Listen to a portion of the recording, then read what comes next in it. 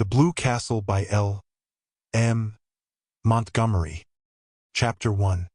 If it had not rained on a certain May morning, Valancy Stirling's whole life would have been entirely different. She would have gone, with the rest of her clan, to Aunt Wellington's engagement picnic, and Dr. Trent would have gone to Montreal. But it did rain, and you shall hear what happened to her because of it. Valancy wakened early, in the lifeless, hopeless hour just preceding dawn. She had not slept very well. One does not sleep well, sometimes, when one is 29 on the morrow, and unmarried, in a community and connection where the unmarried are simply those who have failed to get a man. Deerwood and the Stirlings had long since relegated Valancy to hopeless old maidenhood. But Valancy herself had never quite relinquished a certain pitiful, shamed, little hope that romance would come her way yet, never, until this wet, horrible morning, when she wakened to the fact that she was 29 and unsought by any man. There lay the sting. Valancy did not mind so much being an old maid. After all, she thought, being an old maid couldn't possibly be as dreadful as being married to an Uncle Wellington or an Uncle Benjamin, or even an Uncle Herbert. What hurt her was that she had never had a chance to be anything but an old maid. No man had ever desired her. The tears came into her eyes as she lay there alone in the faintly graying darkness. She dared not let herself cry as hard as she wanted to, for two reasons. She was afraid that crying might bring on another attack of that pain around the heart.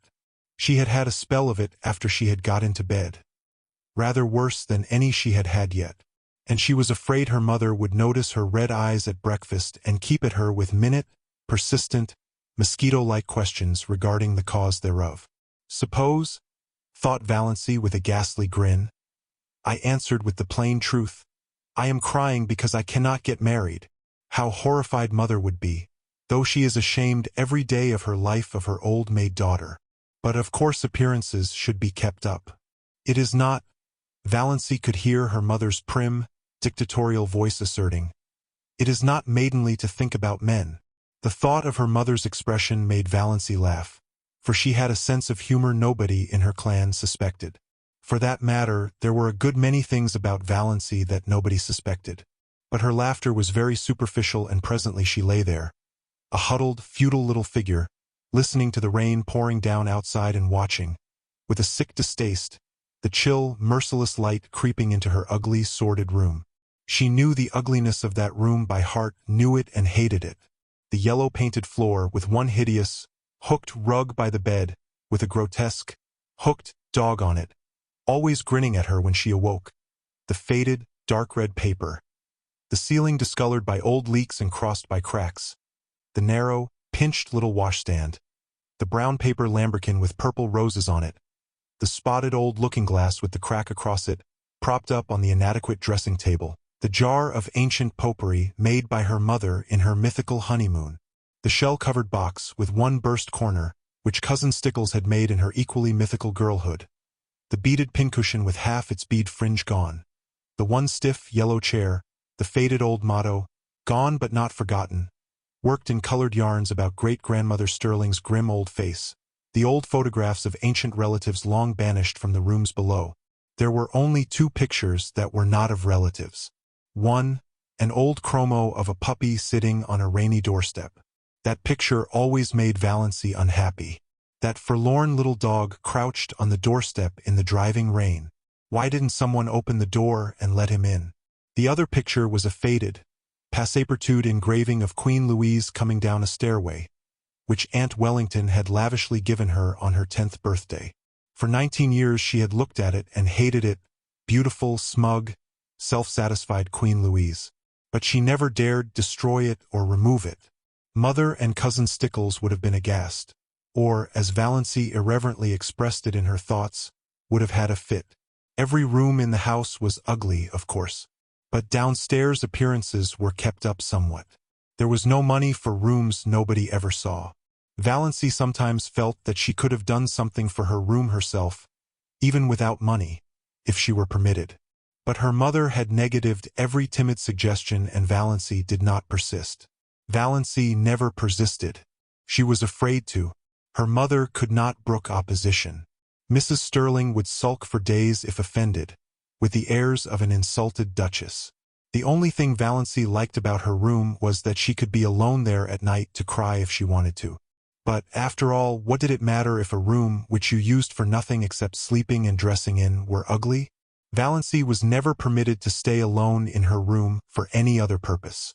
People who wanted to be alone, so Mrs. Frederick Stirling and Cousin Stickles believed, could only want to be alone for some sinister purpose. But her room in the Blue Castle was everything a room should be. Valancy, so cowed and subdued and overridden and snubbed in real life, was wont to let herself go rather splendidly in her daydreams. Nobody in the Stirling clan, or its ramifications, suspected this, least of all her mother and Cousin Stickles. They never knew that Valancy had two homes, the ugly red brick box of a home, on Elm Street, and the Blue Castle in Spain. Valancy had lived spiritually in the Blue Castle ever since she could remember. She had been a very tiny child when she found herself possessed of it. Always, when she shut her eyes, she could see it plainly, with its turrets and banners on the pine-clad mountain height, wrapped in its faint blue loveliness, against the sunset skies of a fair and unknown land. Everything wonderful and beautiful was in that castle. Jewels that queens might have worn, robes of moonlight and fire, couches of roses and gold, long flights of shallow marble steps with great white urns and with slender, mist-clad maidens going up and down them, courts marble-pillared, where shimmering fountains fell and nightingales sang among the myrtles, halls of mirrors that reflected only handsome knights and lovely women, herself the loveliest of all, for whose glance men died. All that supported her through the boredom of her days was the hope of going on a dream spree at night. Most, if not all, of the Stirlings would have died of horror if they had known half the things Valancy did in her Blue Castle. For one thing, she had quite a few lovers in it. Oh, only one at a time. One who wooed her with all the romantic ardor of the age of chivalry, and won her after long devotion and many deeds of daring-do, and was wedded to her with pomp and circumstance in the great, banner-hung chapel of the Blue Castle. At 12, this lover was a fair lad with golden curls and heavenly blue eyes. At 15, he was tall and dark and pale, but still necessarily handsome. At 20, he was ascetic, dreamy, spiritual. At 25, he had a clean-cut jaw, slightly grim, and a face strong and rugged rather than handsome. Valancy never grew older than 25 in her Blue Castle, but recently, very recently, her hero had had reddish, tawny hair, a twisted smile, and a mysterious past. I don't say Valancy deliberately murdered these lovers as she outgrew them. One simply faded away as another came. Things are very convenient in this respect in Blue Castles. But on this morning of her day of fate, Valancy could not find the key of her Blue Castle. Reality pressed on her too hardly, barking at her heels like a maddening little dog. She was 29, lonely, undesired, ill-favored, the only homely girl in a handsome clan, with no past and no future. As far as she could look back, life was drab and colorless, with not one single crimson or purple spot anywhere. As far as she could look forward, it seemed certain to be just the same until she was nothing but a solitary, little withered leaf clinging to a wintry bough. The moment when a woman realizes that she has nothing to live for, neither love, duty, purpose, nor hope, holds for her the bitterness of death. And I just have to go on living because I can't stop. I may have to live 80 years, thought Valancy, in a kind of panic. We're all horribly long-lived. It sickens me to think of it. She was glad it was raining, or rather, she was drearily satisfied that it was raining. There would be no picnic that day. This annual picnic, whereby Aunt and Uncle Wellington, one always thought of them in that succession, inevitably celebrated their engagement at a picnic 30 years before, had been, of late years, a veritable nightmare to Valancy. By an impish coincidence, it was the same day as her birthday, and, after she had passed 25, nobody let her forget it. Much as she hated going to the picnic, it would never have occurred to her to rebel against it. There seemed to be nothing of the revolutionary in her nature, and she knew exactly what everyone would say to her at the picnic. Uncle Wellington, whom she disliked and despised even though he had fulfilled the highest Stirling aspiration, marrying money, would say to her in a pig's whisper, "Not thinking of getting married yet, my dear?" and then go off into the bellow of laughter with which he invariably concluded his dull remarks. Aunt Wellington, of whom Valancy stood in abject awe, would tell her about Olive's new chiffon dress and Cecil's last devoted letter. Valancy would have to look as pleased and interested as if the dress and letter had been hers, or else Aunt Wellington would be offended. And Valancy had long ago decided that she would rather offend God than Aunt Wellington, because God might forgive her but Aunt Wellington never would. Aunt Alberta, enormously fat, with an amiable habit of always referring to her husband as he, as if he were the only male creature in the world, who could never forget that she had been a great beauty in her youth, would condole with Valancy on her sallow skin. "I don't know why all the girls of today are so sunburned. When I was a girl my skin was roses and cream. I was counted the prettiest girl in Canada, my dear." Perhaps Uncle Herbert wouldn't say anything, or perhaps he would remark jocularly, "How fat you're getting, Doss!" And then everybody would laugh over the excessively humorous idea of poor, scrawny little Doss getting fat. Handsome, solemn Uncle James, whom Valancy disliked but respected because he was reputed to be very clever and was therefore the clan oracle, brains being none too plentiful in the Stirling connection, would probably remark with the owl-like sarcasm that had won him his reputation, "I suppose you're busy with your hope chest these days?" And Uncle Benjamin would ask some of his abominable conundrums, between wheezy chuckles, and answer them himself. What is the difference between Doss and a mouse? The mouse wishes to harm the cheese and Doss wishes to charm the he's. Valancy had heard him ask that riddle 50 times, and every time she wanted to throw something at him. But she never did. In the first place, the Stirlings simply did not throw things. In the second place, Uncle Benjamin was a wealthy and childless old widower, and Valancy had been brought up in the fear and admonition of his money. If she offended him, he would cut her out of his will, supposing she were in it. Valancy did not want to be cut out of Uncle Benjamin's will. She had been poor all her life and knew the galling bitterness of it. So she endured his riddles and even smiled tortured little smiles over them. Aunt Isabel, downright and disagreeable as an east wind, would criticize her in some way. Valancy could not predict just how, for Aunt Isabel never repeated a criticism. She found something new with which to jab you every time. Aunt Isabel prided herself on saying what she thought, but didn't like it so well when other people said what they thought to her. Valancy never said what she thought. Cousin Georgiana, named after her great-great-grandmother, who had been named after George IV, would recount dolorously the names of all relatives and friends who had died since the last picnic and wonder which of us will be the first to go next. Oppressively competent, Aunt Mildred would talk endlessly of her husband and her odious prodigies of babies to Valancy, because Valancy would be the only one she could find to put up with it. For the same reason, Cousin Gladys, really First Cousin Gladys once removed, according to the strict way in which the Stirlings tabulated relationship, a tall, thin lady who admitted she had a sensitive disposition, would describe minutely the tortures of her neuritis. And Olive, the wonder girl of the whole Stirling clan, who had everything Valancy had not, beauty, popularity, love, would show off her beauty and presume on her popularity and flaunt her diamond insignia of love in Valancy's dazzled, envious eyes. There would be none of all this today, and there would be no packing up of teaspoons. The packing up was always left for Valancy and Cousin Stickles. And once, 6 years ago, a silver teaspoon from Aunt Wellington's wedding set had been lost. Valancy never heard the last of that silver teaspoon. Its ghost appeared Banquo-like at every subsequent family feast. Oh yes, Valancy knew exactly what the picnic would be like, and she blessed the rain that had saved her from it. There would be no picnic this year. If Aunt Wellington could not celebrate on the sacred day itself, she would have no celebration at all. Thank whatever gods there were for that. Since there would be no picnic, Valancy made up her mind that, if the rain held up in the afternoon, she would go up to the library and get another of John Foster's books. Valancy was never allowed to read novels, but John Foster's books were not novels. They were nature books, so the librarian told Mrs. Frederick Stirling. All about the woods and birds and bugs and things like that, you know? So Valancy was allowed to read them, under protest, for it was only too evident that she enjoyed them too much. It was permissible, even laudable, to read to improve your mind and your religion, but a book that was enjoyable was dangerous. Valancy did not know whether her mind was being improved or not, but she felt vaguely that if she had come across John Foster's books years ago, life might have been a different thing for her. They seemed to her to yield glimpses of a world into which she might once have entered, though the door was forever barred to her now.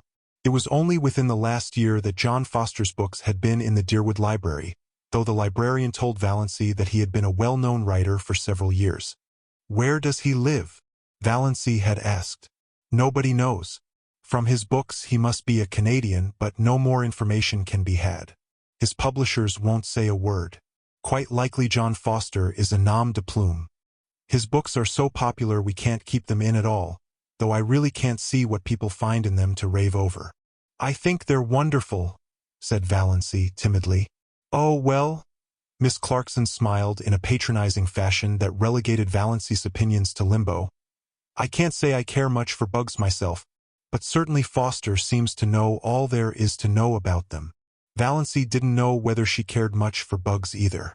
It was not John Foster's uncanny knowledge of wild creatures and insect life that enthralled her. She could hardly say what it was. Some tantalizing lure of a mystery never revealed. Some hint of a great secret just a little further on. Some faint, elusive echo of lovely, forgotten things. John Foster's magic was indefinable. Yes, she would get a new Foster book. It was a month since she had Thistle Harvest, so surely Mother could not object. Valancy had read it 4 times. She knew whole passages off by heart. And she almost thought she would go and see Dr. Trent about that queer pain around the heart. It had come rather often lately, and the palpitations were becoming annoying, not to speak of an occasional dizzy moment and a queer shortness of breath. But could she go to see him without telling anyone? It was a most daring thought. None of the Stirlings ever consulted a doctor without holding a family council and getting Uncle James' approval. Then they went to Dr. Ambrose Marsh of Port Lawrence, who had married second cousin Adelaide Stirling. But Valancy disliked Dr. Ambrose Marsh.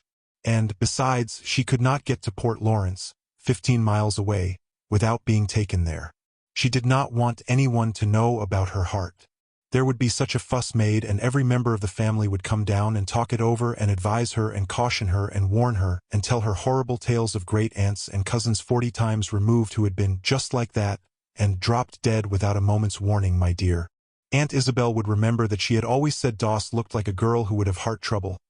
So pinched and peaked always.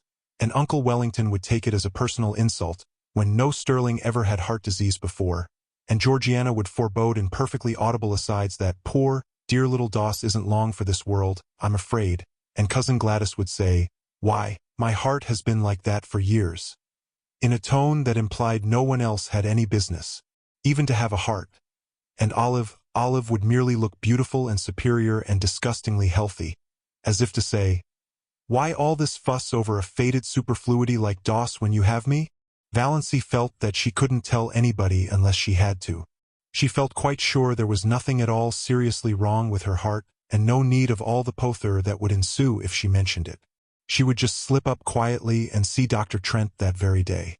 As for his bill, she had the $200 that her father had put in the bank for her the day she was born.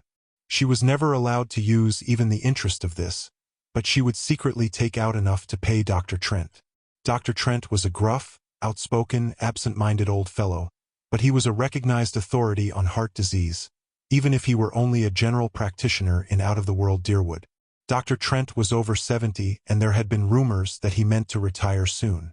None of the Stirling clan had ever gone to him since he had told Cousin Gladys, 10 years before, that her neuritis was all imaginary and that she enjoyed it. You couldn't patronize a doctor who insulted your first cousin once removed like that, not to mention that he was a Presbyterian when all the Stirlings went to the Anglican Church. But Valancy, between the devil of disloyalty to clan and the deep sea of fuss and clatter and advice, thought she would take a chance with the devil. Chapter 2. When Cousin Stickles knocked at her door, Valancy knew it was 7:30 and she must get up. As long as she could remember, Cousin Stickles had knocked at her door at 7:30. Cousin Stickles and Mrs. Frederick Stirling had been up since 7, but Valancy was allowed to lie abed half an hour longer because of a family tradition that she was delicate. Valancy got up, though she hated getting up more this morning than ever she had before. What was there to get up for? Another dreary day like all the days that had preceded it, full of meaningless little tasks, joyless and unimportant, that benefited nobody. But if she did not get up at once, she would not be ready for breakfast at 8 o'clock. Hard and fast times for meals were the rule in Mrs. Stirling's household. Breakfast at 8, dinner at 1, supper at 6, year in and year out. No excuses for being late were ever tolerated. So up Valancy got, shivering. The room was bitterly cold with the raw, penetrating chill of a wet May morning. The house would be cold all day. It was one of Mrs. Frederick's rules that no fires were necessary after the 24th of May. Meals were cooked on the little oil stove in the back porch. And though May might be icy and October frostbitten, no fires were lighted until the 21st of October by the calendar. On the 21st of October, Mrs. Frederick began cooking over the kitchen range and lighted a fire in the sitting room stove in the evenings. It was whispered about in the connection that the late Frederick Stirling had caught the cold which resulted in his death during Valancy's first year of life because Mrs. Frederick would not have a fire on the 20th of October. She lighted it the next day, but that was a day too late for Frederick Stirling. Valancy took off and hung up in the closet her nightdress, of course, unbleached cotton, with high neck and long, tight sleeves. She put on undergarments of a similar nature, a dress of brown gingham, thick, black stockings and rubber-heeled boots. Of late years she had fallen into the habit of doing her hair with the shade of the window by the looking-glass pulled down. The lines on her face did not show so plainly then. But this morning she jerked the shade to the very top and looked at herself in the leprous mirror with a passionate determination to see herself as the world saw her. The result was rather dreadful. Even a beauty would have found that harsh, unsoftened sidelight trying. Valancy saw straight black hair, short and thin, always lusterless despite the fact that she gave it 100 strokes of the brush, neither more nor less, every night of her life and faithfully rubbed Redfern's hair vigor into the roots, more lusterless than ever in its morning roughness. Fine, straight, black brows. A nose she had always felt was much too small even for her small, three-cornered white face. A small, pale mouth that always fell open a trifle over little, pointed white teeth. A figure thin and flat-breasted, rather below the average height. She had somehow escaped the family high cheekbones, and her dark brown eyes, too soft and shadowy to be black, had a slant that was almost oriental. Apart from her eyes she was neither pretty nor ugly, just insignificant looking, she concluded bitterly. How plain the lines around her eyes and mouth were in that merciless light, and never had her narrow, white face looked so narrow and so white. She did her hair in a pompadour.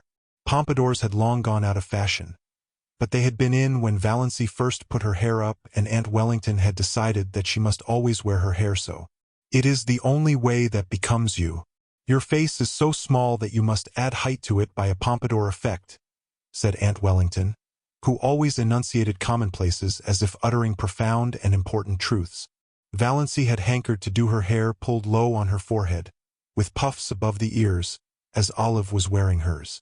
But Aunt Wellington's dictum had such an effect on her that she never dared change her style of hairdressing again. But then, there were so many things Valancy never dared do. All her life she had been afraid of something, she thought bitterly, from the very dawn of recollection, when she had been so horribly afraid of the big black bear that lived, so Cousin Stickles told her, in the closet under the stairs. And I always will be. I know it. I can't help it. I don't know what it would be like not to be afraid of something.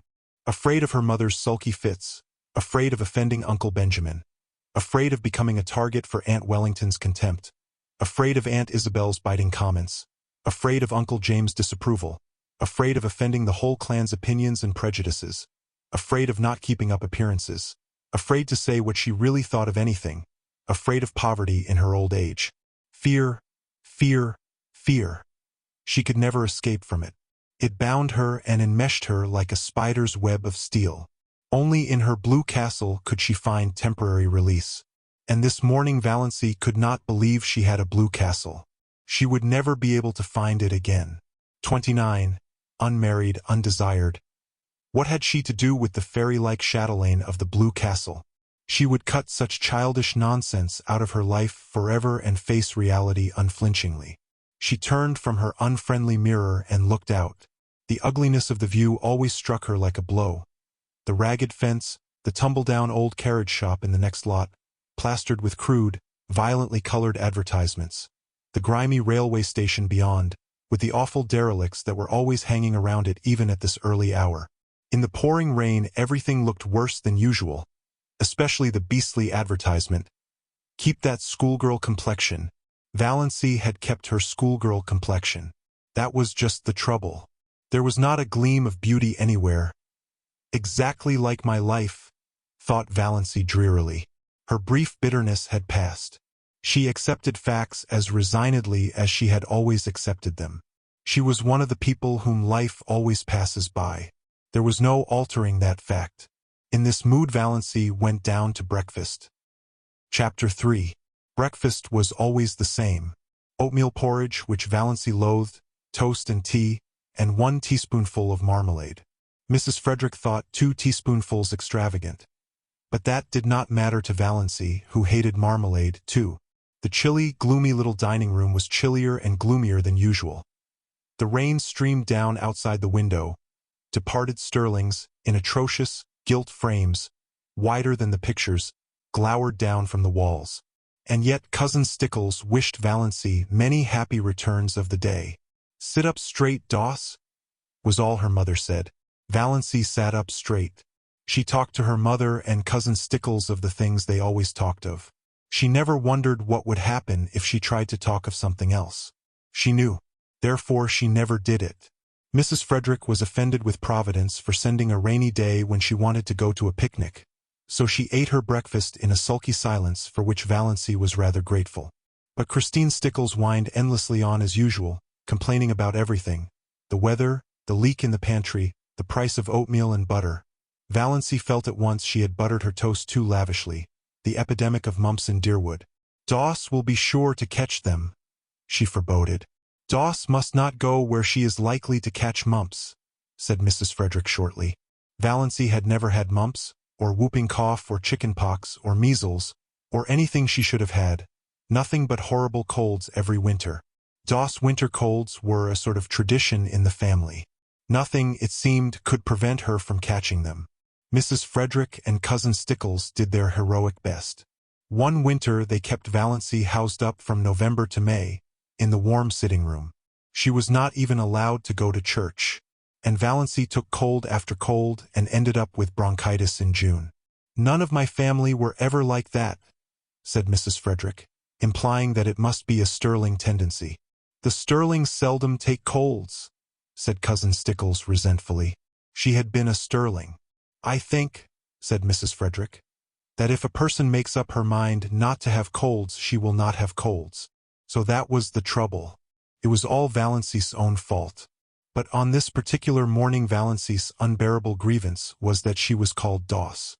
She had endured it for 29 years, and all at once she felt she could not endure it any longer. Her full name was Valancy Jane. Valancy Jane was rather terrible, but she liked Valancy with its odd, outland tang. It was always a wonder to Valancy that the Stirlings had allowed her to be so christened. She had been told that her maternal grandfather, old Amos Wansbara, had chosen the name for her. Her father had tacked on the Jane by way of civilizing it, and the whole connection got out of the difficulty by nicknaming her Doss. She never got Valancy from anyone but outsiders. "Mother," she said timidly, "would you mind calling me Valancy after this? Doss seems so, I don't like it." Mrs. Frederick looked at her daughter in astonishment. She wore glasses with enormously strong lenses that gave her eyes a peculiarly disagreeable appearance. "What is the matter with Doss? It seems so childish," faltered Valancy. "Oh!" Mrs. Frederick had been a Wansbara, and the Wansbara smile was not an asset. "I see. Well, it should suit you then. You are childish enough in all conscience, my dear child." "I am 29, said the dear child desperately. "I wouldn't proclaim it from the housetops if I were you, dear," said Mrs. Frederick. 29. I had been married 9 years when I was 29. "I was married at 17, said Cousin Stickles proudly. Valancy looked at them furtively. Mrs. Frederick, except for those terrible glasses and the hooked nose that made her look more like a parrot than a parrot itself could look, was not ill-looking. At 20 she might have been quite pretty. But Cousin Stickles, And yet Christine Stickles had once been desirable in some man's eyes. Valancy felt that Cousin Stickles, with her broad, flat, wrinkled face, a mole right on the end of her dumpy nose, bristling hairs on her chin, wrinkled yellow neck, pale, protruding eyes, and thin, puckered mouth, had yet this advantage over her, this right to look down on her. And even yet Cousin Stickles was necessary to Mrs. Frederick. Valancy wondered pitifully what it would be like to be wanted by someone, needed by someone. No one in the whole world needed her, or would miss anything from life if she dropped suddenly out of it. She was a disappointment to her mother. No one loved her. She had never so much as had a girl-friend. "I haven't even a gift for friendship," she had once admitted to herself pitifully. "Doss, you haven't eaten your crusts," said Mrs. Frederick rebukingly. It rained all the forenoon without cessation. Valancy pieced a quilt. Valancy hated piecing quilts. And there was no need of it. The house was full of quilts. There were 3 big chests, packed with quilts, in the attic. Mrs. Frederick had begun storing away quilts when Valancy was 17, and she kept on storing them, though it did not seem likely that Valancy would ever need them. But Valancy must be at work, and fancy work materials were too expensive. Idleness was a cardinal sin in the Stirling household. When Valancy had been a child, she had been made to write down every night, in a small, hated, black notebook, all the minutes she had spent in idleness that day. On Sundays her mother made her tot them up and pray over them. On this particular forenoon of this day of destiny Valancy spent only 10 minutes in idleness. At least, Mrs. Frederick and Cousin Stickles would have called it idleness. She went to her room to get a better thimble, and she opened Thistle Harvest guiltily at random. "The woods are so human," wrote John Foster, "that to know them one must live with them. An occasional saunter through them, keeping to the well-trodden paths, will never admit us to their intimacy. If we wish to be friends we must seek them out and win them by frequent, reverent visits at all hours, by morning, by noon, and by night, and at all seasons, in spring, in summer, in autumn, in winter. Otherwise we can never really know them, and any pretense we may make to the contrary will never impose on them. They have their own effective way of keeping aliens at a distance and shutting their hearts to mere casual sightseers. It is of no use to seek the woods from any motive except sheer love of them. They will find us out at once and hide all their sweet, old-world secrets from us. But if they know we come to them because we love them, they will be very kind to us and give us such treasures of beauty and delight as are not bought or sold in any marketplace. For the woods, when they give it all, give unstintedly and hold nothing back from their true worshippers. We must go to them lovingly, humbly, patiently, watchfully, and we shall learn what poignant loveliness lurks in the wild places and silent intervales, lying under starshine and sunset, what cadences of unearthly music are harped on aged pine boughs or crooned in copses of fir, what delicate savors exhale from mosses and ferns in sunny corners or on damp brooklands, what dreams and myths and legends of an older time haunt them. Then the immortal heart of the woods will beat against ours, and its subtle life will steal into our veins and make us its own forever, so that no matter where we go or how widely we wander we shall yet be drawn back to the forest to find our most enduring kinship. "Doss," called her mother from the hall below. "What are you doing all by yourself in that room?" Valancy dropped Thistle Harvest like a hot coal and fled downstairs to her patches. But she felt the strange exhilaration of spirit that always came momentarily to her when she dipped into one of John Foster's books. Valancy did not know much about woods, except the haunted groves of oak and pine around her blue castle. But she had always secretly hankered after them, and a Foster book about woods was the next best thing to the woods themselves. At noon it stopped raining, but the sun did not come out until 3. Then Valancy timidly said she thought she would go uptown. "What do you want to go uptown for?" demanded her mother. "I want to get a book from the library." "You got a book from the library only last week." "No, it was 4 weeks. 4 weeks. Nonsense." "Really it was, mother." "You are mistaken. Cannot possibly have been more than 2 weeks. I dislike contradiction. And I do not see what you want to get a book for anyhow. You waste too much time reading." "Of what value is my time?" asked Valancy bitterly. "Doss, don't speak in that tone to me." "We need some tea," said Cousin Stickles. "She might go and get that if she wants a walk, though this damp weather is bad for colds." They argued the matter for 10 minutes longer, and finally Mrs. Frederick agreed, rather grudgingly, that Valancy might go. Chapter 4. "Got your rubbers on?" called Cousin Stickles, as Valancy left the house. Christine Stickles had never once forgotten to ask that question when Valancy went out on a damp day. "Yes. Have you got your flannel petticoat on?" asked Mrs. Frederick. "No, Doss. I really do not understand you. Do you want to catch your death of cold again?" Her voice implied that Valancy had died of a cold several times already. "Go upstairs this minute and put it on." "Mother, I don't need a flannel petticoat. My sateen one is warm enough."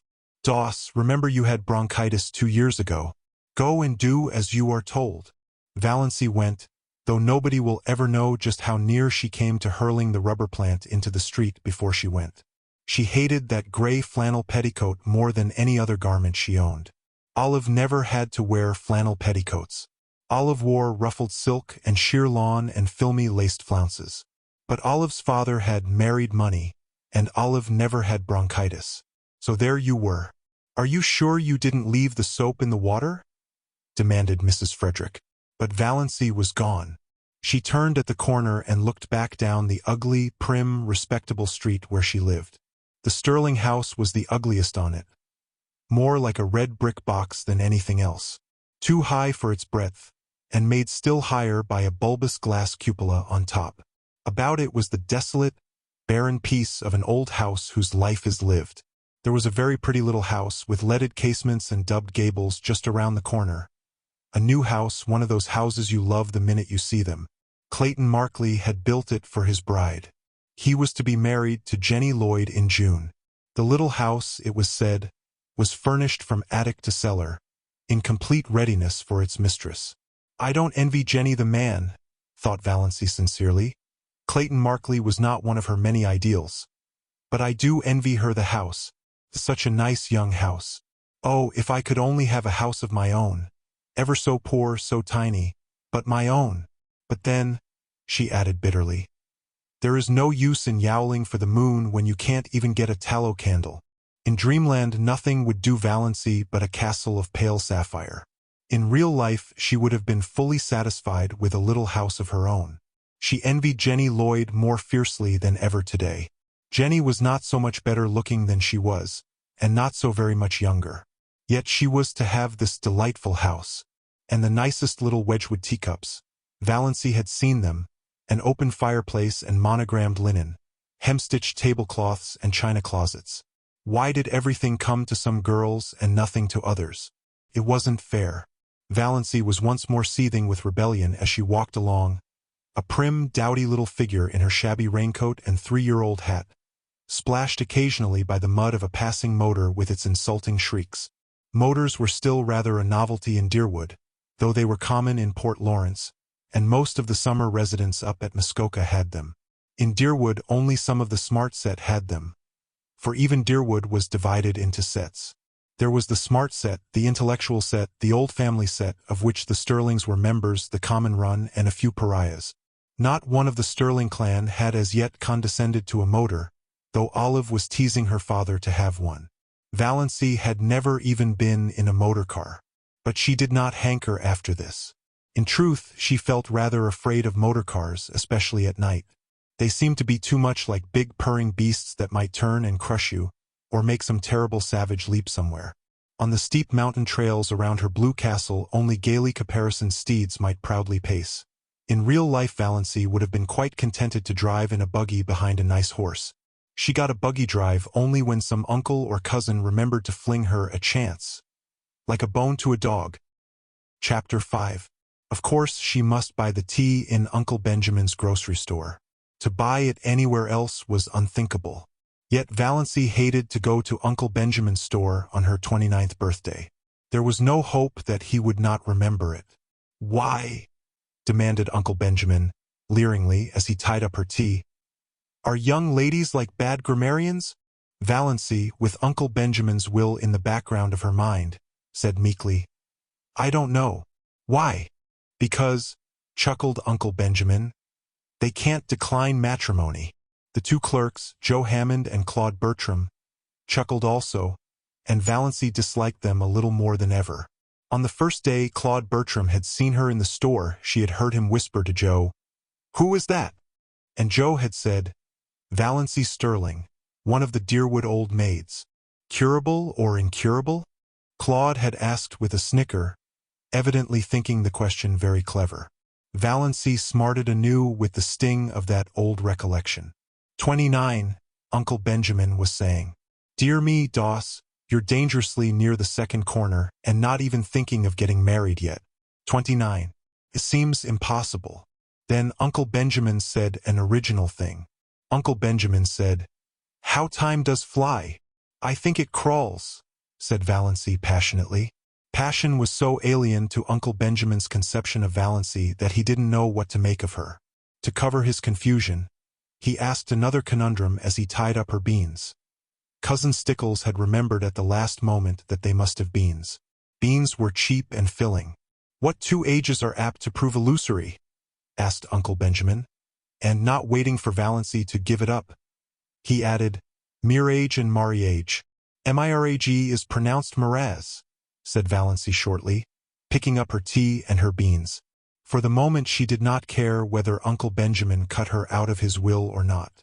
She walked out of the store while Uncle Benjamin stared after her with his mouth open. Then he shook his head. "Poor Doss is taking it hard," he said. Valancy was sorry by the time she reached the next crossing. Why had she lost her patience like that? Uncle Benjamin would be annoyed and would likely tell her mother that Doss had been impertinent. "To me!" And her mother would lecture her for a week. "I've held my tongue for 20 years, thought Valancy. Why couldn't I have held it once more? Yes, it was just 20, Valancy reflected, since she had first been twit with her loverless condition. She remembered the bitter moment perfectly. She was just 9 years old, and she was standing alone on the school playground while the other little girls of her class were playing a game in which you must be chosen by a boy as his partner before you could play. Nobody had chosen Valancy, little, pale, black-haired Valancy, with her prim, long-sleeved apron and odd, slanted eyes. "Oh," said a pretty little girl to her, "I'm so sorry for you. You haven't got a beau." Valancy had said defiantly, as she continued to say for 20 years, "I don't want a beau." But this afternoon Valancy once and for all stopped saying that. "I'm going to be honest with myself anyhow," she thought savagely. "Uncle Benjamin's riddles hurt me because they are true. I do want to be married. I want a house of my own. I want a husband of my own. I want sweet little fat babies of my own." Valancy stopped suddenly aghast at her own recklessness. She felt sure that Reverend Dr. Stirling, who passed her at this moment, read her thoughts and disapproved of them thoroughly. Valancy was afraid of Dr. Stirling, had been afraid of him ever since the Sunday 23 years before, when he had first come to St. Albans. Valancy had been too late for Sunday school that day, and she had gone into the church timidly and sat in their pew. No one else was in the church, nobody except the new rector, Dr. Stirling. Dr. Stirling stood up in front of the choir door, beckoned to her, and said sternly, "Little boy, come up here." Valancy had stared around her. There was no little boy. There was no one in all the huge church but herself.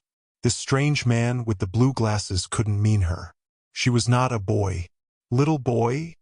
repeated Dr. Stirling, more sternly still, shaking his forefinger fiercely at her. "Come up here at once." Valancy arose as if hypnotized and walked up the aisle. She was too terrified to do anything else. What dreadful thing was going to happen to her? What had happened to her? Had she actually turned into a boy? She came to a stop in front of Dr. Stirling. Dr. Stirling shook his forefinger, such a long, knuckly forefinger, at her and said, "Little boy, take off your hat." Valancy took off her hat. She had a scrawny little pigtail hanging down her back, but Dr. Stirling was short-sighted and did not perceive it. "Little boy, go back to your seat and always take off your hat in church. Remember." Valancy went back to her seat carrying her hat like an automaton. Presently her mother came in. "Doss," said Mrs. Stirling, "what do you mean by taking off your hat?" "Put it on instantly." Valancy put it on instantly. She was cold with fear lest Dr. Stirling should immediately summon her up front again. She would have to go, of course. It never occurred to her that one could disobey the rector, and the church was full of people now. Oh, what would she do if that horrible, stabbing forefinger were shaken at her again before all those people? Valancy sat through the whole service in an agony of dread and was sick for a week afterwards. Nobody knew why. Mrs. Frederick again bemoaned herself of her delicate child. Dr. Stirling found out his mistake and laughed over it to Valancy, who did not laugh. She never got over her dread of Dr. Stirling. And now to be caught by him on the street corner, thinking such things. Valancy got her John Foster book, Magic of Wings. His latest, all about birds, said Miss Clarkson. She had almost decided that she would go home, instead of going to see Dr. Trent. Her courage had failed her. She was afraid of offending Uncle James, afraid of angering her mother, afraid of facing gruff, shaggy-browed old Dr. Trent, who would probably tell her, as he had told Cousin Gladys, that her trouble was entirely imaginary and that she only had it because she liked to have it. No, she would not go.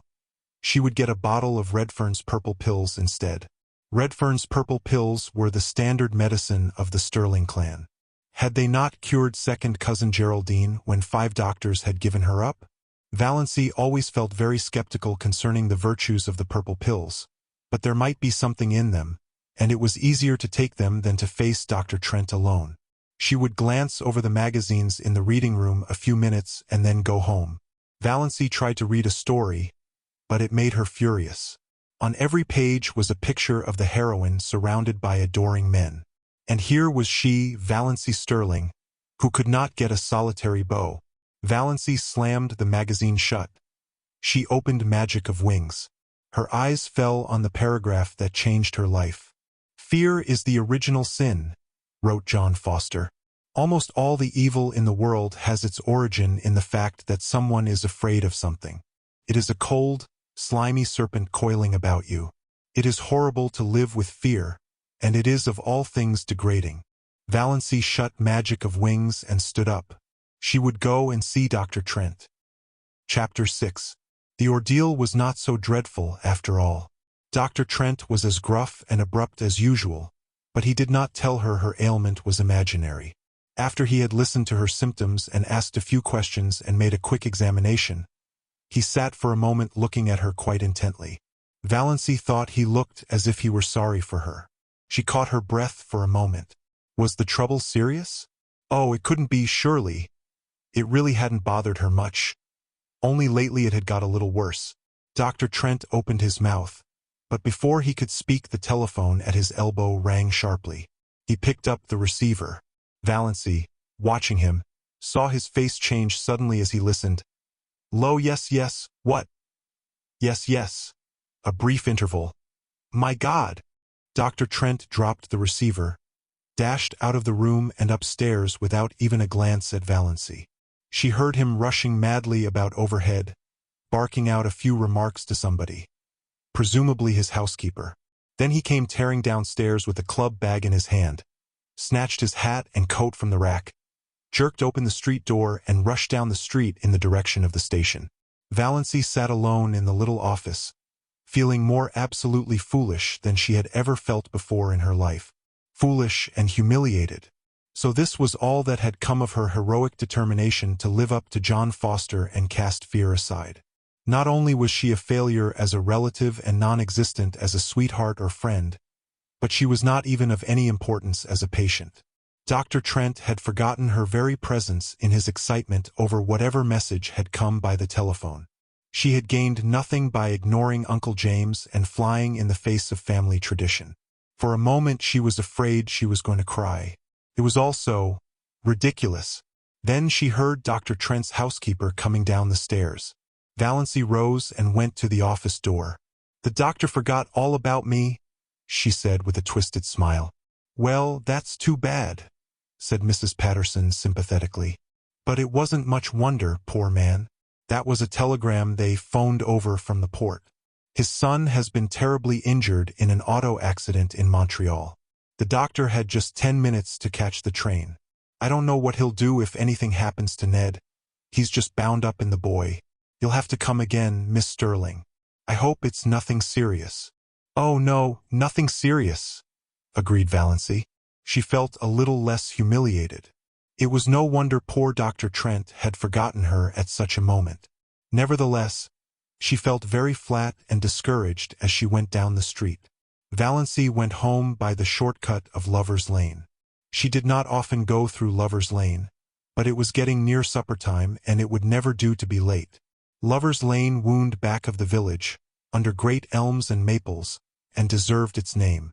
It was hard to go there at any time and not find some canoodling couple, or young girls in pairs, arms intertwined, earnestly talking over their little secrets. Valancy didn't know which made her feel more self-conscious and uncomfortable. This evening she encountered both. She met Connie Hale and Kate Bailey, in new pink organdy dresses with flowers stuck coquettishly in their glossy, bare hair. Valancy had never had a pink dress or worn flowers in her hair. Then she passed a young couple she didn't know, dandering along, oblivious to everything but themselves. The young man's arm was around the girl's waist quite shamelessly. Valancy had never walked with a man's arm about her. She felt that she ought to be shocked. They might leave that sort of thing for the screening twilight, at least. But she wasn't shocked. In another flash of desperate, stark honesty, she owned to herself that she was merely envious. When she passed them, she felt quite sure they were laughing at her, pitying her. There's that queer little old maid, Valancy Stirling. They say she never had a beau in her whole life. Valancy fairly ran to get out of Lover's Lane. Never had she felt so utterly colorless and skinny and insignificant. Just where Lover's Lane debouched on the street, an old car was parked. Valancy knew that car well, by sound at least, and everybody in Deerwood knew it. This was before the phrase Tin Lizzie had come into circulation, in Deerwood at least.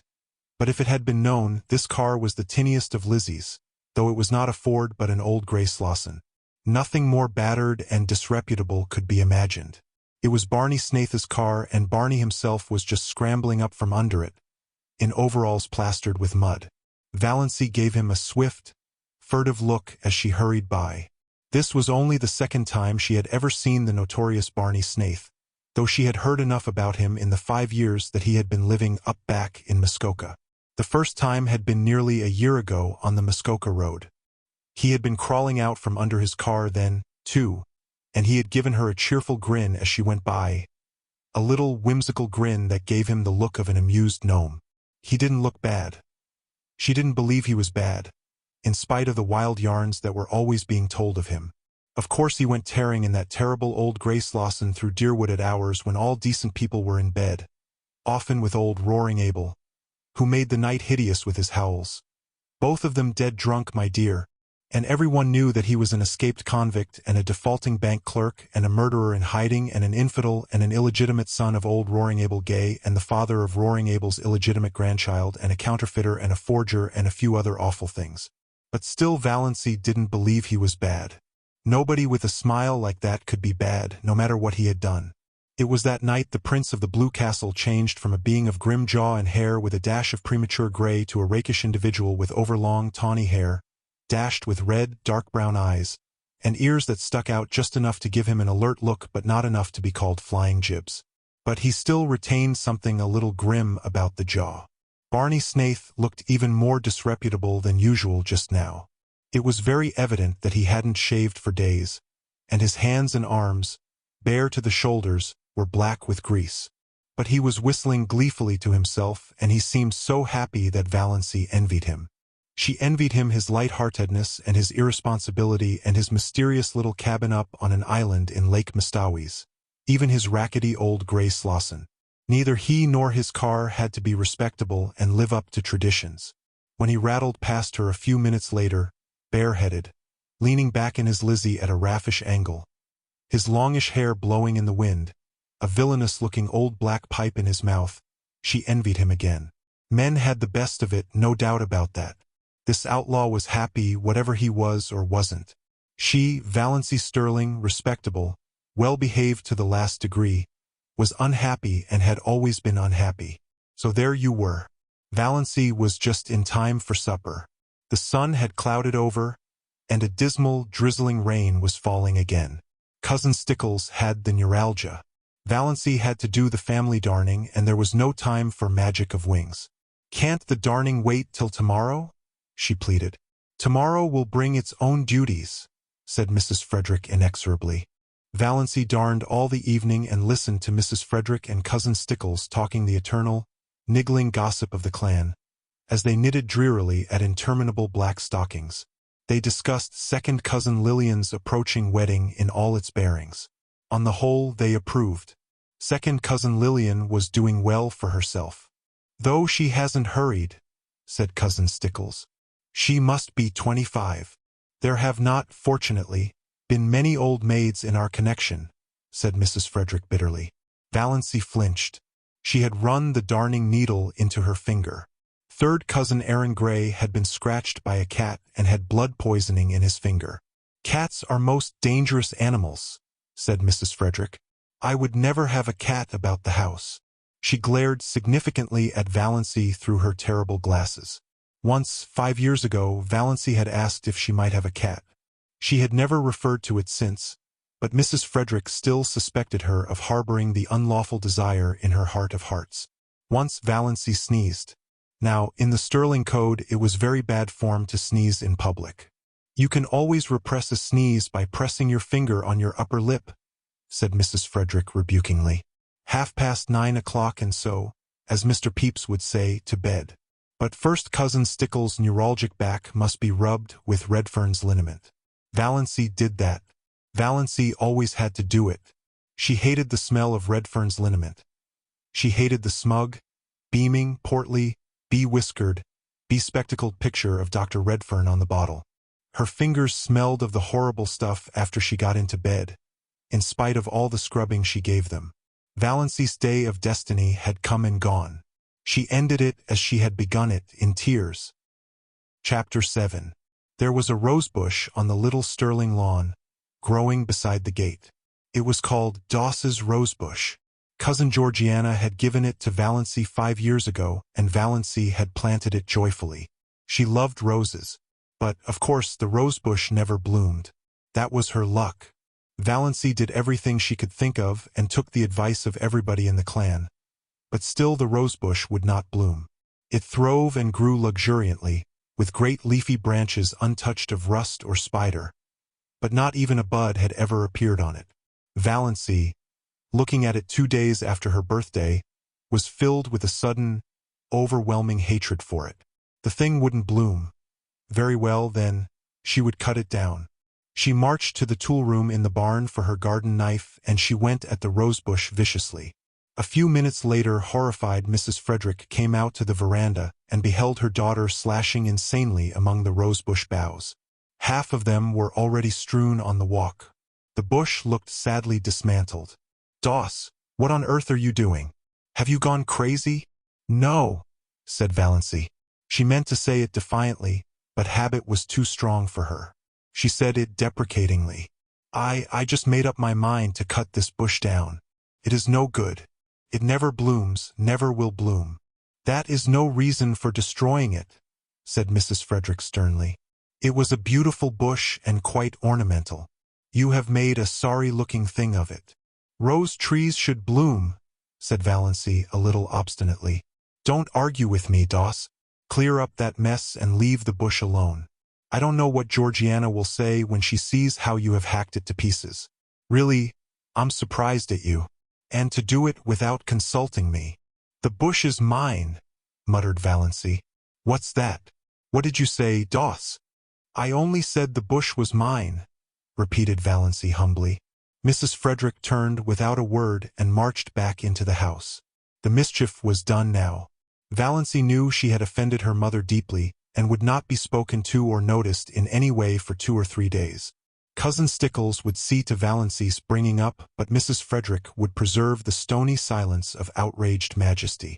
Valancy sighed and put away her garden knife, hanging it precisely on its precise nail in the tool shop. She cleared away the severed branches and swept up the leaves. Her lips twitched as she looked at the straggling bush. It had an odd resemblance to its shaken, scrawny donor, little cousin Georgiana herself. "I certainly have made an awful-looking thing of it," thought Valancy. But she did not feel repentant, only sorry she had offended her mother. Things would be so uncomfortable until she was forgiven. Mrs. Frederick was one of those women who can make their anger felt all over a house. Walls and doors are no protection from it. "You'd better go uptown and get the mail," said Cousin Stickles when Valancy went in. "I can't go. I feel all sorter peaky and piney this spring. I want you to stop at the drugstore and get me a bottle of Redfern's blood bitters. There's nothing like Redfern's bitters for building a body up. Cousin James says the purple pills are the best, but I know better. My poor dear husband took Redfern's bitters right up to the day he died. Don't let them charge you more'n 90 cents. I can get it for that at the port. And what have you been saying to your poor mother? Do you ever stop to think, Doss, that you can only have one mother?" "One is enough for me," thought Valancy undutifully as she went uptown. She got Cousin Stickles' bottle of bitters, and then she went to the post office and asked for her mail at the general delivery. Her mother did not have a box. They got too little mail to bother with it. Valancy did not expect any mail, except the Christian Times, which was the only paper they took. They hardly ever got any letters. But Valancy rather liked to stand in the office and watch Mr. Carew, the gray-bearded, Santa Clausy old clerk, handing out letters to the lucky people who did get them. He did it with such a detached, impersonal, Jove-like air, as if it did not matter in the least to him what supernal joys or shattering horrors might be in those letters for the people to whom they were addressed. Letters had a fascination for Valancy, perhaps because she so seldom got any. In her Blue Castle exciting epistles, bound with silk and sealed with crimson, were always being brought to her by pages in livery of gold and blue. But in real life her only letters were occasional perfunctory notes from relatives or an advertising circular. Consequently, she was immensely surprised when Mr. Carew, looking even more Jovian than usual, poked a letter out to her. Yes, it was addressed to her plainly, in a fierce, black hand. Miss Valancy Stirling, Elm Street, Deerwood. And the postmark was Montreal. Valancy picked it up with a little quickening of her breath. Montreal. It must be from Dr. Trent. He had remembered her, after all. Valancy met Uncle Benjamin coming in as she was going out and was glad the letter was safely in her bag. "What," said Uncle Benjamin, "is the difference between a donkey and a postage stamp?" "I don't know." "What?" answered Valancy dutifully. "One you lick with a stick and the other you stick with a lick." "Ha, ha!" Uncle Benjamin passed in, tremendously pleased with himself. Cousin Stickles pounced on the Times when Valancy got home, but it did not occur to her to ask if there were any letters. Mrs. Frederick would have asked it, but Mrs. Frederick's lips at present were sealed. Valancy was glad of this. If her mother had asked if there were any letters, Valancy would have had to admit there was. Then she would have had to let her mother and Cousin Stickles read the letter and all would be discovered. Her heart acted strangely on the way upstairs, and she sat down by her window for a few minutes before opening her letter. She felt very guilty and deceitful. She had never before kept a letter secret from her mother. Every letter she had ever written or received had been read by Mrs. Frederick. That had never mattered. Valancy had never had anything to hide. But this did matter. She could not have anyone see this letter. But her fingers trembled with a consciousness of wickedness and unfilial conduct as she opened it. Trembled a little, too, perhaps, with apprehension. She felt quite sure there was nothing seriously wrong with her heart, but one never knew. Dr. Trent's letter was like himself, blunt, abrupt, concise, wasting no words. Dr. Trent never beat about the bush. "Dear Miss Stirling," and then a page of black, positive writing. Valancy seemed to read it at a glance. She dropped it on her lap, her face ghost-white. Dr. Trent told her that she had a very dangerous and fatal form of heart disease, angina pectoris, evidently complicated with an aneurysm, whatever that was, and in the last stages. He said, without mincing matters, that nothing could be done for her. If she took great care of herself she might live a year, but she might also die at any moment. Dr. Trent never troubled himself about euphemisms. She must be careful to avoid all excitement and all severe muscular efforts. She must eat and drink moderately. She must never run. She must go upstairs and uphill with great care. Any sudden jolt or shock might be fatal. She was to get the prescription he enclosed filled and carry it with her always, taking a dose whenever her attacks came on. And he was hers truly, H. B. Trent. Valancy sat for a long while by her window. Outside was a world drowned in the light of a spring afternoon. Skies entrancingly blue, winds perfumed and free, lovely, soft, blue hazes at the end of every street. Over at the railway station, a group of young girls was waiting for a train. She heard their gay laughter as they chattered and joked. The train roared in and roared out again. But none of these things had any reality. Nothing had any reality except the fact that she had only another year to live. When she was tired of sitting at the window, she went over and lay down on her bed, staring at the cracked, discolored ceiling. The curious numbness that follows on a staggering blow possessed her. She did not feel anything except a boundless surprise and incredulity, behind which was the conviction that Dr. Trent knew his business and that she, Valancy Stirling, who had never lived, was about to die. When the gong rang for supper, Valancy got up and went downstairs mechanically, from force of habit. She wondered that she had been let alone so long. But of course her mother would not pay any attention to her just now. Valancy was thankful for this. She thought the quarrel over the rosebush had been really, as Mrs. Frederick herself might have said, providential. She could not eat anything, but both Mrs. Frederick and Cousin Stickles thought this was because she was deservedly unhappy over her mother's attitude, and her lack of appetite was not commented on. Valancy forced herself to swallow a cup of tea and then sat and watched the others eat, with an odd feeling that years had passed since she had sat with them at the dinner table. She found herself smiling inwardly to think what a commotion she could make if she chose. Let her merely tell them what was in Dr. Trent's letter, and there would be as much fuss made as if, Valancy thought bitterly, they really cared two straws about her. Dr. Trent's housekeeper got word from him today, said Cousin Stickles, so suddenly that Valancy jumped guiltily. Was there anything in thought waves? Mrs. Judd was talking to her uptown. They think his son will recover, but Dr. Trent wrote that if he did, he was going to take him abroad as soon as he was able to travel and wouldn't be back here for a year at least. That will not matter much to us, said Mrs. Frederick majestically. He is not our doctor. I would not. Here she looked or seemed to look accusingly right through Valancy. Have him to doctor a sick cat. May I go upstairs and lie down? Said Valancy faintly. I have a headache. What has given you a headache? Asked Cousin Stickles, since Mrs. Frederick would not. The question had to be asked. Valancy could not be allowed to have headaches without interference. You ain't in the habit of having headaches. I hope you're not taking the mumps. Here, try a spoonful of vinegar. Piffle, said Valancy rudely, getting up from the table. She did not care just then if she were rude. She had had to be so polite all her life. If it had been possible for Cousin Stickles to turn pale, she would have. As it was not, she turned yellower. Are you sure you ain't feverish, Doss? You sound like it. You go and get right into bed, said Cousin Stickles, thoroughly alarmed.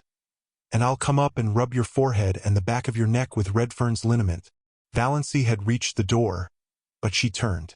I won't be rubbed with Redfern's liniment, she said. Cousin Stickles stared and gasped. What do you mean? I said I wouldn't be rubbed with Redfern's liniment, repeated Valancy. Horrid, sticky stuff, and it has the vilest smell of any liniment I ever saw. It's no good. I want to be left alone, that's all. Valancy went out, leaving Cousin Stickles aghast. She's feverish, she must be feverish, ejaculated Cousin Stickles. Mrs. Frederick went on eating her supper. It did not matter whether Valancy was or was not feverish. Valancy had been guilty of impertinence to her. Chapter 8. Valancy did not sleep that night. She lay awake all through the long dark hours, thinking. She made a discovery that surprised her. She, who had been afraid of almost everything in life, was not afraid of death.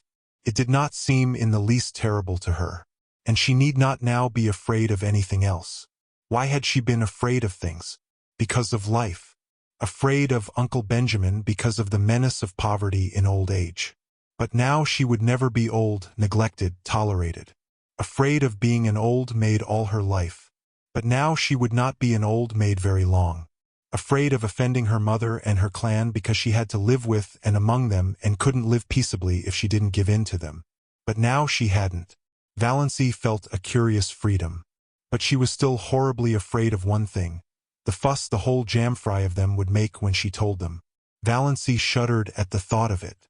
She couldn't endure it. Oh, she knew so well how it would be. First there would be indignation. Yes, indignation on the part of Uncle James because she had gone to a doctor, any doctor, without consulting him. Indignation on the part of her mother for being so sly and deceitful. To your own mother, Doss. Indignation on the part of the whole clan because she had not gone to Dr. Marsh. Then would come the solicitude. She would be taken to Dr. Marsh, and when Dr. Marsh confirmed Dr. Trent's diagnosis, she would be taken to specialists in Toronto and Montreal.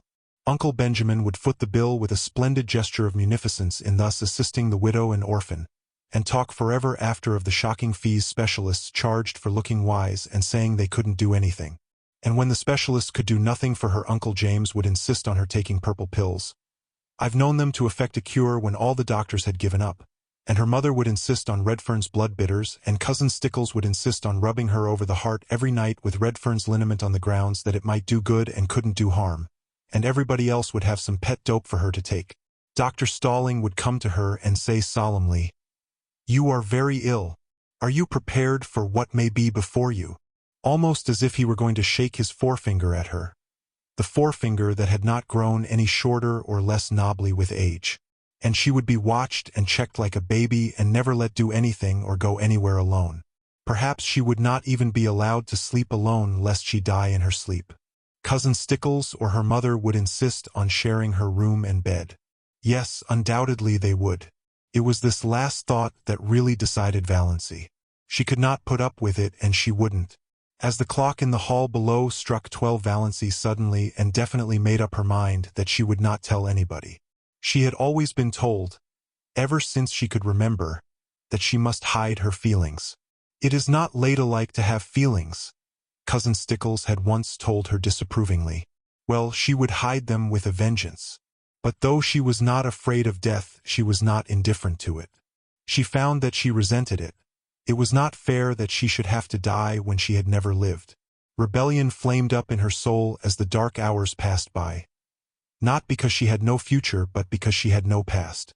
"I'm poor, I'm ugly, I'm a failure, and I'm near death," she thought. She could see her own obituary notice in the Deerwood Weekly Times, copied into the Port Lawrence Journal. A deep gloom was cast over Deerwood, etc., etc. Leaves a large circle of friends to mourn, etc., etc., etc. Lies, all lies. Gloom. Forsooth, nobody would miss her. Her death would not matter a straw to anybody. Not even her mother loved her mother who had been so disappointed that she was not a boy, or at least a pretty girl. Valancy reviewed her whole life between midnight and the early spring dawn. It was a very drab existence, but here and there an incident loomed out with a significance out of all proportion to its real importance. These incidents were all unpleasant in one way or another. Nothing really pleasant had ever happened to Valancy. "I've never had one wholly happy hour in my life. Not one," she thought. "I've just been a colorless nonentity. I remember reading somewhere once that there is an hour in which a woman might be happy all her life if she could but find it. I've never found my hour, never, never, and I never will now. If I could only have had that hour, I'd be willing to die." Those significant incidents kept bobbing up in her mind like unbidden ghosts, without any sequence of time or place. For instance, that time when, at 16, she had blued a tubful of clothes too deeply. And the time when, at 8, she had stolen some raspberry jam from Aunt Wellington's pantry. Valancy never heard the last of those two misdemeanors.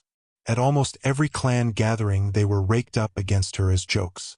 Uncle Benjamin hardly ever missed retelling the raspberry jam incident. He had been the one to catch her face all stained and streaked. "I have really done so few bad things that they have to keep harping on the old ones," thought Valancy. "Why, I've never even had a quarrel with anyone. I haven't an enemy. What a spineless thing I must be not to have even one enemy." There was that incident of the dust pile at school when she was 7. Valancy always recalled it when Dr. Stirling referred to the text. "To him that hath shall be given, and from him that hath not shall be taken even that which he hath." Other people might puzzle over that text, but it never puzzled Valancy. The whole relationship between herself and Olive, dating from the day of the dust pile, was a commentary on it. She had been going to school a year, but Olive, who was a year younger, had just begun and had about her all the glamour of a new girl, and an exceedingly pretty girl at that. It was at recess and all the girls, big and little, were out on the road in front of the school making dust piles. The aim of each girl was to have the biggest pile. Valancy was good at making dust piles, there was an art in it, and she had secret hopes of leading. But Olive, working off by herself, was suddenly discovered to have a larger dust pile than anybody. Valancy felt no jealousy. Her dust pile was quite big enough to please her. Then one of the older girls had an inspiration. "Let's put all our dust on Olive's pile and make a tremendous one," she exclaimed. A frenzy seemed to seize the girls. They swooped down on the dust piles with pails and shovels, and in a few seconds Olive's pile was a veritable pyramid. In vain Valancy, with scrawny, outstretched little arms, tried to protect hers. She was ruthlessly swept aside. Her dust pile scooped up and poured on Olive's. Valancy turned away resolutely and began building another dust pile. Again a bigger girl pounced on it. Valancy stood before it, flushed, indignant, arms outspread. "Don't take it," she pleaded. "Please don't take it." "But why?" demanded the older girl. "Why won't you help to build Olive's bigger?" "I want my own little dust pile," said Valancy piteously. Her plea went unheeded. While she argued with one girl, another scraped up her dust pile. Valancy turned away, her heart swelling, her eyes full of tears. "Jealous, you're jealous," said the girls mockingly. "You were very selfish," said her mother coldly, when Valancy told her about it at night. That was the first and last time Valancy had ever taken any of her troubles to her mother. Valancy was neither jealous nor selfish. It was only that she wanted a dust pile of her own. Small or big mattered not. A team of horses came down the street. Olive's dust pile was scattered over the roadway. The bell rang. The girls trooped into school and had forgotten the whole affair before they reached their seats. Valancy never forgot it. To this day she resented it in her secret soul. But was it not symbolical of her life? "I've never been able to have my own dust pile," thought Valancy. The enormous red moon she had seen rising right at the end of the street one autumn evening of her 6th year. She had been sick and cold with the awful, uncanny horror of it. So near to her, so big. She had run in trembling to her mother, and her mother had laughed at her. She had gone to bed and hidden her face under the clothes in terror lest she might look at the window and see that horrible moon glaring in at her through it. The boy who had tried to kiss her at a party when she was 15. She had not let him. She had evaded him and run. He was the only boy who had ever tried to kiss her. Now, 14 years later, Valancy found herself wishing that she had let him. The time she had been made to apologize to Olive for something she hadn't done. Olive had said that Valancy had pushed her into the mud and spoiled her new shoes on purpose. Valancy knew she hadn't. It had been an accident, and even that wasn't her fault, but nobody would believe her. She had to apologize and kiss Olive to make up. The injustice of it burned in her soul tonight. That summer when Olive had the most beautiful hat, trimmed with creamy yellow net, with a wreath of red roses and little ribbon bows under the chin. Valancy had wanted a hat like that more than she had ever wanted anything. She pleaded for one and had been laughed at. All summer she had to wear a horrid little brown sailor with elastic that cut behind her ears. None of the girls would go around with her because she was so shabby, nobody but Olive. People had thought Olive so sweet and unselfish. I was an excellent foil for her, thought Valancy. Even then she knew that. Valancy had tried to win a prize for attendance in Sunday school once. But Olive won it. There were so many Sundays Valancy had to stay home because she had colds. She had once tried to say a piece in school one Friday afternoon and had broken down in it. Olive was a good reciter and never got stuck. The night she had spent in Port Lawrence with Aunt Isabel when she was 10.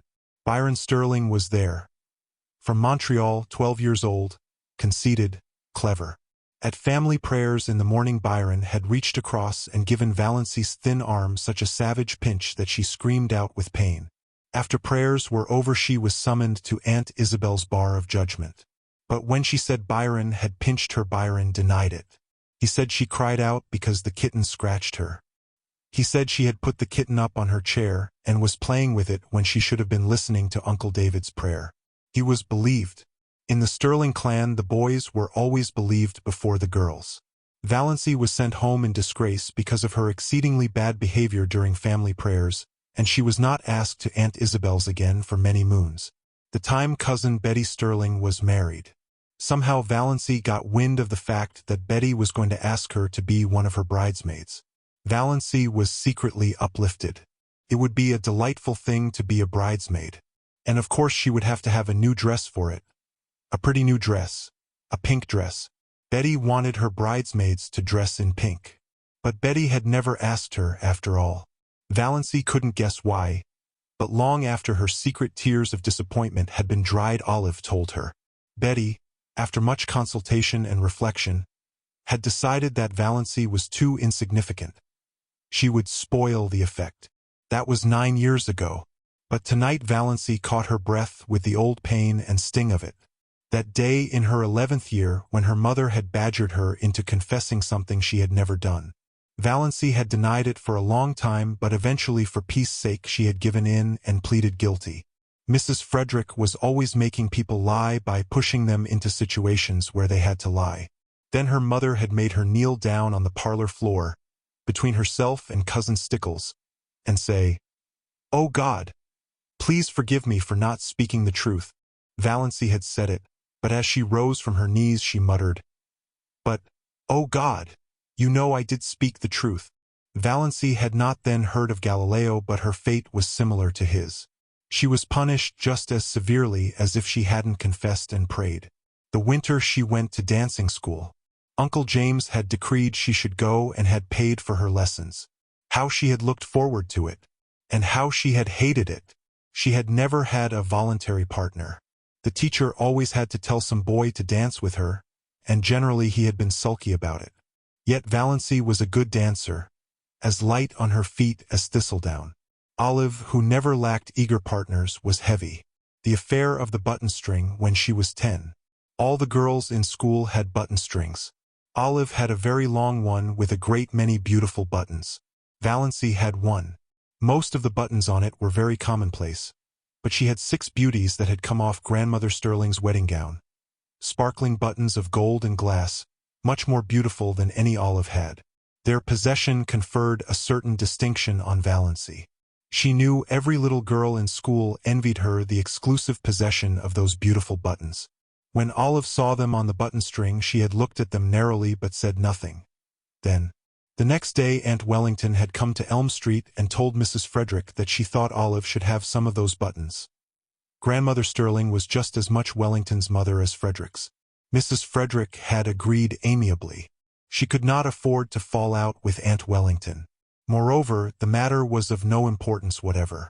Aunt Wellington carried off 4 of the buttons, generously leaving 2 for Valancy. Valancy had torn these from her string and flung them on the floor.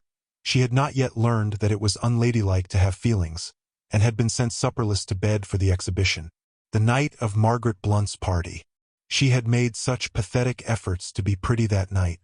Rob Walker was to be there, and 2 nights before, on the moonlit veranda of Uncle Herbert's cottage at Mistawey's, Rob had really seemed attracted to her. At Margaret's party Rob never even asked her to dance. Did not notice her at all. She was a wallflower as usual. That, of course, was years ago. People in Deerwood had long since given up inviting Valancy to dances. But to Valancy its humiliation and disappointment were of the other day. Her face burned in the darkness as she recalled herself, sitting there with her pitifully crimped, thin hair and the cheeks she had pinched for an hour before coming, in an effort to make them red. All that came of it was a wild story that Valancy Stirling was rouged at Margaret Blunt's party. In those days in Deerwood, that was enough to wreck your character forever. It did not wreck Valancy's, or even damage it. People knew she couldn't be fast if she tried. They only laughed at her. "I've had nothing but a second-hand existence," decided Valancy. "All the great emotions of life have passed me by. I've never even had a grief. And have I ever really loved anybody? Do I really love Mother? No, I don't. That's the truth. whether it is disgraceful or not. I don't love her. I've never loved her. What's worse, I don't even like her. So I don't know anything about any kind of love. My life has been empty. Nothing is worse than emptiness. Nothing. Valancy ejaculated the last nothing aloud passionately. Then she moaned and stopped thinking about anything for a while. One of her attacks of pain had come on. When it was over, something had happened to Valancy. Perhaps the culmination of the process that had been going on in her mind ever since she had read Dr. Trent's letter.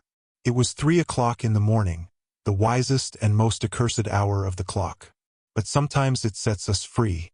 I've been trying to please other people all my life and failed, she said. After this I shall please myself. I shall never pretend anything again. I've breathed an atmosphere of fibs and pretenses and evasions all my life. What a luxury it will be to tell the truth. I may not be able to do much that I want to do, but I won't do another thing that I don't want to do. Mother can pout for weeks. I shan't worry over it. Despair is a free man. Hope is a slave. Valancy got up and dressed, with a deepening of that curious sense of freedom. When she had finished with her hair, she opened the window and hurled the jar of potpourri over into the next lot. It smashed gloriously against the schoolgirl complexion on the old carriage shop. I'm sick of the fragrance of dead things, said Valancy. Chapter 9. Uncle Herbert and Aunt Alberta's silver wedding was delicately referred to among the Stirlings during the following weeks as the time we first noticed poor Valancy was. A little, you understand? Not for worlds would any of the Stirlings have set out at first that Valancy had gone mildly insane or even that her mind was slightly deranged. Uncle Benjamin was considered to have gone entirely too far when he had ejaculated, "She's dippy, I tell you she's dippy," and was only excused because of the outrageousness of Valancy's conduct at the aforesaid wedding dinner. But Mrs. Frederick and Cousin Stickles had noticed a few things that made them uneasy before the dinner. It had begun with the rosebush, of course, and Valancy never was really quite right again. She did not seem to worry in the least over the fact that her mother was not speaking to her. You would never suppose she noticed it at all.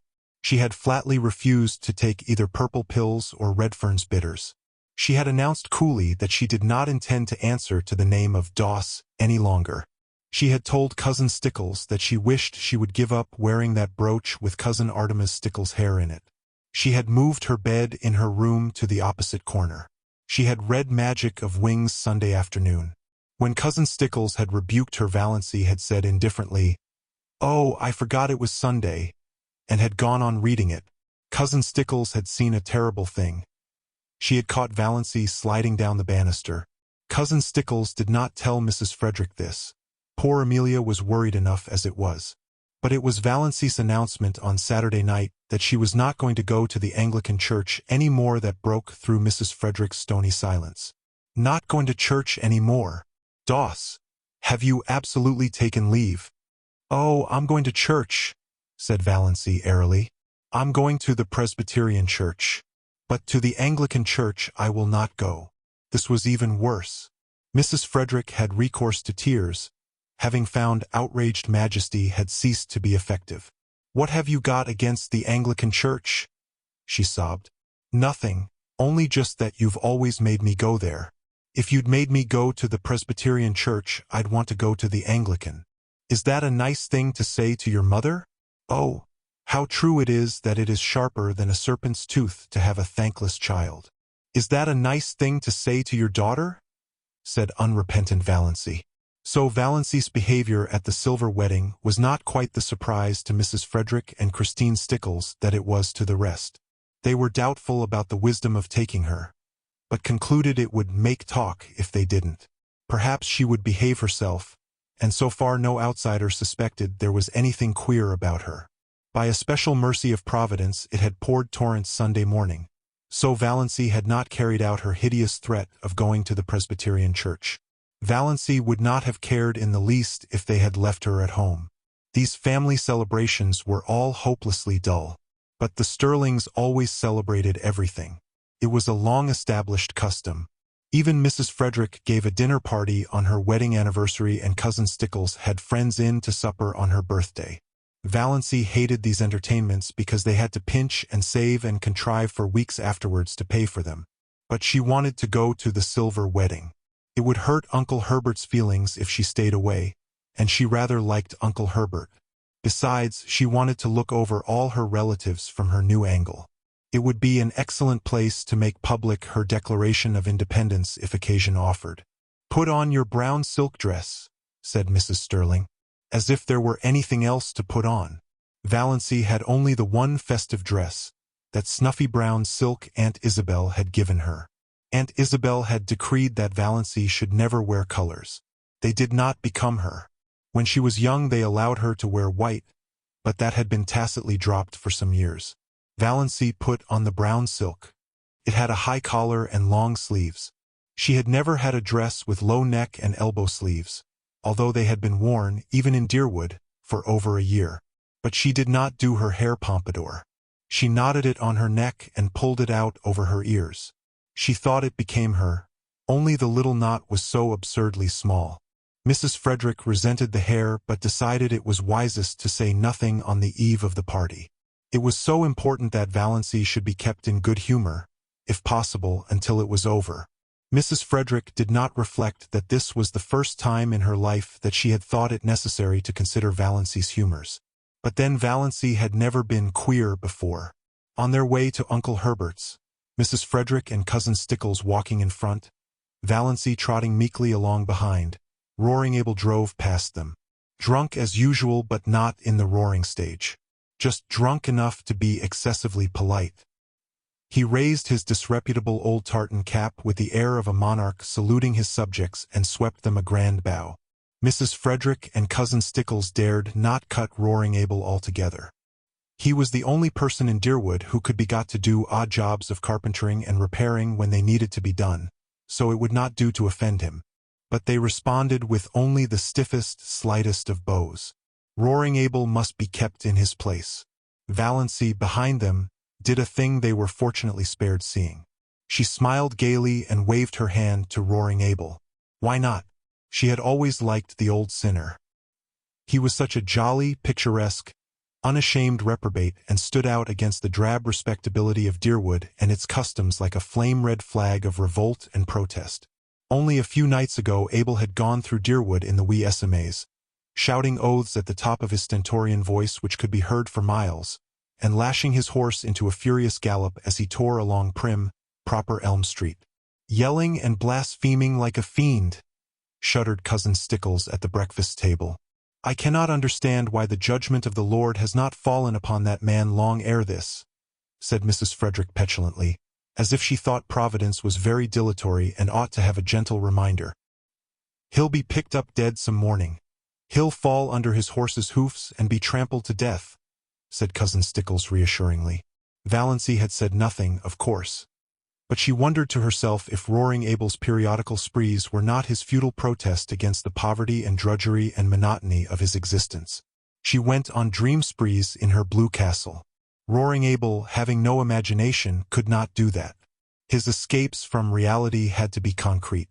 So she waved at him today with a sudden fellow feeling, and Roaring Abel, not too drunk to be astonished, nearly fell off his seat in his amazement.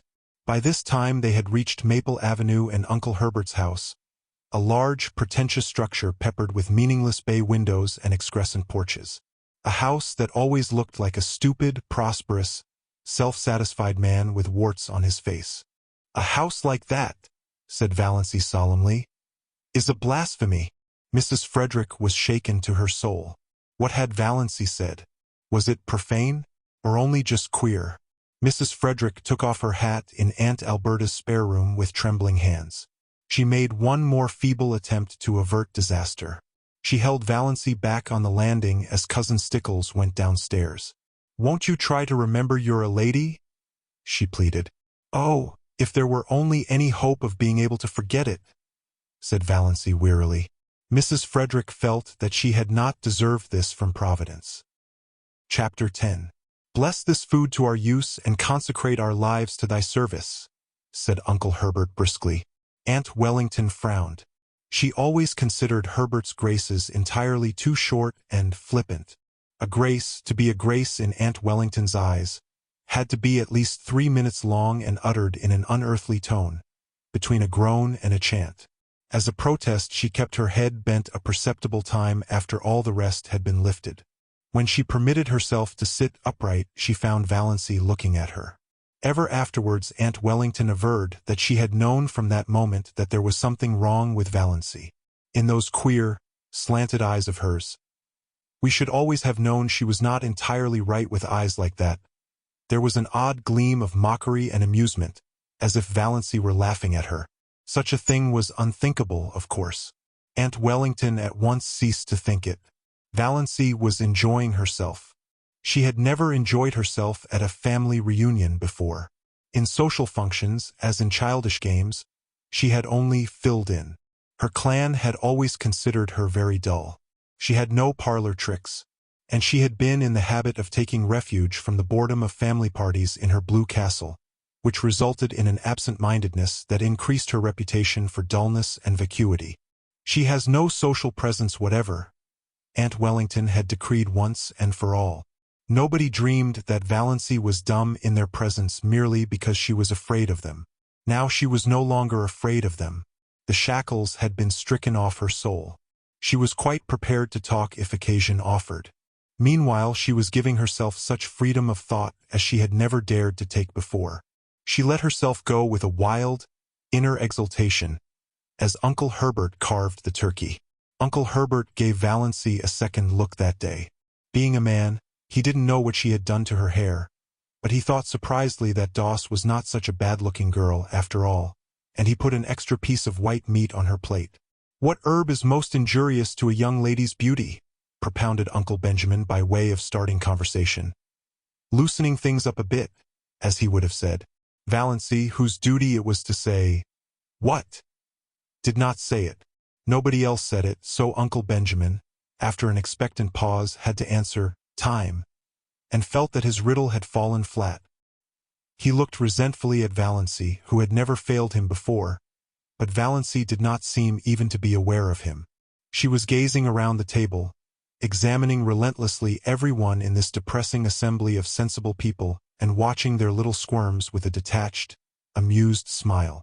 So these were the people she had always held in reverence and fear. She seemed to see them with new eyes. Big, capable, patronizing, voluble Aunt Mildred, who thought herself the cleverest woman in the clan. Her husband a little lower than the angels and her children wonders. Had not her son, Howard, been all through teething at 11 months? And could she not tell you the best way to do everything, from cooking mushrooms to picking up a snake? What a bore she was! What ugly moles she had on her face! Cousin Gladys, who was always praising her son, who had died young, and always fighting with her living one. She had neuritis, or what she called neuritis. It jumped about from one part of her body to another. It was a convenient thing. If anybody wanted her to go somewhere she didn't want to go, she had neuritis in her legs. And always if any mental effort was required she could have neuritis in her head. You can't think with neuritis in your head, my dear. What an old humbug you are, thought Valancy impiously. Aunt Isabel. Valancy counted her chins. Aunt Isabel was the critic of the clan. She had always gone about squashing people flat. More members of it than Valancy were afraid of her. She had, it was conceded, a biting tongue. "I wonder what would happen to your face if you ever smiled," speculated Valancy unblushingly. Second cousin Sarah Taylor, with her great, pale, expressionless eyes, who was noted for the variety of her pickle recipes and for nothing else. So afraid of saying something indiscreet that she never said anything worth listening to. So proper that she blushed when she saw the advertisement picture of a corset and had put a dress on her Venus de Milo statuette which made it look real tasty. Little cousin Georgiana. Not such a bad little soul, but dreary very. Always looking as if she had just been starched and ironed.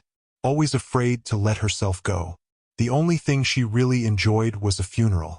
You knew where you were with a corpse. Nothing more could happen to it. But while there was life there was fear. Uncle James, handsome, black, with his sarcastic, trap-like mouth and iron-gray sideburns, whose favorite amusement was to write controversial letters to the Christian Times, attacking modernism. Valancy always wondered if he looked as solemn when he was asleep as he did when awake. No wonder his wife had died young. Valancy remembered her. Pretty sensitive thing. Uncle James had denied her everything she wanted and showered on her everything she didn't want. He had killed her quite legally. She had been smothered and starved. Uncle Benjamin, wheezy, pussy-mouthed, with great pouches under eyes that held nothing in reverence. Uncle Wellington, long, pallid face, thin, pale yellow hair, one of the fair Stirlings, thin, stooping body, abominably high forehead with such ugly wrinkles, and eyes about as intelligent as a fish's, thought Valancy. Looks like a cartoon of himself. Aunt Wellington, named Mary but called by her husband's name to distinguish her from Great Aunt Mary. A massive, dignified, permanent lady. Splendidly arranged, iron-gray hair, rich, fashionable beaded dress. Had her moles removed by electrolysis, which Aunt Mildred thought was a wicked evasion of the purposes of God. Uncle Herbert with his spiky gray hair. Aunt Alberta, who twisted her mouth so unpleasantly in talking and had a great reputation for unselfishness because she was always giving up a lot of things she didn't want. Valancy let them off easily in her judgment because she liked them, even if they were, in Milton's expressive phrase, stupidly good. But she wondered for what inscrutable reason Aunt Alberta had seen fit to tie a black velvet ribbon around each of her chubby arms above the elbow. Then she looked across the table at Olive. Olive, who had been held up to her as a paragon of beauty, behavior, and success as long as she could remember. Why can't you hold yourself like Olive Doss? Why can't you stand correctly like Olive Doss? Why can't you speak prettily like Olive Doss? Why can't you make an effort, Doss? Valancy's elfin eyes lost their mocking glitter and became pensive and sorrowful. You could not ignore or disdain Olive. It was quite impossible to deny that she was beautiful and effective, and sometimes she was a little intelligent. Her mouth might be a trifle heavy. She might show her fine, white, regular teeth rather too lavishly when she smiled. But when all was said and done, Olive justified Uncle Benjamin's summing up. A stunning girl. Yes, Valancy agreed in her heart, Olive was stunning. Rich, golden-brown hair, elaborately dressed, with a sparkling bandeau holding its glossy puffs in place. Large, brilliant blue eyes and thick silken lashes. Face of rose and bare neck of snow, rising above her gown. Great pearl bubbles in her ears, the blue-white diamond flame on her long, smooth, waxen finger with its rosy, pointed nail. Arms of marble, gleaming through green chiffon and shadow lace. Valancy felt suddenly thankful that her own scrawny arms were decently swathed in brown silk. Then she resumed her tabulation of Olive's charms. Tall, queenly, confident, everything that Valancy was not. Dimples, too, in cheeks and chin. A woman with dimples always gets her own way, thought Valancy, in a recurring spasm of bitterness at the fate which had denied her even one dimple. Olive was only a year younger than Valancy, though a stranger would have thought that there was at least 10 years between them. But nobody ever dreaded old maidenhood for her. Olive had been surrounded by a crowd of eager beaux since her early teens, just as her mirror was always surrounded by a fringe of cards, photographs, programs, and invitations. At 18, when she had graduated from Havergal College, Olive had been engaged to Will Desmond, lawyer in embryo. Will Desmond had died and Olive had mourned for him properly for 2 years. When she was 23, she had a hectic affair with Donald Jackson. But Aunt and Uncle Wellington disapproved of that, and in the end Olive dutifully gave him up. Nobody in the Stirling clan, whatever outsiders might say, hinted that she did so because Donald himself was cooling off. However that might be, Olive's third venture met with everybody's approval. Cecil Price was clever and handsome and one of the Port Lawrence Prices. Olive had been engaged to him for 3 years. He had just graduated in civil engineering and they were to be married as soon as he landed a contract. Olive's hope chest was full to overflowing with exquisite things, and Olive had already confided to Valancy what her wedding dress was to be. Ivory silk draped with lace, white satin court train, lined with pale green georgette, heirloom veil of Brussels lace. Valancy knew also, though Olive had not told her, that the bridesmaids were selected and that she was not among them. Valancy had, after a fashion, always been Olive's confidant. Perhaps because she was the only girl in the connection who could not bore Olive with return confidences. Olive always told Valancy all the details of her love affairs, from the days when the little boys in school used to persecute her with love letters. Valancy could not comfort herself by thinking these affairs mythical. Olive really had them. Many men had gone mad over her besides the 3 fortunate ones. I don't know what the poor idiots see in me that drives them to make such double idiots of themselves, Olive was wont to say.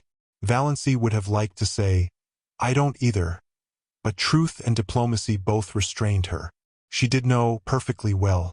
Olive Stirling was one of the girls about whom men do go mad just as indubitably as she, Valancy, was one of the girls at whom no man ever looked twice. And yet, thought Valancy, summing her up with a new and merciless conclusiveness, she's like a dewless morning. There's something lacking. Chapter 11.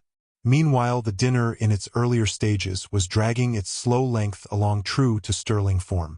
The room was chilly, in spite of the calendar, and Aunt Alberta had the gas logs lighted. Everybody in the clan envied her those gas logs except Valancy. Glorious open fires blazed in every room of her blue castle when autumnal nights were cool, but she would have frozen to death in it before she would have committed the sacrilege of a gas log. Uncle Herbert made his hearty perennial joke when he helped Aunt Wellington to the cold meat. Mary, will you have a little lamb? Aunt Mildred told the same old story of once finding a lost ring in a turkey's crop. Uncle Benjamin told his favorite prosy tale of how he had once chased and punished a now famous man for stealing apples. Second cousin Jane described all her sufferings with an ulcerating tooth. Aunt Wellington admired the pattern of Aunt Alberta's silver teaspoons and lamented the fact that one of her own had been lost. It spoiled the set. I could never get it matched. And it was my wedding present from dear old Aunt Matilda. Aunt Isabel thought the seasons were changing and couldn't imagine what had become of our good old-fashioned springs. Cousin Georgiana, as usual, discussed the last funeral and wondered audibly, which of us will be the next to pass away? Cousin Georgiana could never say anything as blunt as die. Valancy thought she could tell her, but didn't. Cousin Gladys, likewise as usual, had a grievance. Her visiting nephews had nipped all the buds off her houseplants and chivied her brood of fancy chickens. Squeezed some of them actually to death, my dear. Boys will be boys, reminded Uncle Herbert tolerantly. But they needn't be ramping, rampageous animals, retorted Cousin Gladys, looking round the table for appreciation of her wit. Everybody smiled except Valancy. Cousin Gladys remembered that. A few minutes later, when Ellen Hamilton was being discussed, Cousin Gladys spoke of her as one of those shy, plain girls who can't get husbands, and glanced significantly at Valancy. Uncle James thought the conversation was sagging to a rather low plane of personal gossip. He tried to elevate it by starting an abstract discussion on the greatest happiness. Everybody was asked to state his or her idea of the greatest happiness. Aunt Mildred thought the greatest happiness, for a woman, was to be a loving and beloved wife and mother. Aunt Wellington thought it would be to travel in Europe. Olive thought it would be to be a great singer like Tetrazzini. Cousin Gladys remarked mournfully that her greatest happiness would be to be free, absolutely free from neuritis. Cousin Georgiana's greatest happiness would be to have her dear, dead brother Richard back. Aunt Alberta remarked vaguely that the greatest happiness was to be found in the poetry of life, and hastily gave some directions to her maid to prevent anyone asking her what she meant. Mrs. Frederick said the greatest happiness was to spend your life in loving service for others, and Cousin Stickles and Aunt Isabel agreed with her. Aunt Isabel with a resentful air, as if she thought Mrs. Frederick had taken the wind out of her sails by saying it first. We are all too prone, continued Mrs. Frederick, determined not to lose so good an opportunity, to live in selfishness, worldliness, and sin. The other women all felt rebuked for their low ideals, and Uncle James had a conviction that the conversation had been uplifted with a vengeance. The greatest happiness, said Valancy suddenly and distinctly, is to sneeze when you want to. Everybody stared. Nobody felt it safe to say anything. Was Valancy trying to be funny? It was incredible. Mrs. Frederick, who had been breathing easier since the dinner had progressed so far without any outbreak on the part of Valancy, began to tremble again. But she deemed it the part of prudence to say nothing. Uncle Benjamin was not so prudent. He rashly rushed in where Mrs. Frederick feared to tread. "Doss," he chuckled. "What is the difference between a young girl and an old maid? One is happy and careless, and the other is cappy and hairless," said Valancy. "You have asked that riddle at least 50 times in my recollection, Uncle Ben. Why don't you hunt up some new riddles if riddle you must? It is such a fatal mistake to try to be funny if you don't succeed." Uncle Benjamin stared foolishly. Never in his life had he, Benjamin Stirling of Stirling and Frost, been spoken to so. And by Valancy of all people. He looked feebly around the table to see what the others thought of it. Everybody was looking rather blank. Poor Mrs. Frederick had shut her eyes, and her lips moved tremblingly, as if she were praying. Perhaps she was. The situation was so unprecedented that nobody knew how to meet it. Valancy went on calmly eating her salad as if nothing out of the usual had occurred. Aunt Alberta, to save her dinner, plunged into an account of how a dog had bitten her recently. Uncle James, to back her up, asked where the dog had bitten her. "Just a little below the Catholic Church," said Aunt Alberta. At that point Valancy laughed. Nobody else laughed. What was there to laugh at? "Is that a vital part?" asked Valancy. "What do you mean?" said bewildered Aunt Alberta, and Mrs. Frederick was almost driven to believe that she had served God all her years for naught. Aunt Isabel concluded that it was up to her to suppress Valancy. "Doss, you are horribly thin," she said. "You are all corners. Do you ever try to fatten up a little?" No, Valancy was not asking quarter or giving it. "But I can tell you where you'll find a beauty parlor in Port Lawrence, where they can reduce the number of your chins." "Valancy." The protest was wrung from Mrs. Frederick. She meant her tone to be stately and majestic as usual, but it sounded more like an imploring whine. And she did not say "Doss." "She's feverish," said Cousin Stickles to Uncle Benjamin in an agonized whisper. "We've thought she's seemed feverish for several days." "She's gone dippy, in my opinion," growled Uncle Benjamin. "If not, she ought to be spanked." "Yes, spanked." "You can't spank her." Cousin Stickles was much agitated. "She's 29 years old. So there is that advantage, at least, in being 29, said Valancy, whose ears had caught this aside. "Doss," said Uncle Benjamin, "when I am dead you may say what you please. As long as I am alive I demand to be treated with respect." "Oh, but you know we're all dead," said Valancy. "The whole Stirling clan. Some of us are buried and some aren't. Yet, that is the only difference." "Doss," said Uncle Benjamin, thinking it might cow Valancy, "do you remember the time you stole the raspberry jam?" Valancy flushed scarlet with suppressed laughter, not shame. She had been sure Uncle Benjamin would drag that jam in somehow. "Of course I do," she said. "It was good jam. I've always been sorry I hadn't time to eat more of it before you found me. Oh, look at Aunt Isabel's profile on the wall. Did you ever see anything so funny?" Everybody looked, including Aunt Isabel herself, which of course destroyed it. But Uncle Herbert said kindly, I wouldn't eat any more if I were you, Doss. It isn't that I grudge it. But don't you think it would be better for yourself? Your stomach seems a little out of order." "Don't worry about my stomach, old dear," said Valancy. "It is all right. I'm going to keep right on eating. It's so seldom I get the chance of a satisfying meal." It was the first time anyone had been called old dear in Deerwood. The Stirlings thought Valancy had invented the phrase, and they were afraid of her from that moment. There was something so uncanny about such an expression. But in poor Mrs. Frederick's opinion, the reference to a satisfying meal was the worst thing Valancy had said yet. Valancy had always been a disappointment to her. Now she was a disgrace. She thought she would have to get up and go away from the table. Yet she dared not leave Valancy there. Aunt Alberta's maid came in to remove the salad plates and bring in the dessert. It was a welcome diversion. Everybody brightened up with a determination to ignore Valancy and talk as if she wasn't there. Uncle Wellington mentioned Barney Snaith. Eventually somebody did mention Barney Snaith at every Stirling function, Valancy reflected. Whatever he was an individual that could not be ignored. She resigned herself to listen. There was a subtle fascination in the subject for her, though she had not yet faced this fact. She could feel her pulses beating to her fingertips.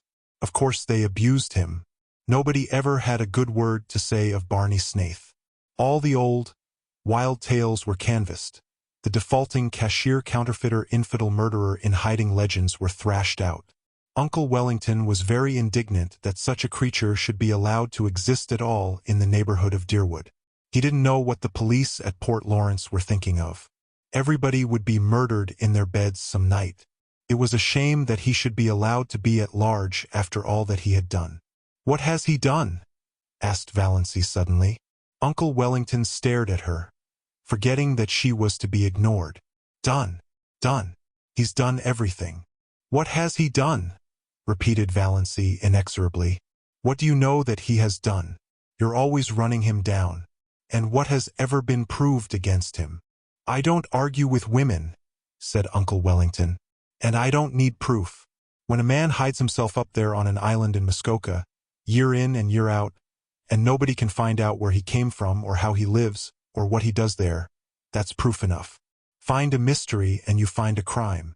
"The very idea of a man named Snaith," said second cousin Sarah. "Why, the name itself is enough to condemn him. I wouldn't like to meet him in a dark lane," shivered cousin Georgiana. "What do you suppose he would do to you?" asked Valancy. "Murder me," said cousin Georgiana solemnly. "Just for the fun of it?" suggested Valancy. "Exactly," said cousin Georgiana unsuspiciously. "When there is so much smoke there must be some fire. I was afraid he was a criminal when he came here first. I felt he had something to hide. I am not often mistaken in my intuitions." "Criminal. Of course he's a criminal," said Uncle Wellington. "Nobody doubts it," glaring at Valancy. "Why, they say he served a term in the penitentiary for embezzlement. I don't doubt it. And they say he's in with that gang that are perpetrating all those bank robberies round the country." "Who say?" asked Valancy. Uncle Wellington nodded his ugly forehead at her. What had got into this confounded girl?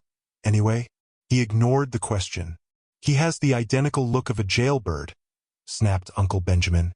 "I noticed it the first time I saw him. A fellow by the hand of nature marked, quoted and signed to do a deed of shame," declaimed Uncle James. He looked enormously pleased over managing to work that quotation in at last. He had been waiting all his life for the chance. "One of his eyebrows is an arch and the other is a triangle," said Valancy. "Is that why you think him so villainous?" Uncle James lifted his eyebrows. Generally, when Uncle James lifted his eyebrows, the world came to an end. This time it continued to function. "How do you know his eyebrows so well, Doss?" asked Olive, a trifle maliciously. Such a remark would have covered Valancy with confusion 2 weeks ago, and Olive knew it. "Yes, how?" demanded Aunt Wellington.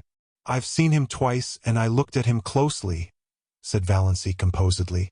"I thought his face the most interesting one I ever saw." "There is no doubt there is something fishy in the creature's past life," said Olive, who began to think she was decidedly out of the conversation, which had centered so amazingly around Valancy. "But he can hardly be guilty of everything he's accused of, you know." Valancy felt annoyed with Olive. Why should she speak up in even this qualified defense of Barney Snaith? What had she to do with him? For that matter, what had Valancy? But Valancy did not ask herself this question. "They say he keeps dozens of cats in that hut up back on Mistawis," said second cousin Sarah Taylor, by way of appearing not entirely ignorant of him. Cats. It sounded quite alluring to Valancy, in the plural. She pictured an island in Muskoka haunted by pussies.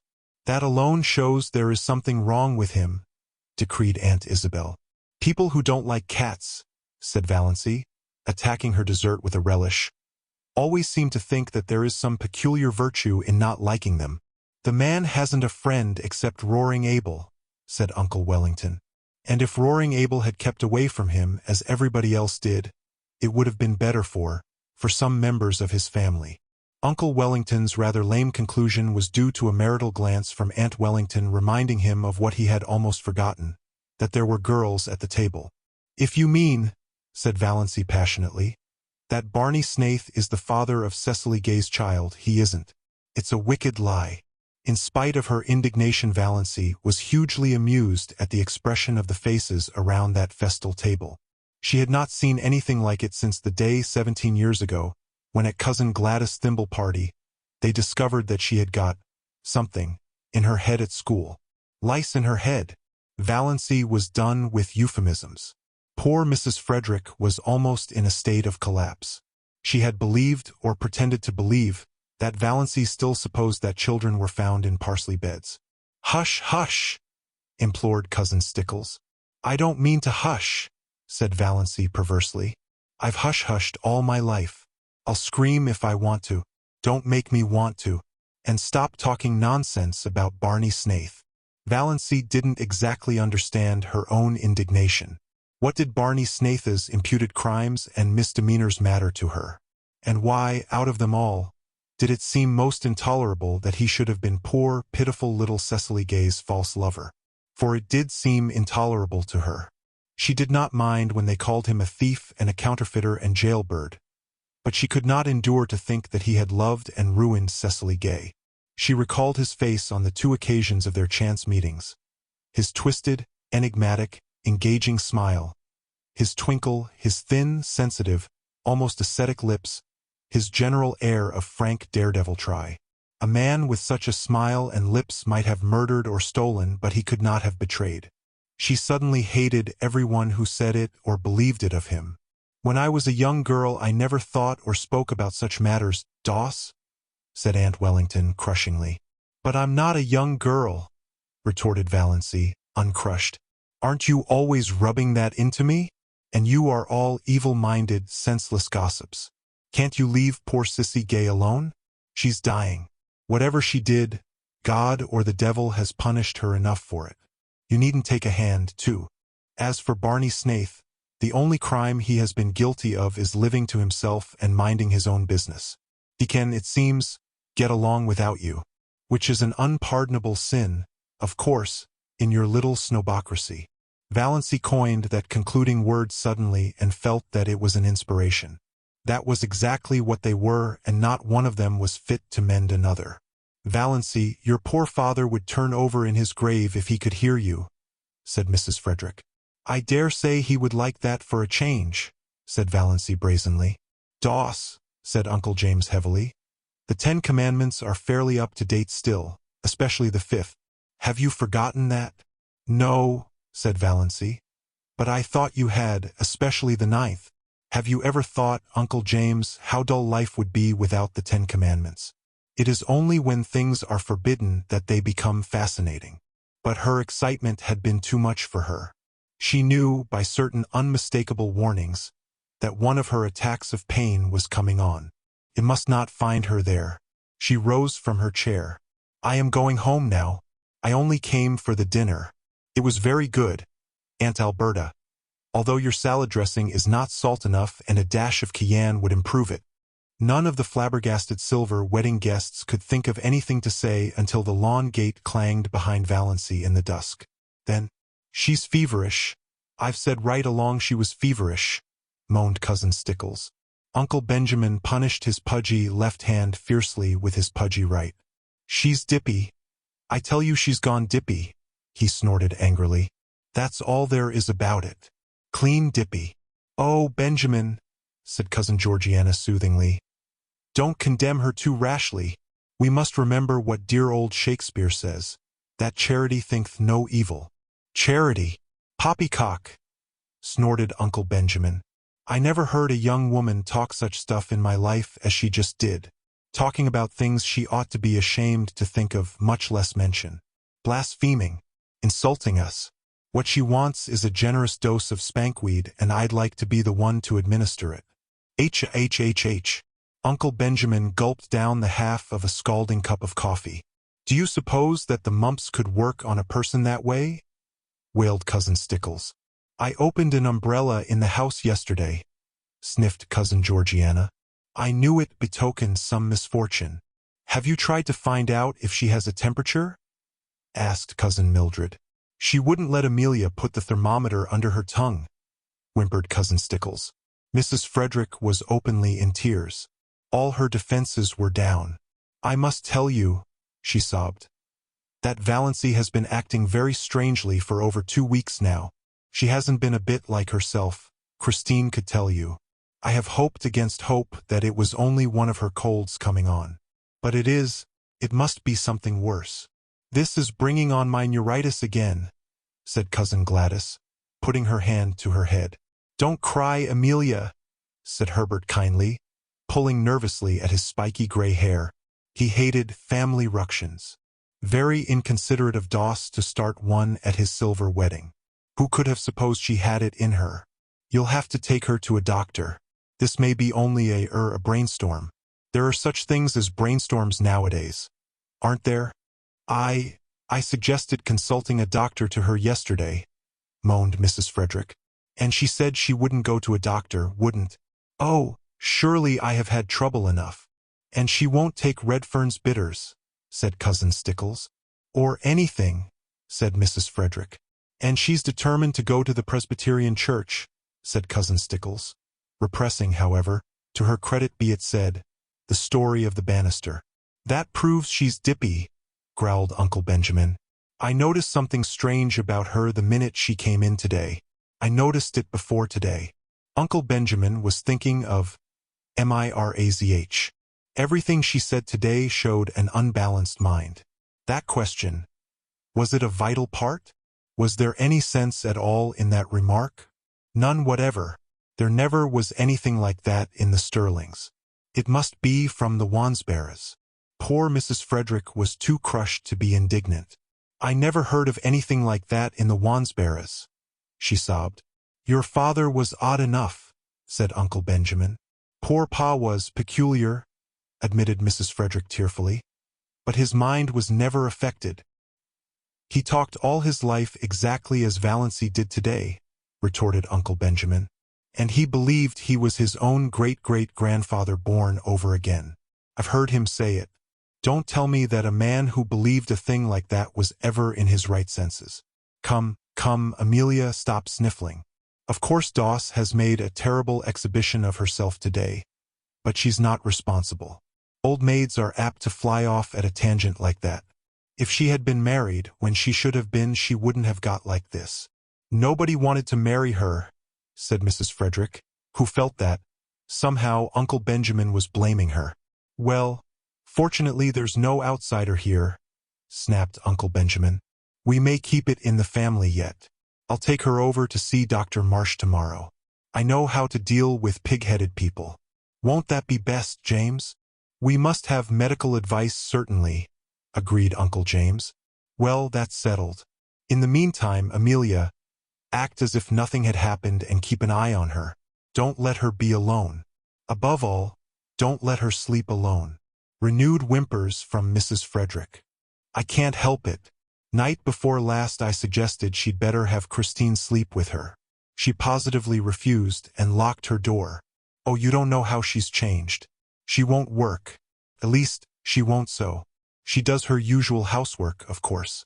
But she wouldn't sweep the parlor yesterday morning, though we always sweep it on Thursdays. She said she'd wait till it was dirty.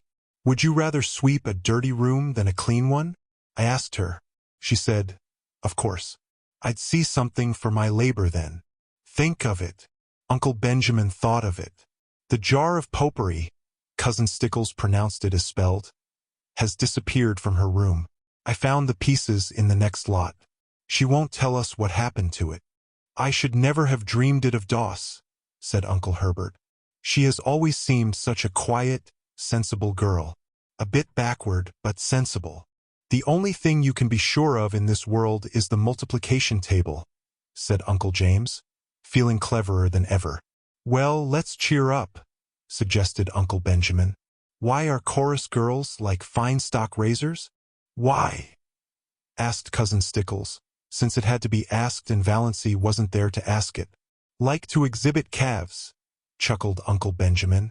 Cousin Stickles thought Uncle Benjamin a little indelicate. Before Olive, too. But then, he was a man. Uncle Herbert was thinking that things were rather dull now that Doss had gone. Chapter 12. Valancy hurried home through the faint blue twilight. Hurried too fast, perhaps. The attack she had when she thankfully reached the shelter of her own room was the worst yet. It was really very bad. She might die in one of those spells.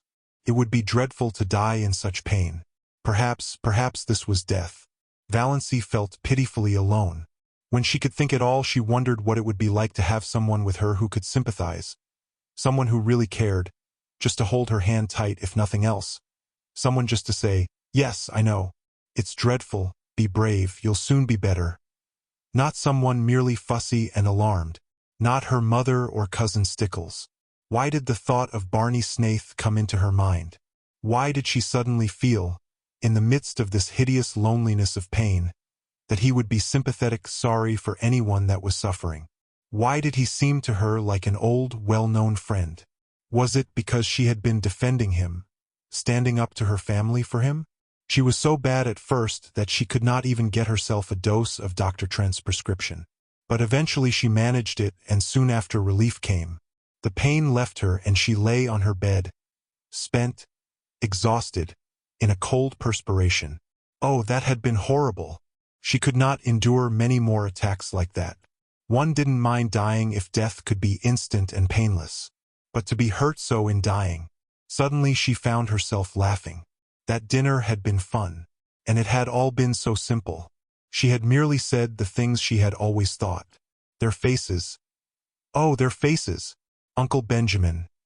Poor, flabbergasted Uncle Benjamin. Valancy felt quite sure he would make a new will that very night. Olive would get Valancy's share of his fat hoard. Olive had always got Valancy's share of everything. Remember the dust pile.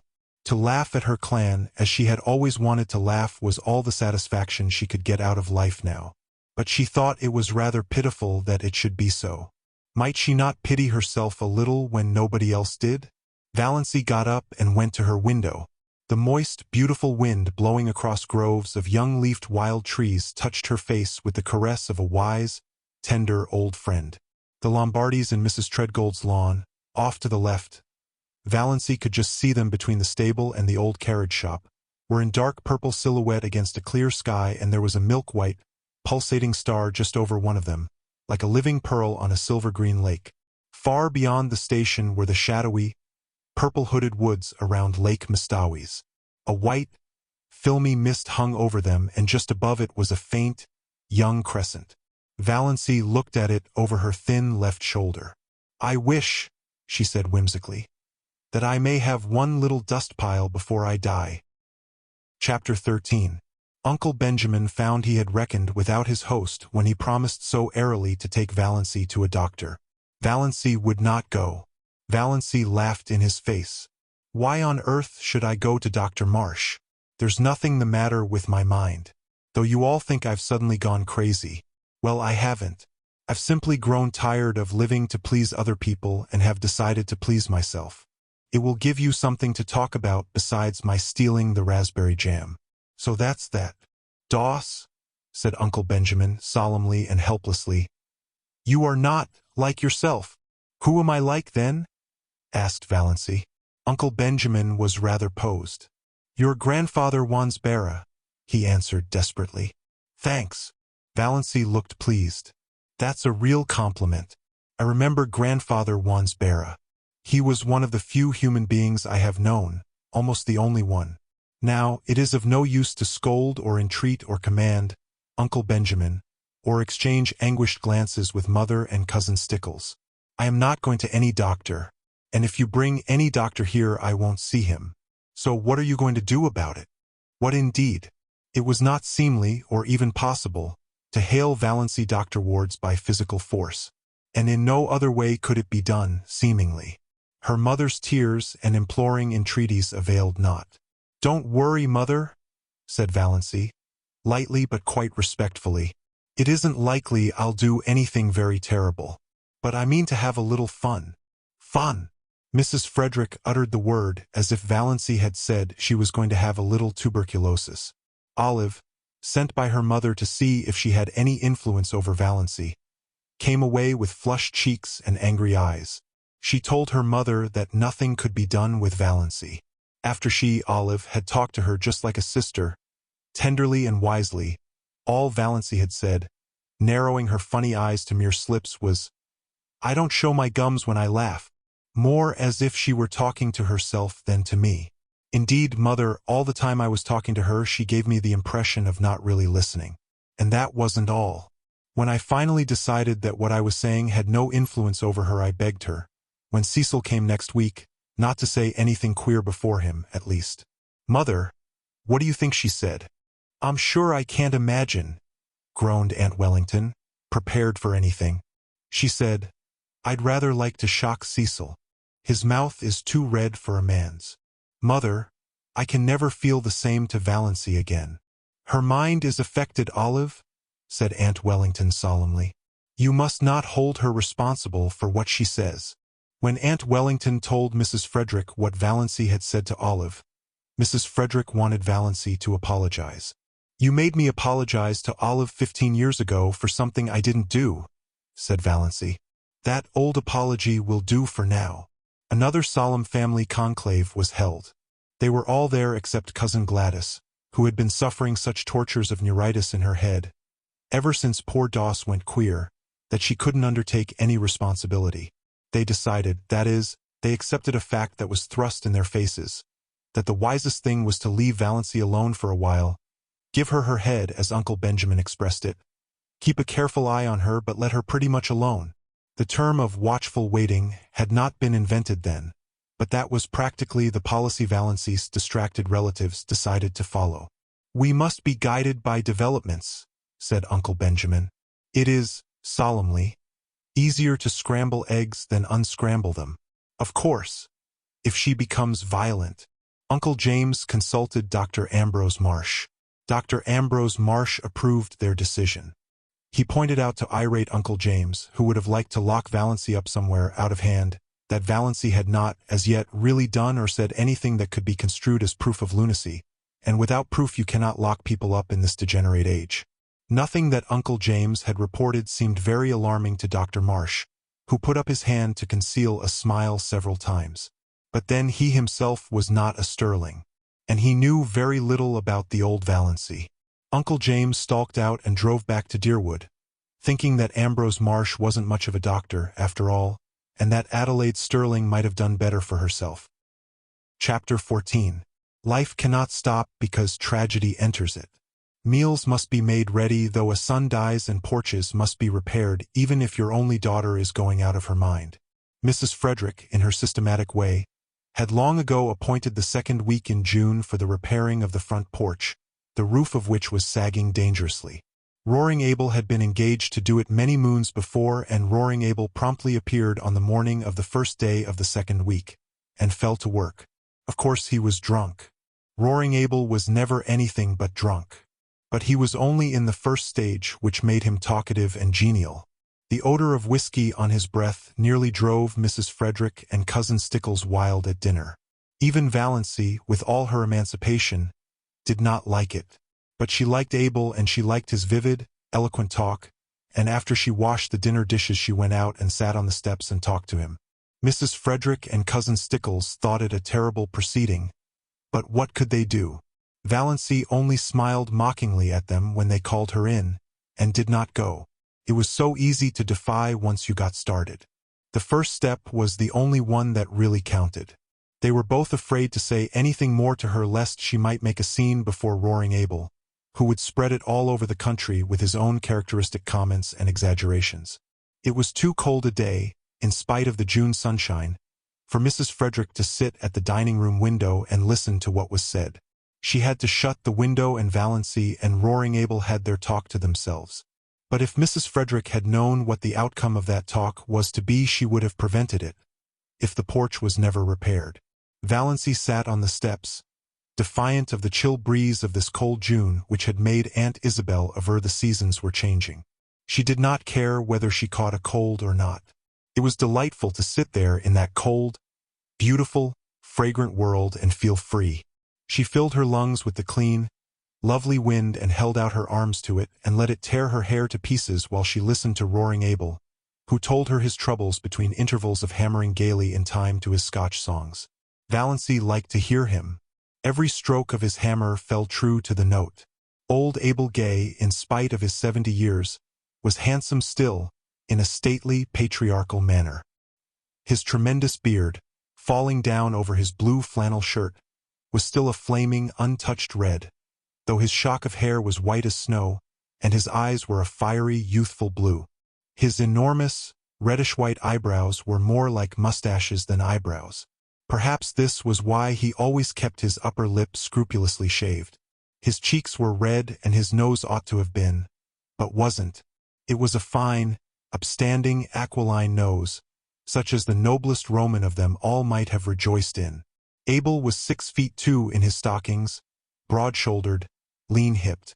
In his youth he had been a famous lover, finding all women too charming to bind himself to one. His years had been a wild, colorful panorama of follies and adventures, gallantries, fortunes and misfortunes. He had been 45 before he married, a pretty slip of a girl whom his goings-on killed in a few years. Abel was piously drunk at her funeral and insisted on repeating the 55th chapter of Isaiah. Abel knew most of the Bible and all the Psalms by heart, while the minister, whom he disliked, prayed or tried to pray. Thereafter his house was run by an untidy old cousin, who cooked his meals and kept things going after a fashion. In this unpromising environment little Cecilia Gay had grown up. Valancy had known Sissy Gay fairly well in the democracy of the public school, though Sissy had been 3 years younger than she. After they left school their paths diverged and she had seen nothing of her. Old Abel was a Presbyterian.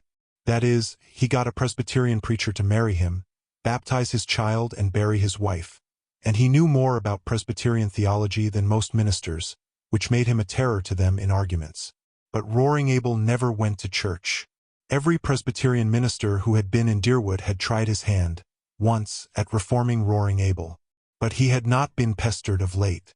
Reverend Mr. Bentley had been in Deerwood for 8 years, but he had not sought out Roaring Abel since the first 3 months of his pastorate. He had called on Roaring Abel then and found him in the theological stage of drunkenness, which always followed the sentimental maudlin one, and preceded the roaring, blasphemous one. The eloquently prayerful one, in which he realized himself temporarily and intensely as a sinner in the hands of an angry God, was the final one. Abel never went beyond it. He generally fell asleep on his knees and awakened sober, but he had never been dead drunk in his life. He told Mr. Bentley that he was a sound Presbyterian and sure of his election. He had no sins that he knew of to repent of. "Have you never done anything in your life that you are sorry for?" asked Mr. Bentley. Roaring Abel scratched his bushy white head and pretended to reflect. "Well, yes," he said finally. "There were some women I might have kissed and didn't. I've always been sorry for that." Mr. Bentley went out and went home. Abel had seen that Sissy was properly baptized, jovially drunk at the same time himself. He made her go to church and Sunday school regularly. The church people took her up and she was in turn a member of the mission band, the Girls' Guild and the Young Women's Missionary Society. She was a faithful, unobtrusive, sincere, little worker. Everybody liked Sissy Gay and was sorry for her. She was so modest and sensitive and pretty in that delicate, elusive fashion of beauty which fades so quickly if life is not kept in it by love and tenderness. But then liking and pity did not prevent them from tearing her in pieces like hungry cats when the catastrophe came. 4 years previously Sissy Gay had gone up to a Muskoka hotel as a summer waitress. And when she had come back in the fall she was a changed creature. She hid herself away and went nowhere. The reason soon leaked out and scandal raged. That winter Sissy's baby was born. Nobody ever knew who the father was. Cecily kept her poor pale lips tightly locked on her sorry secret. Nobody dared ask Roaring Abel any questions about it. Rumor and surmise laid the guilt at Barney Snaith's door because diligent inquiry among the other maids at the hotel revealed the fact that nobody there had ever seen Sissy Gay with a fellow. She had kept herself to herself, they said, rather resentfully. Too good for our dances. And now look, the baby had lived for a year. After its death Sissy faded away. 2 years ago Dr. Marsh had given her only 6 months to live. Her lungs were hopelessly diseased. But she was still alive. Nobody went to see her. Women would not go to Roaring Abel's house. Mr. Bentley had gone once, when he knew Abel was away, but the dreadful old creature who was scrubbing the kitchen floor told him Sissy wouldn't see anyone. The old cousin had died and Roaring Abel had had 2 or 3 disreputable housekeepers, the only kind who could be prevailed on to go to a house where a girl was dying of consumption. But the last one had left and Roaring Abel had now no one to wait on Sissy and do for him. This was the burden of his plaint to Valancy, and he condemned the hypocrites of Deerwood and its surrounding communities with some rich, meaty oaths that happened to reach Cousin Stickle's ears as she passed through the hall and nearly finished the poor lady. Was Valancy listening to that? Valancy hardly noticed the profanity. Her attention was focused on the horrible thought of poor, unhappy, disgraced little Sissy Gay, ill and helpless in that forlorn old house out on the Mistawis Road, without a soul to help or comfort her. And this in a nominally Christian community in the year of grace 19 and some odd. Do you mean to say that Sissy is all alone there now, with nobody to do anything for her? Nobody? Oh, she can move about a bit and get a bite and sup when she wants it, but she can't work. It's D hard for a man to work hard all day and go home at night tired and hungry and cook his own meals. Sometimes I'm sorry I kicked old Rachel Edwards out. Abel described Rachel picturesquely. Her face looked as if it had wore out 100 bodies. And she moped. Talk about temper. Temper's nothing to moping. She was too slow to catch worms. And dirty, dirty. I ain't unreasonable. I know a man has to eat his peck before he dies. But she went over the limit. What DSPOS I saw that lady do. She'd made some pumpkin jam, had it on the table in glass jars with the tops off. The dog got up on the table and stuck his paw into one of them. What did she do? She just took hold of the dog and wrung the syrup off his paw back into the jar, then screwed the top on and set it in the pantry. I sets open the door and says to her, "Go!" The dame went and I fired the jars of pumpkin after her, 2 at a time. Thought I'd die laughing to see old Rachel run, with them pumpkin jars raining after her. She's told everywhere I'm crazy, so nobody'll come for love or money. But Sissy must have someone to look after her, insisted Valancy, whose mind was centered on this aspect of the case. She did not care whether Roaring Abel had anyone to cook for him or not, but her heart was wrung for Cecilia Gay. Oh, she gets on. Barney Snaith always drops in when he's passing and does anything she wants done. Brings her oranges and flowers and things. There's a Christian for you. Yet that sanctimonious, sniveling parcel of St. Andrew's people wouldn't be seen on the same side of the road with him. Their dogs'll go to heaven before they do. And their minister, slick as if the cat had licked him. There are plenty of good people, both in St. Andrew's and St. George's, who would be kind to Sissy if you would behave yourself, said Valancy severely. They're afraid to go near your place. Because I'm such a sad old dog? But I don't bite, never bit anyone in my life. A few loose words spilled around don't hurt anyone. And I'm not asking people to come. Don't want 'em poking and prying about. What I want is a housekeeper. If I shaved every Sunday and went to church, I'd get all the housekeepers I'd want. I'd be respectable then. But what's the use of going to church when it's all settled by predestination? Tell me that, Mississippi. Is it? Said Valancy. Yes. Can't get around it nohow. Wish I could. I don't want either heaven or hell for steady. Wish a man could have 'em mixed in equal proportions. Isn't that the way it is in this world? Said Valancy thoughtfully, but rather as if her thought was concerned with something else than theology. No, boomed Abel, striking a tremendous blow on a stubborn nail. There's too much hell here, entirely too much hell. That's why I get drunk so often. It sets you free for a little while, free from yourself, yes, by God, free from predestination. Ever try it? No, I've another way of getting free, said Valancy absently. But about Sissy now. She must have someone to look after her. What are you harping on Sis for? Seems to me you ain't bothered much about her up to now. You never even come to see her. And she used to like you so well. I should have, said Valancy. But never mind. You couldn't understand. The point is, you must have a housekeeper. Where am I to get one? I can pay decent wages if I could get a decent woman. "D'ye think I like old hags?" "Will I do?" said Valancy. Chapter 15. "Let us be calm," said Uncle Benjamin. "Let us be perfectly calm." "Calm!"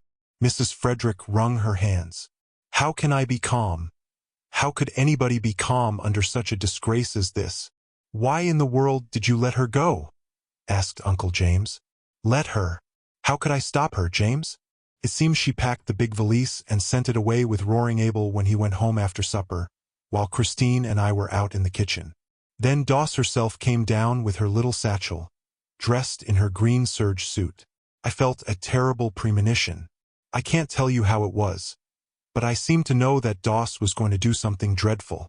"It's a pity you couldn't have had your premonition a little sooner," said Uncle Benjamin drily. I said, "Doss, where are you going?"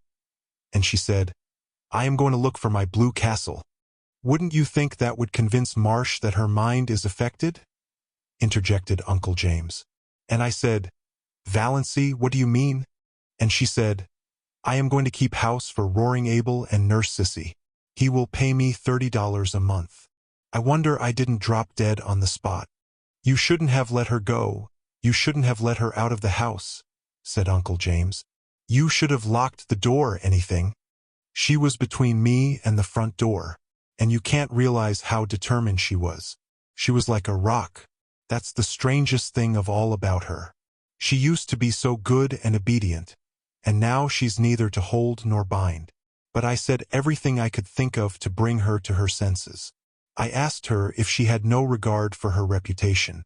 I said to her solemnly, 'Doss, when a woman's reputation is once smirched, nothing can ever make it spotless again.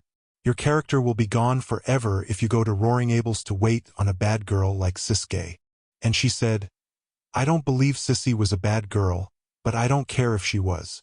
Those were her very words. 'I don't care if she was.' She has lost all sense of decency," exploded Uncle Benjamin. "Sissy Gay is dying," she said. "And it's a shame and disgrace that she is dying in a Christian community with no one to do anything for her. Whatever she's been or done, she's a human being." "Well, when it comes to that, I suppose she is," said Uncle James with the air of one making a splendid concession. I asked Doss if she had no regard for appearances. She said, "I've been keeping up appearances all my life. Now I'm going in for realities. Appearances can go hang. Go hang." "An outrageous thing," said Uncle Benjamin violently. "An outrageous thing," which relieved his feelings, but didn't help anyone else. Mrs. Frederick wept. Cousin Stickles took up the refrain between her moans of despair. We both told her, that Roaring Abel had certainly killed his wife in one of his drunken rages and would kill her. She laughed and said, "I'm not afraid of Roaring Abel. He won't kill me, and he's too old for me to be afraid of his gallantries." What did she mean? What are gallantries? Mrs. Frederick saw that she must stop crying if she wanted to regain control of the conversation. I said to her, "Valancy, if you have no regard for your own reputation and your family's standing, have you none for my feelings?" She said, "None." Just like that. "None. Insane people never do have any regard for other people's feelings," said Uncle Benjamin. "That's one of the symptoms." I broke out into tears then, and she said, "Come now, Mother, be a good sport. I'm going to do an act of Christian charity, and as for the damage it will do my reputation, why, I haven't any matrimonial chances anyhow, so what does it matter?" And with that she turned and went out. "The last words I said to her," said Cousin Stickles pathetically, "were, 'Who will rub my back at nights now?' And she said, but no, I cannot repeat it." "Nonsense," said Uncle Benjamin. "Out with it. This is no time to be squeamish." She said, Cousin Stickles' voice was little more than a whisper. She said, "Oh, darn. To think I should have lived to hear my daughter swearing," sobbed Mrs. Frederick. It was only imitation swearing," faltered Cousin Stickles, desirous of smoothing things over now that the worst was out. But she had never told about the banister. "It will be only a step from that to real swearing," said Uncle James sternly. "The worst of this," Mrs. Frederick hunted for a dry spot on her handkerchief. is that everyone will know now that she is deranged. We can't keep it a secret any longer. Oh, I cannot bear it. You should have been stricter with her when she was young, said Uncle Benjamin. I don't see how I could have been, said Mrs. Frederick, truthfully enough. The worst feature of the case is that Snaith scoundrel is always hanging around Roaring Abel's, said Uncle James. I shall be thankful if nothing worse comes of this mad freak than a few weeks at Roaring Abel's. Sissy Gay can't live much longer. And she didn't even take her flannel petticoat, lamented Cousin Stickles. I'll see Ambrose Marsh again about this, said Uncle Benjamin, meaning Valancy, not the flannel petticoat. I'll see Lawyer Ferguson, said Uncle James. Meanwhile, added Uncle Benjamin, let us be calm. Chapter 16. Valancy had walked out to Roaring Abel's house on the Mistawis Road under a sky of purple and amber, with a queer exhilaration and expectancy in her heart. Back there, behind her, her mother and Cousin Stickles were crying. Over themselves, not over her. But here the wind was in her face, soft, dew-wet, cool, blowing along the grassy roads. Oh, she loved the wind. The robins were whistling sleepily in the firs along the way, and the moist air was fragrant with the tang of balsam. Big cars went purring past in the violet dusk. The stream of summer tourists to Muskoka had already begun, but Valancy did not envy any of their occupants. Muskoka cottages might be charming, but beyond, in the sunset skies, among the spires of the firs, her blue castle towered. She brushed the old years and habits and inhibitions away from her like dead leaves. She would not be littered with them. Roaring Abel's rambling, tumble-down old house was situated about 3 miles from the village, on the very edge of Upback, as the sparsely settled, hilly, wooded country around Mistawis was called vernacularly.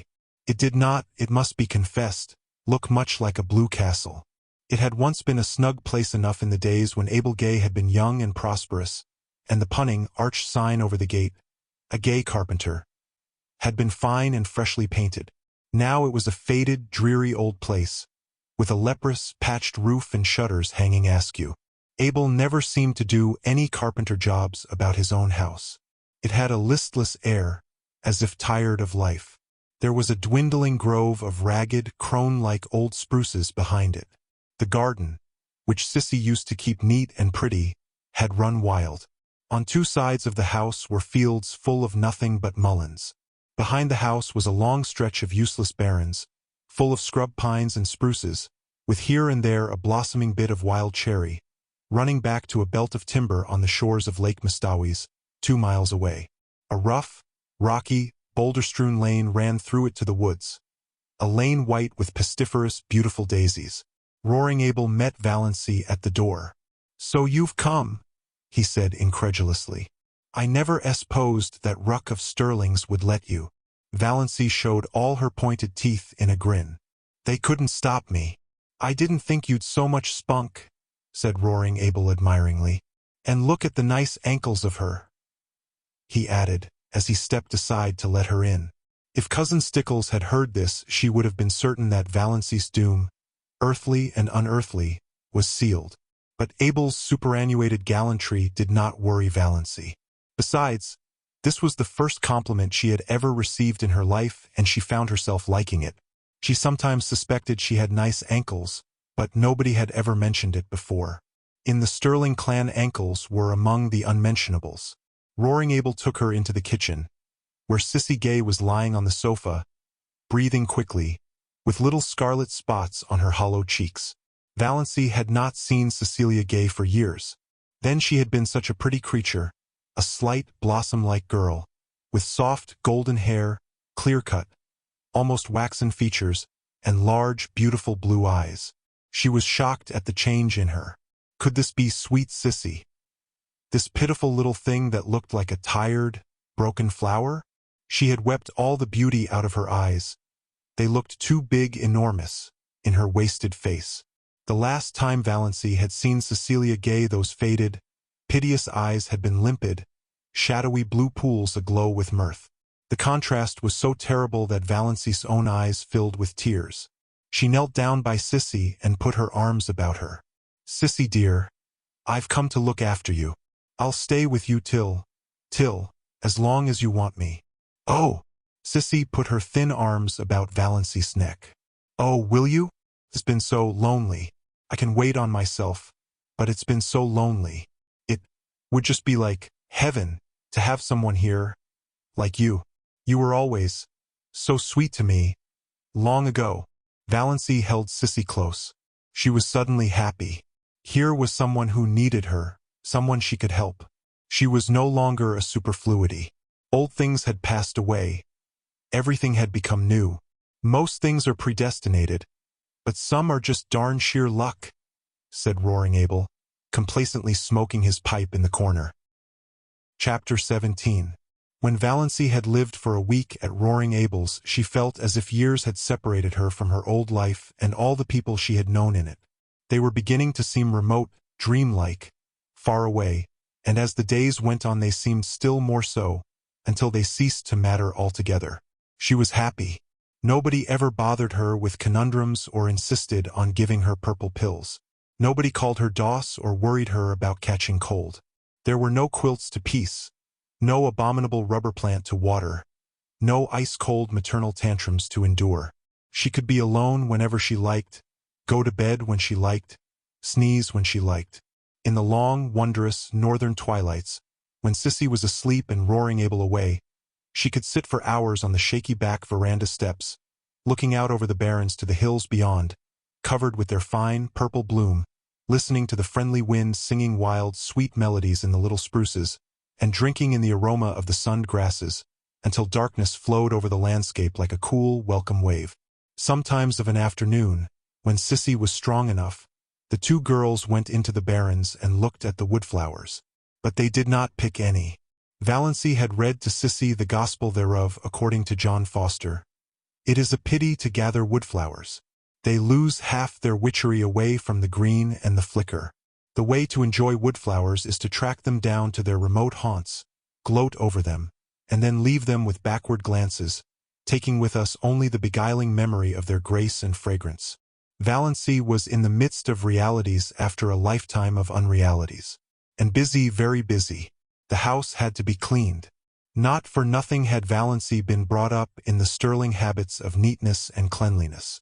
If she found satisfaction in cleaning dirty rooms, she got her fill of it there. Roaring Abel thought she was foolish to bother doing so much more than she was asked to do, but he did not interfere with her. He was very well satisfied with his bargain. Valancy was a good cook. Abel said she got a flavor into things. The only fault he found with her was that she did not sing at her work. Folks should always sing at their work, he insisted. Sounds cheerful-like. Not always, retorted Valancy. Fancy a butcher singing at his work. Or an undertaker. Abel burst into his great broad laugh. There's no getting the better of you. You've got an answer every time. I should think the Stirlings would be glad to be rid of you. They don't like being sassed back. During the day Abel was generally away from home, if not working, then shooting or fishing with Barney Snaith. He generally came home at nights, always very late and often very drunk. The first night they heard him come howling into the yard. Sissy had told Valancy not to be afraid. Father never does anything. He just makes a noise. Valancy, lying on the sofa in Sissy's room, where she had elected to sleep, lest Sissy should need attention in the night. Sissy would never have called her, was not at all afraid, and said so. By the time Abel had got his horses put away, the roaring stage had passed and he was in his room at the end of the hall crying and praying. Valancy could still hear his dismal moans when she went calmly to sleep. For the most part, Abel was a good-natured creature, but occasionally he had a temper. Once Valancy asked him coolly, "What is the use of getting in a rage? It's such a relief," said Abel. They both burst out laughing together. "You're a great little sport," said Abel admiringly. "Don't mind my bad French. I don't mean a thing by it. Just habit. Say, I like a woman that ain't afraid to speak up to me. Sis there was always too meek. That's why she got adrift. I like you." "All the same," said Valancy determinedly. "There is no use in sending things to hell as you're always doing, and I'm not going to have you tracking mud all over a floor I've just scrubbed. You must use the scraper whether you consign it to perdition or not." Sissy loved the cleanness and neatness. She had kept it so, too, until her strength failed. She was very pitifully happy because she had Valancy with her. It had been so terrible. The long, lonely days and nights with no companionship save those dreadful old women who came to work. Sissy had hated and feared them. She clung to Valancy like a child. There was no doubt that Sissy was dying. Yet at no time did she seem alarmingly ill. She did not even cough a great deal. Most days she was able to get up and dress, sometimes even to work about in the garden or the barrens for an hour or two.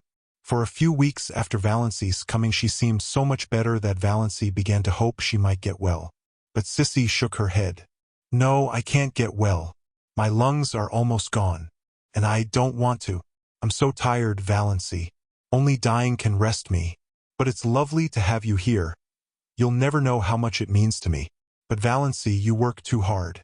You don't need to. Father only wants his meals cooked. I don't think you are strong yourself. You turn so pale sometimes.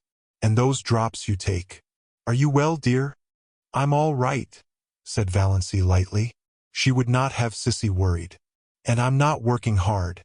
I'm glad to have some work to do. Something that really wants to be done." Then Sissy slipped her hand wistfully into Valancy's. "Don't let's talk any more about my being sick. Let's just forget it. Let's pretend I'm a little girl again, and you have come here to play with me. I used to wish that long ago, wish that you could come. I knew you couldn't, of course, but how I did wish it. You always seemed so different from the other girls. So kind and sweet, and as if you had something in yourself nobody knew about. Some dear, pretty secret. Had you, Valancy?" "I had my blue castle," said Valancy, laughing a little. She was pleased that Sissy had thought of her like this. She had never suspected that anybody liked or admired or wondered about her. She told Sissy all about her blue castle. She had never told anyone about it before. "Everyone has a blue castle, I think," said Sissy softly. "Only everyone has a different name for it. I had mine once." She put her two thin little hands over her face. She did not tell Valancy then who had destroyed her blue castle. But Valancy knew that, whoever it was not Barney Snaith. Chapter 18. Valancy was acquainted with Barney by now. Well acquainted, it seemed, though she had spoken to him only a few times. But then she had felt just as well acquainted with him the first time they had met. She had been in the garden at twilight, hunting for a few stalks of white narcissus for Sissy's room when she heard that terrible old grey Slosson coming down through the woods from Mistawi's. One could hear it miles away. Valancy did not look up as it drew near, thumping over the rocks in that crazy lane. She had never looked up, though Barney had gone racketing past every evening since she had been at Roaring Abel's. This time he did not racket past. The old grey Slosson stopped with even more terrible noises than it made going. Valancy was conscious that Barney had sprung from it and was leaning over the ramshackle gate.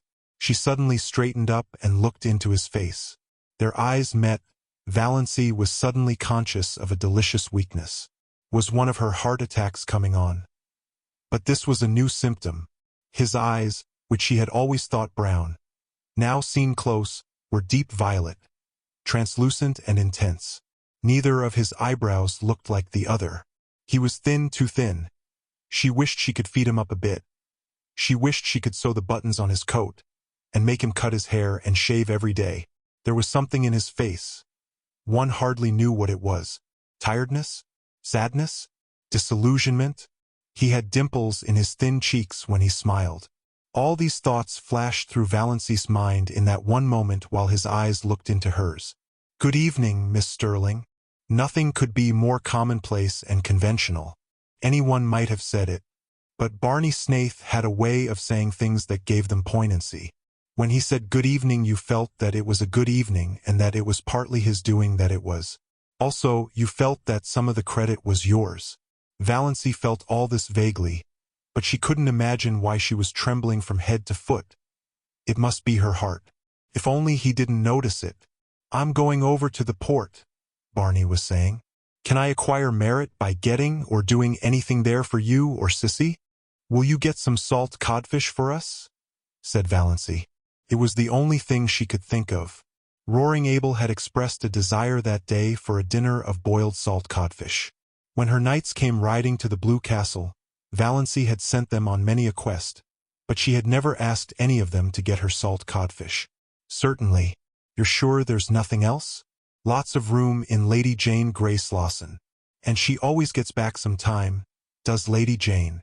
"I don't think there's anything more," said Valancy. She knew he would bring oranges for Sissy anyhow, he always did. Barney did not turn away at once. He was silent for a little.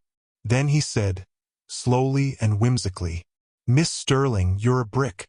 You're a whole cartload of bricks. To come here and look after Sissy, under the circumstances."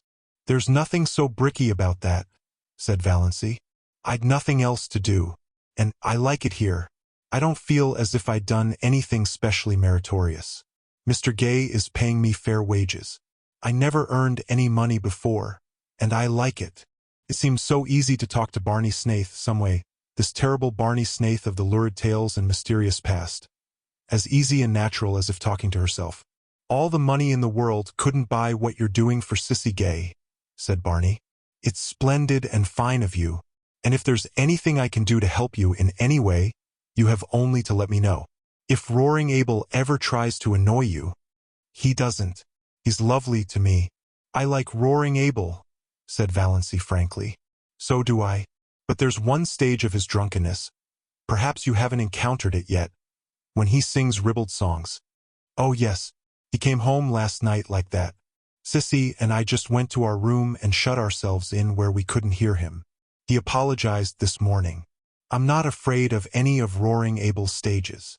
"Well, I'm sure he'll be decent to you, apart from his inebriated yowls," said Barney.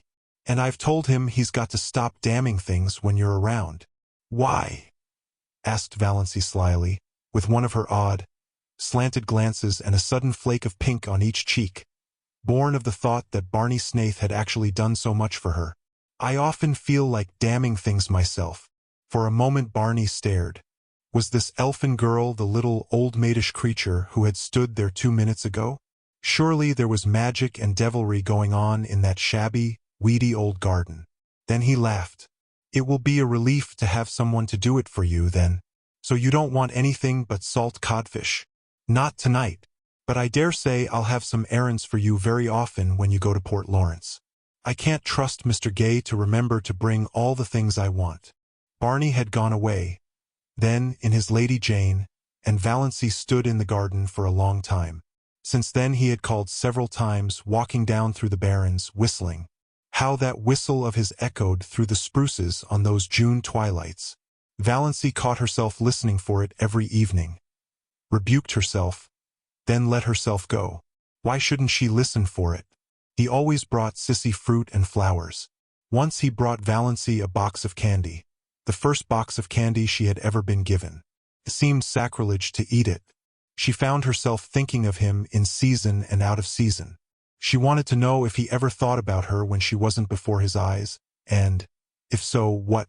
She wanted to see that mysterious house of his back on the Mistawis Island. Sissy had never seen it.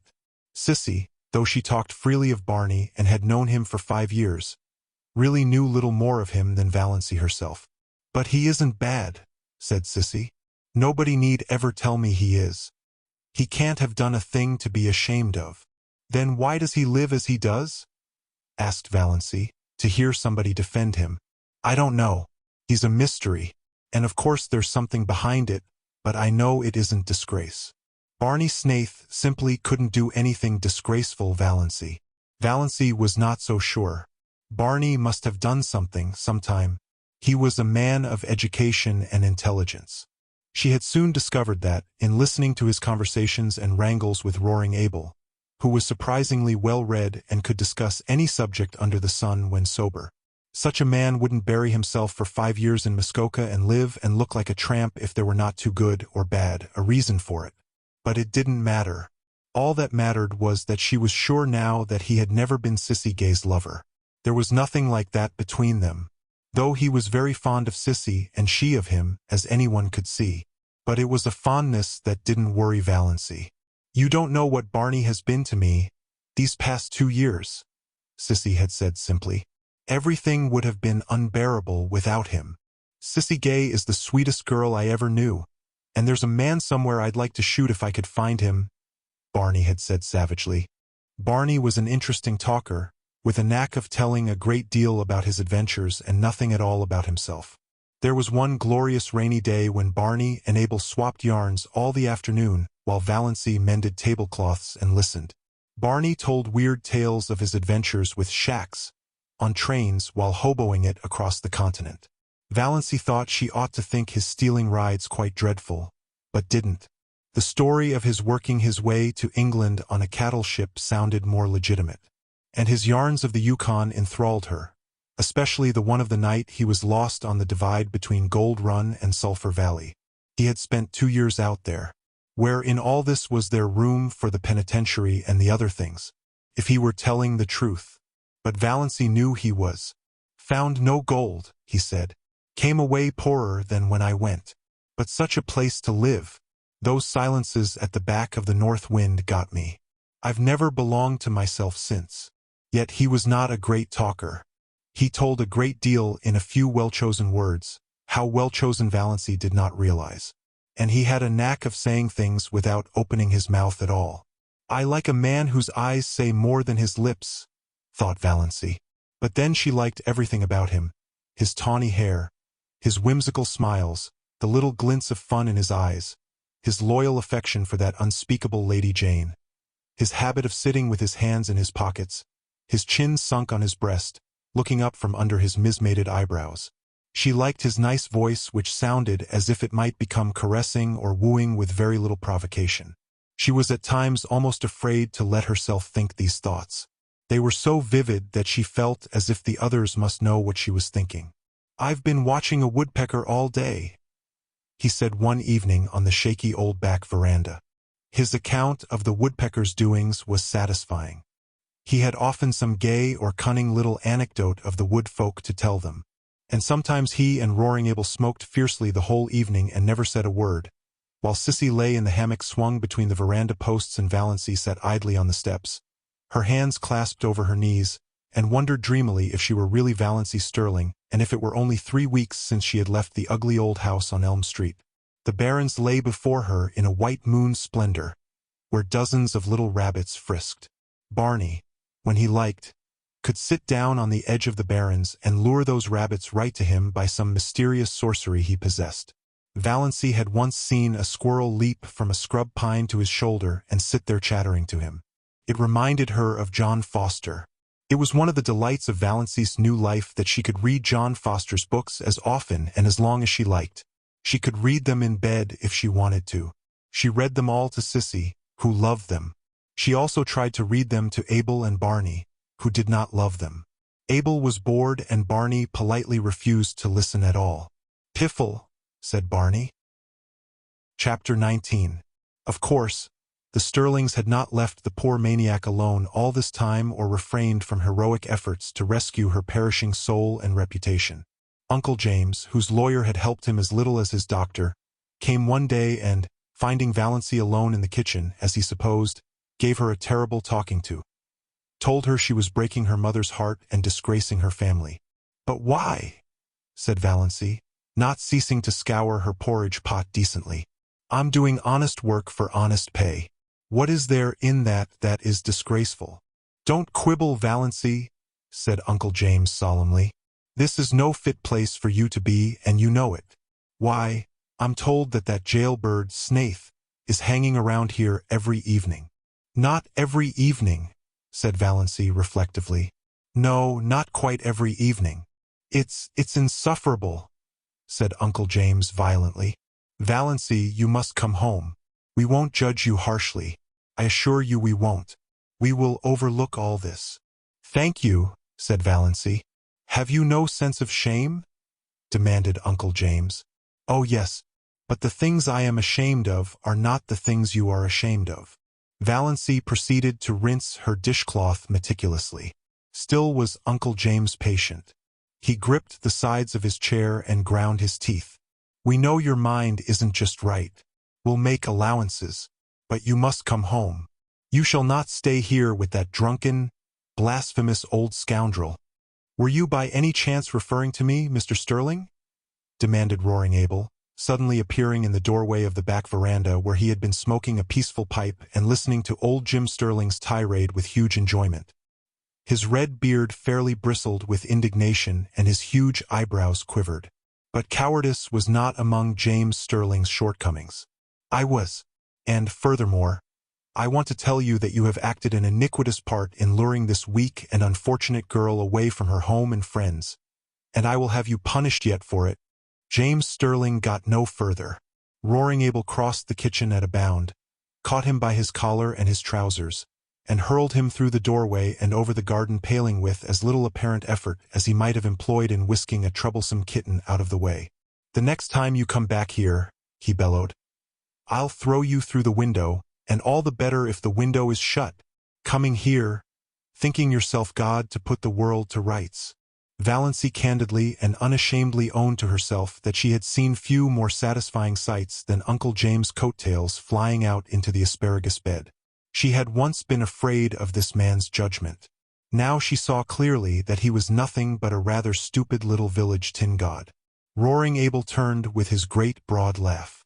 "He'll think of that for years when he wakes up in the night. The Almighty made a mistake in making so many Stirlings. But since they are made, we've got to reckon with them. Too many to kill out. But if they come here bothering you, I'll shoo 'em off before a cat could lick its ear." The next time they sent Dr. Stirling. Surely Roaring Abel would not throw him into asparagus beds. Dr. Stirling was not so sure of this and had no great liking for the task. He did not believe Valancy Stirling was out of her mind. She had always been queer. He, Dr. Stirling, had never been able to understand her. Therefore, beyond doubt, she was queer. She was only just a little queerer than usual now. And Dr. Stirling had his own reasons for disliking Roaring Abel. When Dr. Stirling had first come to Deerwood, he had had a liking for long hikes around Mistawis and Muskoka. On one of these occasions he had got lost and after much wandering had fallen in with Roaring Abel with his gun over his shoulder. Dr. Stirling had contrived to ask his question in about the most idiotic manner possible. He said, "Can you tell me where I'm going?" "How the devil should I know where you're going, gosling?" retorted Abel contemptuously. Dr. Stirling was so enraged that he could not speak for a moment or two, and in that moment Abel had disappeared in the woods. Dr. Stirling had eventually found his way home, but he had never hankered to encounter Abel Gay again. Nevertheless, he came now to do his duty. Valancy greeted him with a sinking heart. She had to own to herself that she was terribly afraid of Dr. Stirling still. She had a miserable conviction that if he shook his long, bony finger at her and told her to go home, she dared not disobey. "Mr. Gay," said Dr. Stirling politely and condescendingly, "may I see Miss Stirling alone for a few minutes?" Roaring Abel was a little drunk, just drunk enough to be excessively polite and very cunning. He had been on the point of going away when Dr. Stirling arrived, but now he sat down in a corner of the parlor and folded his arms. "No, no, mister," he said solemnly. "That wouldn't do at all. I've got the reputation of my household to keep up. I've got to chaperone this young lady. Can't have any sparkin going on here behind my back." Outraged Dr. Stirling looked so terrible that Valancy wondered how Abel could endure his aspect. But Abel was not worried at all. "Do you know anything about it anyway?" he asked genially. "About what?" "Sparking," said Abel coolly. Poor Dr. Stirling, who had never married because he believed in a celibate clergy, would not notice this ribald remark. He turned his back on Abel and addressed himself to Valancy. "Miss Stirling, I am here in response to your mother's wishes. She begged me to come. I am charged with some messages from her. Will you?" He wagged his forefinger. "Will you hear them?" "Yes," said Valancy faintly, eyeing the forefinger. It had a hypnotic effect on her. "The first is this. If you will leave this house," interjected Roaring Abel. "House. Troubled with an impediment in your speech, ain't you, mister? This place and return to your home. Mr. James Stirling will himself pay for a good nurse to come here and wait on Miss Gay." Back of her terror Valancy smiled in secret. Uncle James must indeed regard the matter as desperate when he would loosen his purse strings like that. At any rate, Her clan no longer despised her or ignored her. She had become important to them. "That's my business, mister," said Abel. "Miss Stirling can go if she pleases, or stay if she pleases. I made a fair bargain with her, and she's free to conclude it when she likes. She gives me meals that stick to my ribs. She don't forget to put salt in the porridge. She never slams doors, and when she has nothing to say she don't talk. That's uncanny in a woman, you know, mister. I'm satisfied. If she isn't, she's free to go. But no woman comes here in Jim Stirling's pay. If anyone does," Abel's voice was uncannily bland and polite, "I'll spatter the road with her brains. Tell him that with a gaze compliments." "Dr. Stirling, a nurse is not what Sissy needs," said Valancy earnestly. "She isn't so ill as that yet. What she wants is companionship, somebody she knows and likes just to live with her. You can understand that, I'm sure. I understand that your motive is quite commendable." Dr. Stirling felt that he was very broad-minded indeed, especially as in his secret soul he did not believe Valancy's motive was commendable. He hadn't the least idea what she was up to, but he was sure her motive was not commendable. When he could not understand a thing, he straightway condemned it. Simplicity itself. "But your first duty is to your mother. She needs you. She implores you to come home. She will forgive everything if you will only come home." "That's a pretty little thought," remarked Abel meditatively, as he ground some tobacco up in his hand. Dr. Stirling ignored him. "She entreats, but Miss Stirling." Dr. Stirling remembered that he was an ambassador of Jehovah. "I command, as your pastor and spiritual guide, I command you to come home with me, this very day. Get your hat and coat and come now." Dr. Stirling shook his finger at Valancy. Before that pitiless finger she drooped and wilted visibly. "She's giving in," thought roaring Abel. "She'll go with him. Beats all, the power these preacher fellows have over women." Valancy was on the point of obeying Dr. Stirling. She must go home with him and give up. She would lapse back to Doss Stirling again, and for her few remaining days or weeks be the cowed, futile creature she had always been.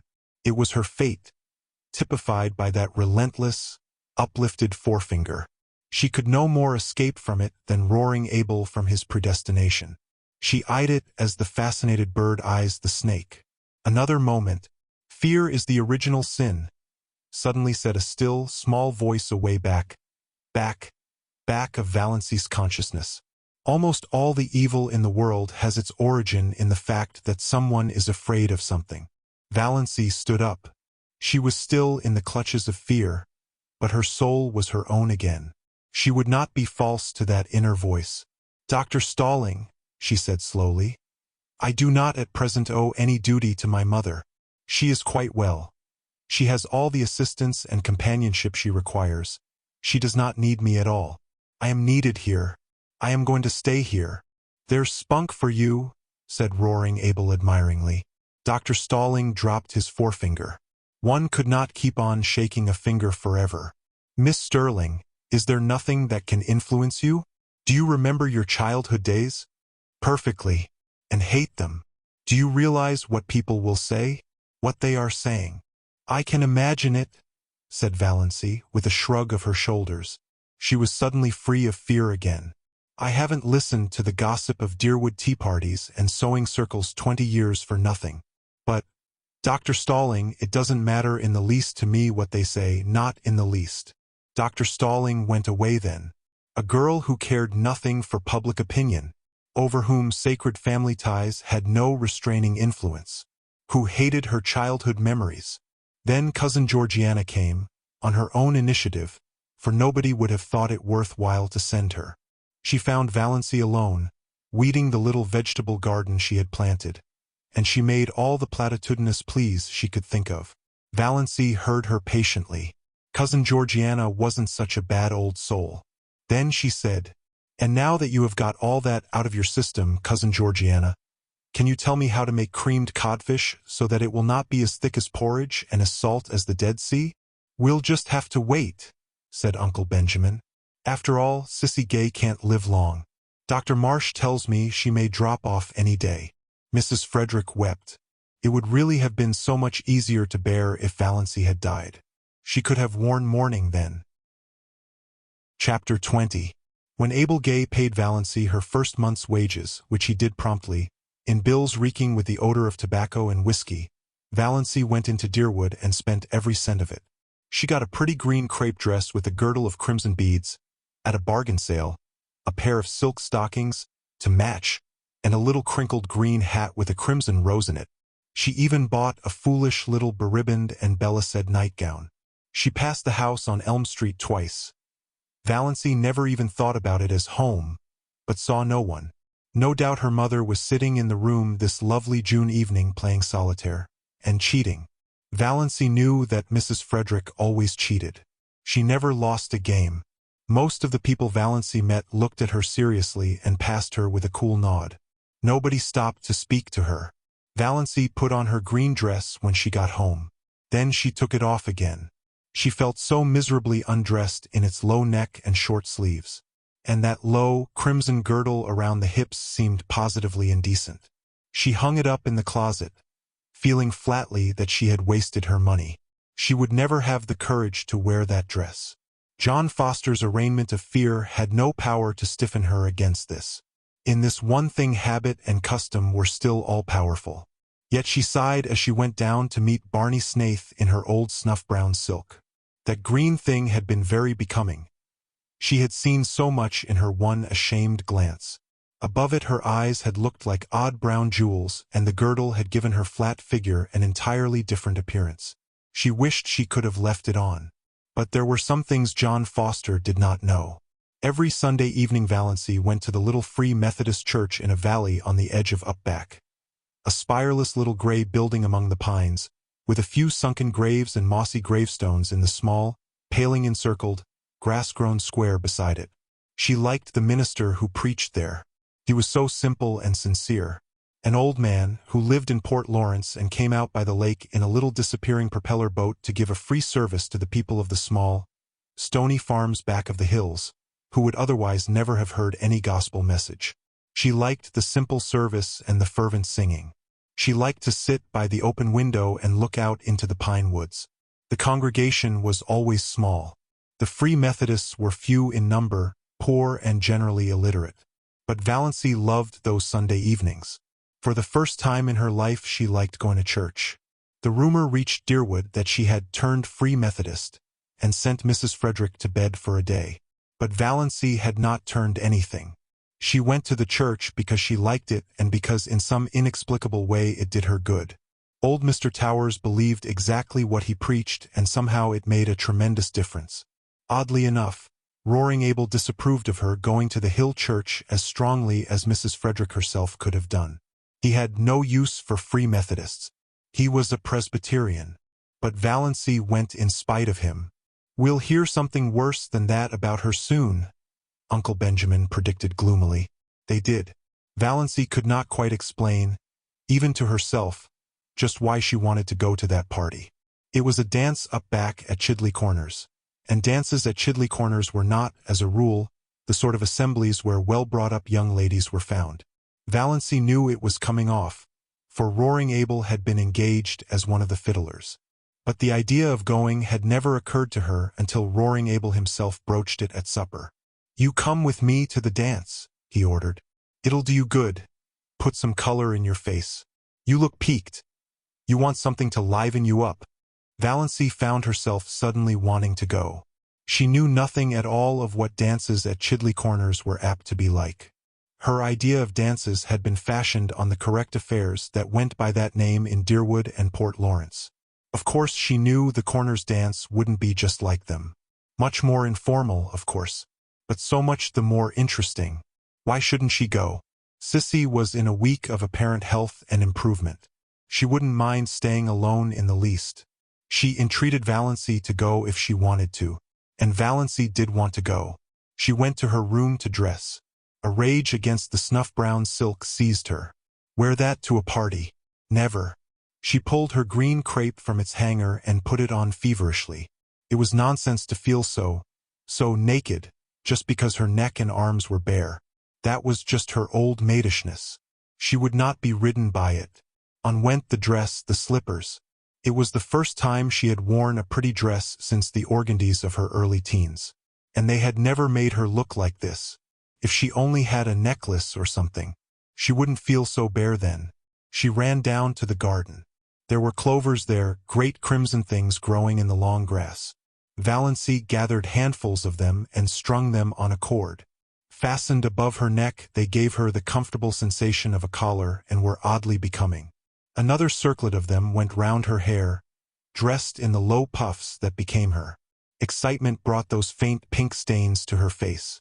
She flung on her coat and pulled the little twisty hat over her hair. "You look so nice and different, dear," said Sissy. "Like a green moonbeam with a gleam of red in it, if there could be such a thing." Valancy stooped to kiss her. "I don't feel right about leaving you alone, Sissy." "Oh, I'll be all right. I feel better tonight than I have for a long while. I've been feeling badly to see you sticking here so closely on my account.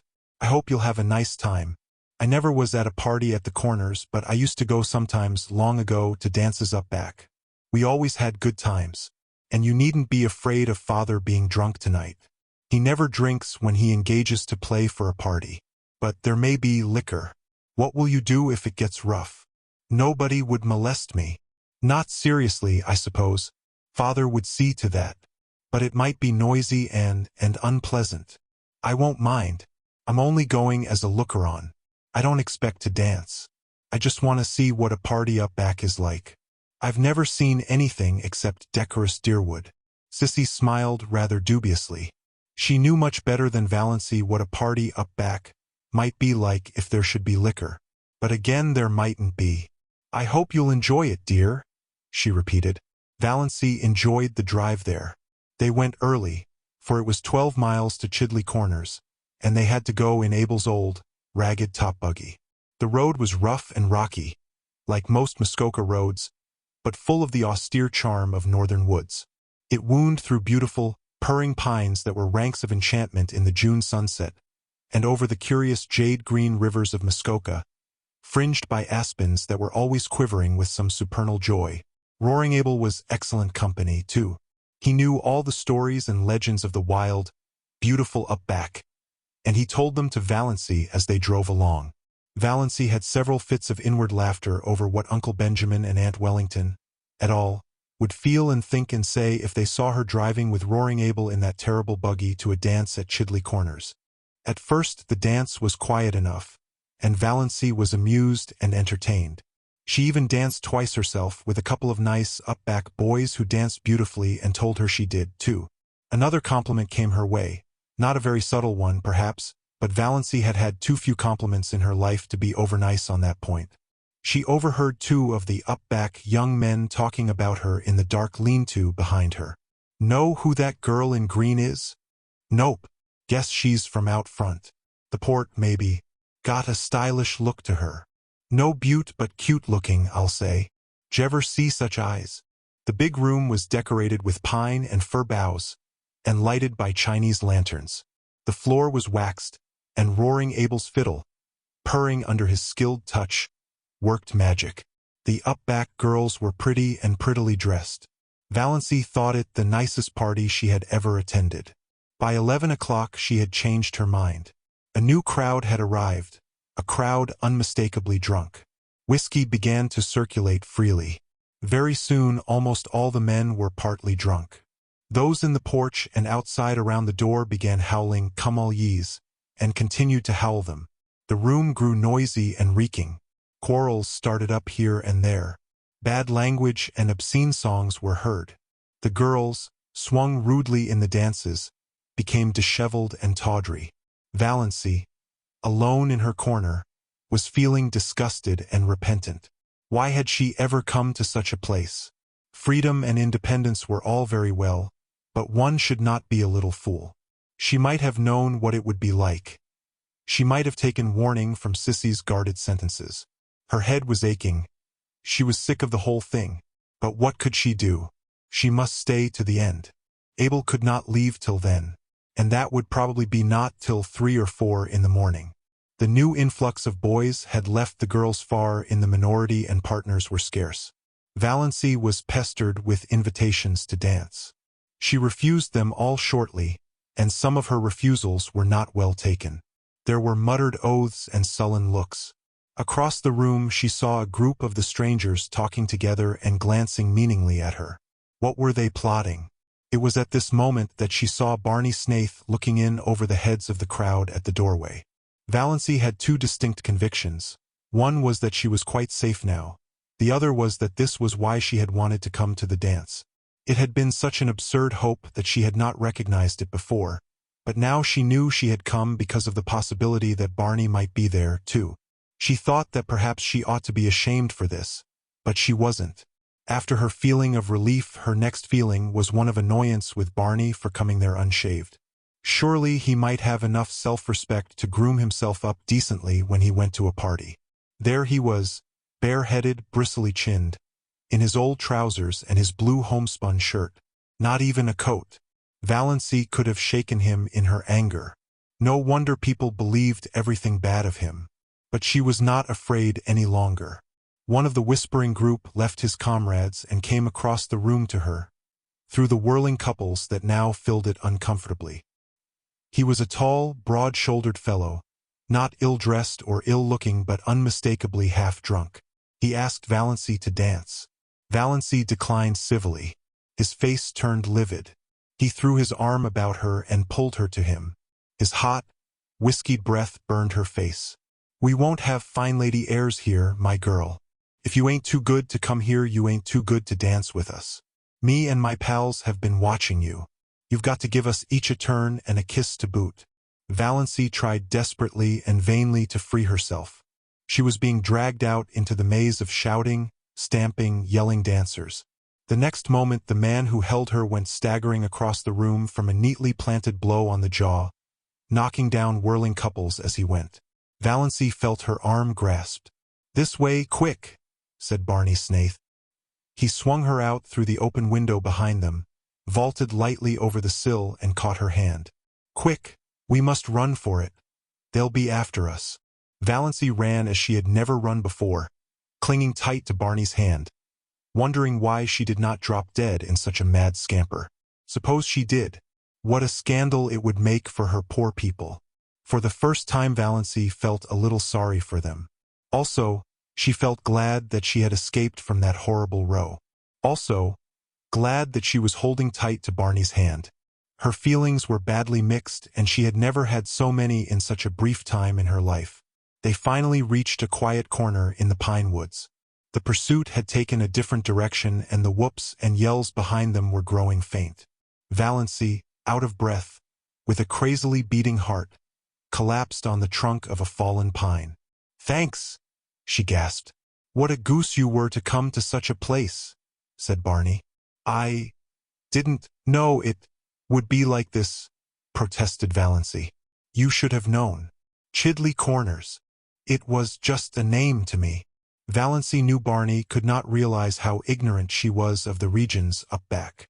She had lived in Deerwood all her life, and of course he supposed she knew. He didn't know how she had been brought up. There was no use trying to explain.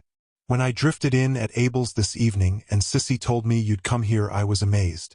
And downright scared. Sissy told me she was worried about you but hadn't liked to say anything to dissuade you for fear you'd think she was thinking selfishly about herself. So I came on up here instead of going to Deerwood." Valancy felt a sudden delightful glow irradiating soul and body under the dark pines. So he had actually come up to look after her. "As soon as they stop hunting for us, we'll sneak around to the Muskoka Road. I left Lady Jane down there. I'll take you home. I suppose you've had enough of your party." "Quite," said Valancy meekly.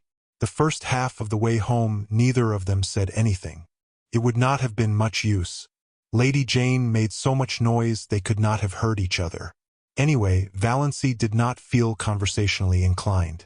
She was ashamed of the whole affair. Ashamed of her folly in going. Ashamed of being found in such a place by Barney Snaith. By Barney Snaith, reputed jailbreaker, infidel, forger, and defaulter. Valancy's lips twitched in the darkness as she thought of it. But she was ashamed.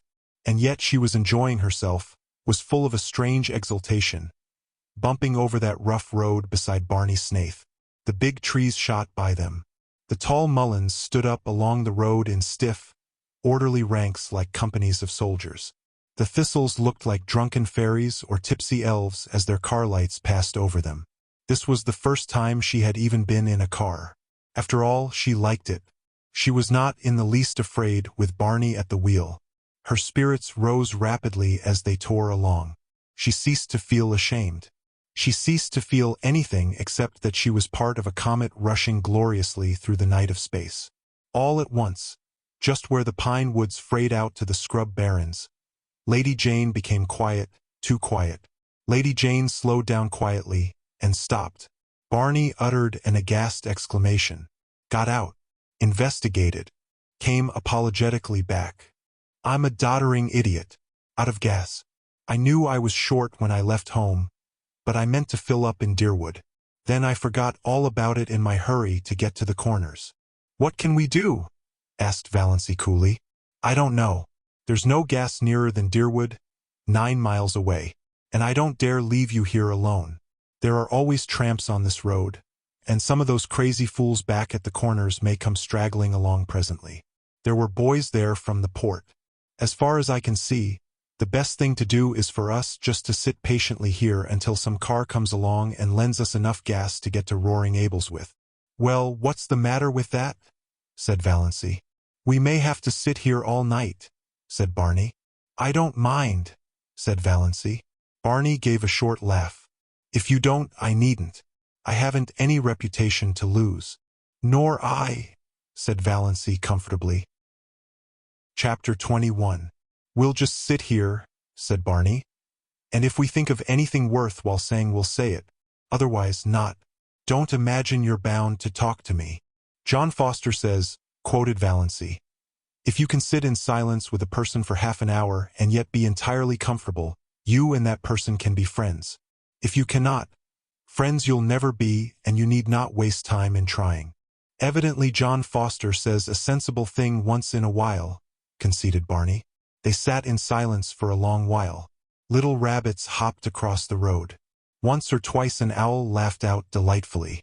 The road beyond them was fringed with the woven shadow lace of trees.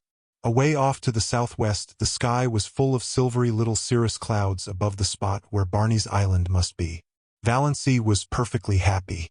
Some things dawn on you slowly. Some things come by lightning flashes. Valancy had had a lightning flash. She knew quite well now that she loved Barney. Yesterday she had been all her own. Now she was this man's. Yet he had done nothing, said nothing. He had not even looked at her as a woman. But that didn't matter. Nor did it matter what he was or what he had done. She loved him without any reservations. Everything in her went out wholly to him. She had no wish to stifle or disown her love. She seemed to be his so absolutely that thought apart from him, thought in which he did not predominate, was an impossibility. She had realized, quite simply and fully, that she loved him, in the moment when he was leaning on the car door, explaining that Lady Jane had no gas. She had looked deep into his eyes in the moonlight and had known. In just that infinitesimal space of time, everything was changed. Old things passed away and all things became new. She was no longer unimportant little old-maid Valancy Stirling. She was a woman, full of love and therefore rich and significant, justified to herself. Life was no longer empty and futile, and death could cheat her of nothing. Love had cast out her last fear. Love, what a searing, torturing, intolerably sweet thing it was. This possession of body, soul, and mind, with something at its core as fine and remote and purely spiritual as the tiny blue spark in the heart of the unbreakable diamond. No dream had ever been like this. She was no longer solitary. She was one of a vast sisterhood, all the women who had ever loved in the world. Barney need never know it, though she would not in the least have minded his knowing. But she knew it, and it made a tremendous difference to her. Just to love. She did not ask to be loved. It was rapture enough just to sit there beside him in silence, alone in the summer night in the white splendor of moonshine, with the wind blowing down on them out of the pine woods. She had always envied the wind, so free, blowing where it listed, through the hills, over the lakes, What a tang, what a zip it had. What a magic of adventure. Valancy felt as if she had exchanged her shop-worn soul for a fresh one, fire new from the workshop of the gods. As far back as she could look, life had been dull, colorless, savorless. Now she had come to a little patch of violets, purple and fragrant, hers for the plucking. No matter who or what had been in Barney's past, no matter who or what might be in his future, no one else could ever have this perfect hour. She surrendered herself utterly to the charm of the moment. "Ever dream of ballooning?" said Barney suddenly. "No," said Valancy. "I do often. Dream of sailing through the clouds, seeing the glories of sunset, spending hours in the midst of a terrific storm with lightning playing above and below you, skimming above a silver cloud floor under a full moon. Wonderful." "It does sound so," said Valancy. "I've stayed on Earth in my dreams." She told him about her blue castle. It was so easy to tell Barney things. One felt he understood everything, even the things you didn't tell him. And then she told him a little of her existence before she came to Roaring Abel's. She wanted him to see why she had gone to the dance up back. "You see, I've never had any real life," she said. "I've just breathed. Every door has always been shut to me." "But you're still young," said Barney. "Oh, I know. Yes, I'm still young. But that's so different from young," said Valancy bitterly. For a moment she was tempted to tell Barney why her years had nothing to do with her future. But she did not. She was not going to think of death tonight. "Though I never was really young," she went on, "until tonight," she added in her heart. "I never had a life like other girls. You couldn't understand. Why?" She had a desperate desire that Barney should know the worst about her. "I didn't even love my mother. Isn't it awful that I don't love my mother?" "Rather awful for her," said Barney drily. "Oh, she didn't know it. She took my love for granted. And I wasn't any use or comfort to her or anybody. I was just a vegetable, and I got tired of it. That's why I came to keep house for Mr. Gay and look after Sissy. And I suppose your people thought you'd gone mad." "They did and do literally," said Valancy. "But it's a comfort to them. They'd rather believe me mad than bad. There's no other alternative. But I've been living since I came to Mr. Gay's. It's been a delightful experience. I suppose I'll pay for it when I have to go back. But I'll have had it." "That's true," said Barney. "If you buy your experience, it's your own. So it's no matter how much you pay for it. Somebody else's experience can never be yours. Well, it's a funny old world." "Do you think it really is old?" asked Valancy dreamily. "I never believed that in June. Seems so young tonight, somehow. In that quivering moonlight, like a young white girl waiting." "Moonlight here on the verge of up back is different from moonlight anywhere else," agreed Barney. "It always makes me feel so clean, somehow, body and soul. And of course the age of gold always comes back in spring." It was 10 o'clock now. A dragon of black cloud ate up the moon. The spring air grew chill. Valancy shivered. Barney reached back into the innards of Lady Jane and clawed up an old, tobacco-scented overcoat. "Put that on," he ordered. "Don't you want it yourself?" protested Valancy. "No, I'm not going to have you catching cold on my hands." "Oh, I won't catch cold. I haven't had a cold since I came to Mr. Gay's, though I've done the foolishest things. It's funny, too. I used to have them all the time. I feel so selfish taking your coat. You've sneezed 3 times. No use winding up your experience up back with grippe or pneumonia." He pulled it up tight about her throat and buttoned it on her. Valancy submitted with secret delight. How nice it was to have someone look after you so. She snuggled down into the tobacco-y folds and wished the night could last forever. 10 minutes later a car swooped down on them from up back. Barney sprang from Lady Jane and waved his hand. The car came to a stop beside them. Valancy saw Uncle Wellington and Olive gazing at her in horror from it. So Uncle Wellington had got a car, and he must have been spending the evening up at Mistawi's with Cousin Herbert. Valancy almost laughed aloud at the expression on his face as he recognized her. The pompous, bewhiskered old humbug. "Can you let me have enough gas to take me to Deerwood?" Barney was asking politely, but Uncle Wellington was not attending to him. "Valancy, "How came you here?" he said sternly. "By chance or God's grace," said Valancy. "With this jailbird? At 10 o'clock at night?" said Uncle Wellington. Valancy turned to Barney. The moon had escaped from its dragon, and in its light her eyes were full of deviltry. "Are you a jailbird? Does it matter?" said Barney, gleams of fun in his eyes. "Not to me. I only asked out of curiosity," continued Valancy. "Then I won't tell you. I never satisfy curiosity." He turned to Uncle Wellington and his voice changed subtly. "Mr. Stirling, I asked you if you could let me have some gas. If you can, well and good. If not, we are only delaying you unnecessarily." Uncle Wellington was in a horrible dilemma. To give gas to this shameless pair, but not to give it to them. To go away and leave them there in the Mistawis woods. Until daylight, likely.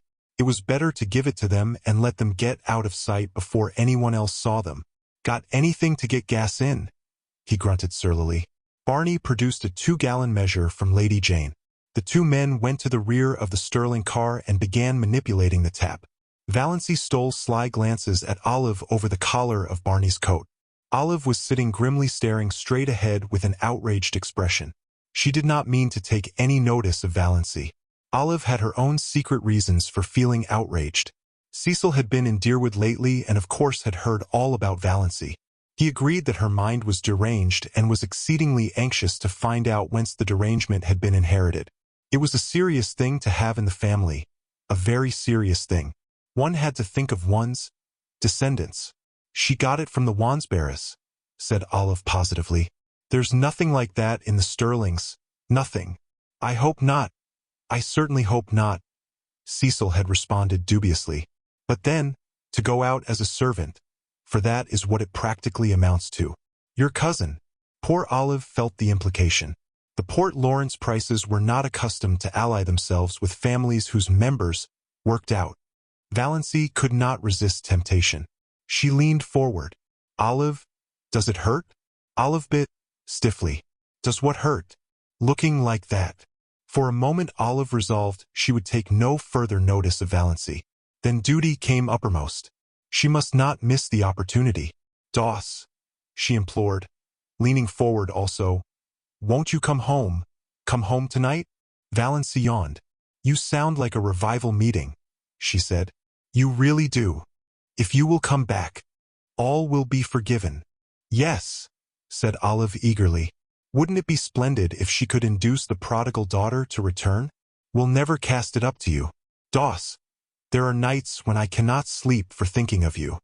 "And me having the time of my life," said Valancy, laughing. "Doss, I can't believe you're bad. I've always said you couldn't be bad." "I don't believe I can be," said Valancy. "I'm afraid I'm hopelessly proper. I've been sitting here for 3 hours with Barney Snaith and he hasn't even tried to kiss me. I wouldn't have minded if he had." "Olive." Valancy was still leaning forward. Her little hat with its crimson rose was tilted down over one eye. Olive stared. In the moonlight Valancy's eyes, Valancy's smile. What had happened to Valancy? She looked not pretty. Doss couldn't be pretty. But provocative, fascinating, yes, abominably so. Olive drew back. It was beneath her dignity to say more. After all, Valancy must be both mad and bad. "Thanks, that's enough," said Barney behind the car. "Much obliged, Mr. Stirling. 2 gallons, 70 cents. "Thank you." Uncle Wellington climbed foolishly and feebly into his car. He wanted to give Snaith a piece of his mind, but dared not. Who knew what the creature might do if provoked? No doubt he carried firearms. Uncle Wellington looked indecisively at Valancy. But Valancy had turned her back on him and was watching Barney pour the gas into Lady Jane's maw. "Drive on," said Olive decisively. "There's no use in waiting here. Let me tell you what she said to me." "The little hussy. The shameless little hussy," said Uncle Wellington. Chapter 22. The next thing the Stirlings heard was that Valancy had been seen with Barney Snaith in a movie theater in Port Lawrence and after it at supper in a Chinese restaurant there. This was quite true, and no one was more surprised at it than Valancy herself. Barney had come along in Lady Jane one dim twilight and told Valancy unceremoniously if she wanted a drive to hop in. I'm going to the port. Will you go there with me? His eyes were teasing, and there was a bit of defiance in his voice. Valancy, who did not conceal from herself that she would have gone anywhere with him to any place, hopped in without more ado. They tore into and through Deerwood. Mrs. Frederick and Cousin Stickles, taking a little air on the veranda, saw them whirl by in a cloud of dust and sought comfort in each other's eyes. Valancy, who in some dim pre-existence had been afraid of a car, was hatless and her hair was blowing wildly round her face. She would certainly come down with bronchitis and die at Roaring Abel's. She wore a low-necked dress and her arms were bare. That Snaith creature was in his shirt-sleeves, smoking a pipe. They were going at the rate of 40 miles an hour, 60, Cousin Stickles averred. Lady Jane could hit the pike when she wanted to. Valancy waved her hand gaily to her relatives. As for Mrs. Frederick, she was wishing she knew how to go into hysterics. Was it for this, she demanded in hollow tones, that I suffered the pangs of motherhood? I will not believe, said Cousin Stickles solemnly, that our prayers will not yet be answered. Who will protect that unfortunate girl when I am gone? Moaned Mrs. Frederick. As for Valancy, she was wondering if it could really be only a few weeks since she had sat there with them on that veranda, hating the rubber plant, pestered with teasing questions like black flies, always thinking of appearances, cowed because of Aunt Wellington's teaspoons and Uncle Benjamin's money, poverty-stricken, afraid of everybody, envying Olive, a slave to moth-eaten traditions, nothing to hope for or expect, and now every day was a gay adventure. Lady Jane flew over the 15 miles between Deerwood and the port, through the port. The way Barney went past traffic policemen was not holy. The lights were beginning to twinkle out like stars in the clear, lemon-hued twilight air. This was the only time Valancy ever really liked the town, and she was crazy with the delight of speeding. Was it possible she had ever been afraid of a car? She was perfectly happy, riding beside Barney. Not that she deluded herself into thinking it had any significance. She knew quite well that Barney had asked her to go on the impulse of the moment, an impulse born of a feeling of pity for her and her starved little dreams. She was looking tired after a wakeful night with a heart attack, followed by a busy day. She had so little fun. He'd give her an outing for once. Besides, Abel was in the kitchen, at the point of drunkenness where he was declaring he did not believe in God and beginning to sing ribald songs. It was just as well she should be out of the way for a while. Barney knew Roaring Abel's repertoire. They went to the movie. Valancy had never been to a movie. And then, finding a nice hunger upon them, they went and had fried chicken, unbelievably delicious, in the Chinese restaurant. After which they rattled home again, leaving a devastating trail of scandal behind them. Mrs. Frederick gave up going to church altogether. She could not endure her friends' pitying glances and questions. But Cousin Stickles went every Sunday. She said they had been given a cross to bear. Chapter 23. On one of Sissy's wakeful nights, she told Valancy her poor little story. They were sitting by the open window. Sissy could not get her breath lying down that night. An inglorious gibbous moon was hanging over the wooded hills, and in its spectral light Sissy looked frail and lovely and incredibly young. A child. It did not seem possible that she could have lived through all the passion and pain and shame of her story. He was stopping at the hotel across the lake. He used to come over in his canoe at night. We met in the pines down the shore. He was a young college student. His father was a rich man in Toronto. Oh, Valancy, I didn't mean to be bad. I didn't, indeed. But I loved him so. I love him yet. I'll always love him. And I didn't know some things. I didn't understand. Then his father came and took him away. And, after a little, I found out, oh, Valancy. I was so frightened. I didn't know what to do. I wrote him and he came. He said he would marry me, Valancy. And why? And why? Oh, Valancy. He didn't love me anymore. I saw that at a glance. He was just offering to marry me because he thought he ought to, because he was sorry for me. He wasn't bad, but he was so young, and what was I that he should keep on loving me? Never mind making excuses for him, said Valancy a bit shortly. So you wouldn't marry him? I couldn't. Not when he didn't love me anymore. Somehow, I can't explain, it seemed a worse thing to do than the other. He argued a little, but he went away. Do you think I did right, Valancy? Yes, I do. You did right. But he... Don't blame him, dear. Please don't. Let's not talk about him at all. There's no need. I wanted to tell you how it was. I didn't want you to think me bad. I never did think so. Yes, I felt that whenever you came. Oh, Valancy, what you've been to me. I can never tell you. But God will bless you for it. I know He will. With what measure ye meet. Sissy sobbed for a few minutes in Valancy's arms. Then she wiped her eyes. Well, that's almost all. I came home. I wasn't really so very unhappy. I suppose I should have been. But I wasn't. Father wasn't hard on me. And my baby was so sweet while he lived. I was even happy. I loved him so much, the dear little thing. He was so sweet, Valancy, with such lovely blue eyes, and little rings of pale gold hair like silk floss, and tiny dimpled hands. I used to bite his satin-smooth little face all over, softly, so as not to hurt him, you know. I know, said Valancy, wincing. I know. A woman always knows and dreams. And he was all mine. Nobody else had any claim on him. When he died, oh, Valancy, I thought I must die too. I didn't see how anybody could endure such anguish and live. To see his dear little eyes and know he would never open them again. To miss his warm little body nestled against mine at night and think of him sleeping alone and cold. His wee face under the hard frozen earth. It was so awful for the first year. After that it was a little easier. One didn't keep thinking this day last year. But I was so glad when I found out I was dying. Who could endure life if it were not for the hope of death? Murmured Valancy softly. It was of course a quotation from some book of John Foster's. I'm glad I've told you all about it, sighed Sissy. I wanted you to know. Sissy died a few nights after that. Roaring Abel was away. When Valancy saw the change that had come over Sissy's face, she wanted to telephone for the doctor. But Sissy wouldn't let her. Valancy, why should you? He can do nothing for me. I've known for several days that this was near. Let me die in peace, dear. Just holding your hand. Oh, I'm so glad you're here. Tell Father goodbye for me. He's always been as good to me as he knew how, and Barney. Somehow, I think that Barney. But a spasm of coughing interrupted and exhausted her. She fell asleep when it was over, still holding to Valancy's hand. Valancy sat there in the silence. She was not frightened or even sorry.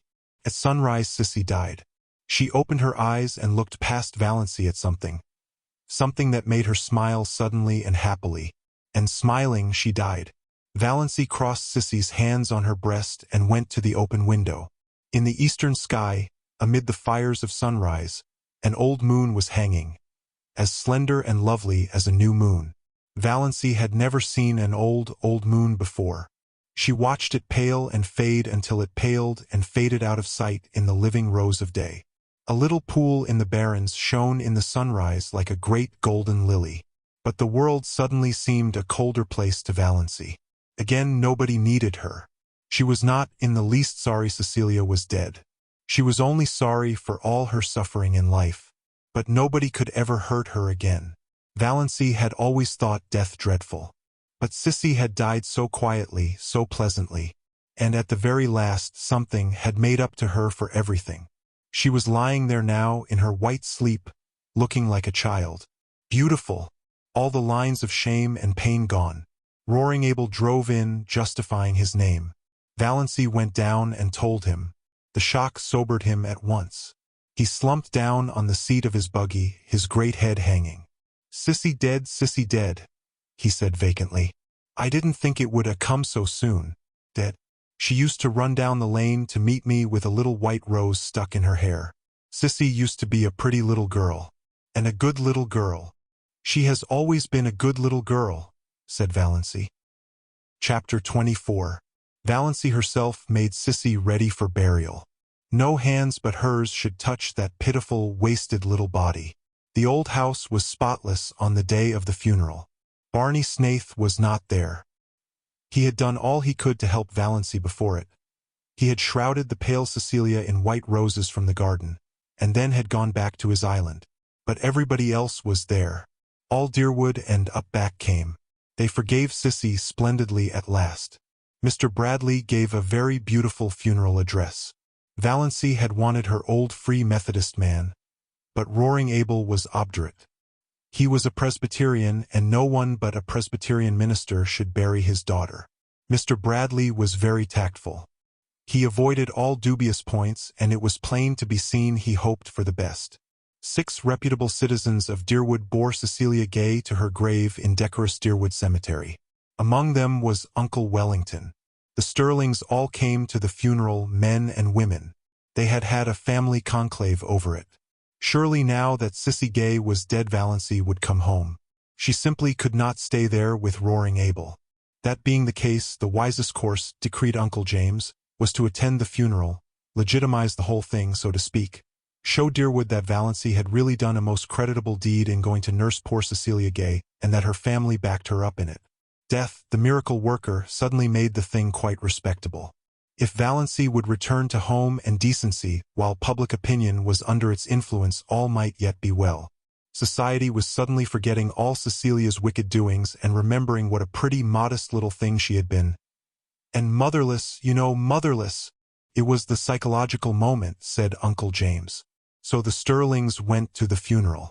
Even Cousin Gladys Neuritis allowed her to come. Cousin Stickles was there, her bonnet dripping all over her face, crying as woefully as if Sissy had been her nearest and dearest. Funerals always brought Cousin Stickles' own sad bereavement back. And Uncle Wellington was a pallbearer. Valancy, pale, subdued-looking, her slanted eyes smudged with purple, in her snuff-brown dress, moving quietly about, finding seats for people, consulting in undertones with minister and undertaker, marshalling the mourners into the parlor, was so decorous and proper and Stirlingish that her family took heart of grace. This was not, could not be, the girl who had sat all night in the woods with Barney Snaith, who had gone tearing bareheaded through Deerwood and Port Lawrence. This was the Valancy they knew, really surprisingly capable and efficient. Perhaps she had always been kept down a bit too much. Amelia really was rather strict, hadn't had a chance to show what was in her. So thought the Stirlings. And Edward Beck from the Port Road, a widower with a large family who was beginning to take notice, took notice of Valancy and thought she might make a mighty fine second wife. No beauty, but a 50-year-old widower, Mr. Beck told himself very reasonably, couldn't expect everything. Altogether, it seemed that Valancy's matrimonial chances were never so bright as they were at Cecilia Gay's funeral. What the Stirlings and Edward Beck would have thought had they known the back of Valancy's mind must be left to the imagination. Valancy was hating the funeral, hating the people who came to stare with curiosity at Cecilia's marble-white face, hating the smugness, hating the dragging, melancholy singing, hating Mr. Bradley's cautious platitudes. If she could have had her absurd way, there would have been no funeral at all.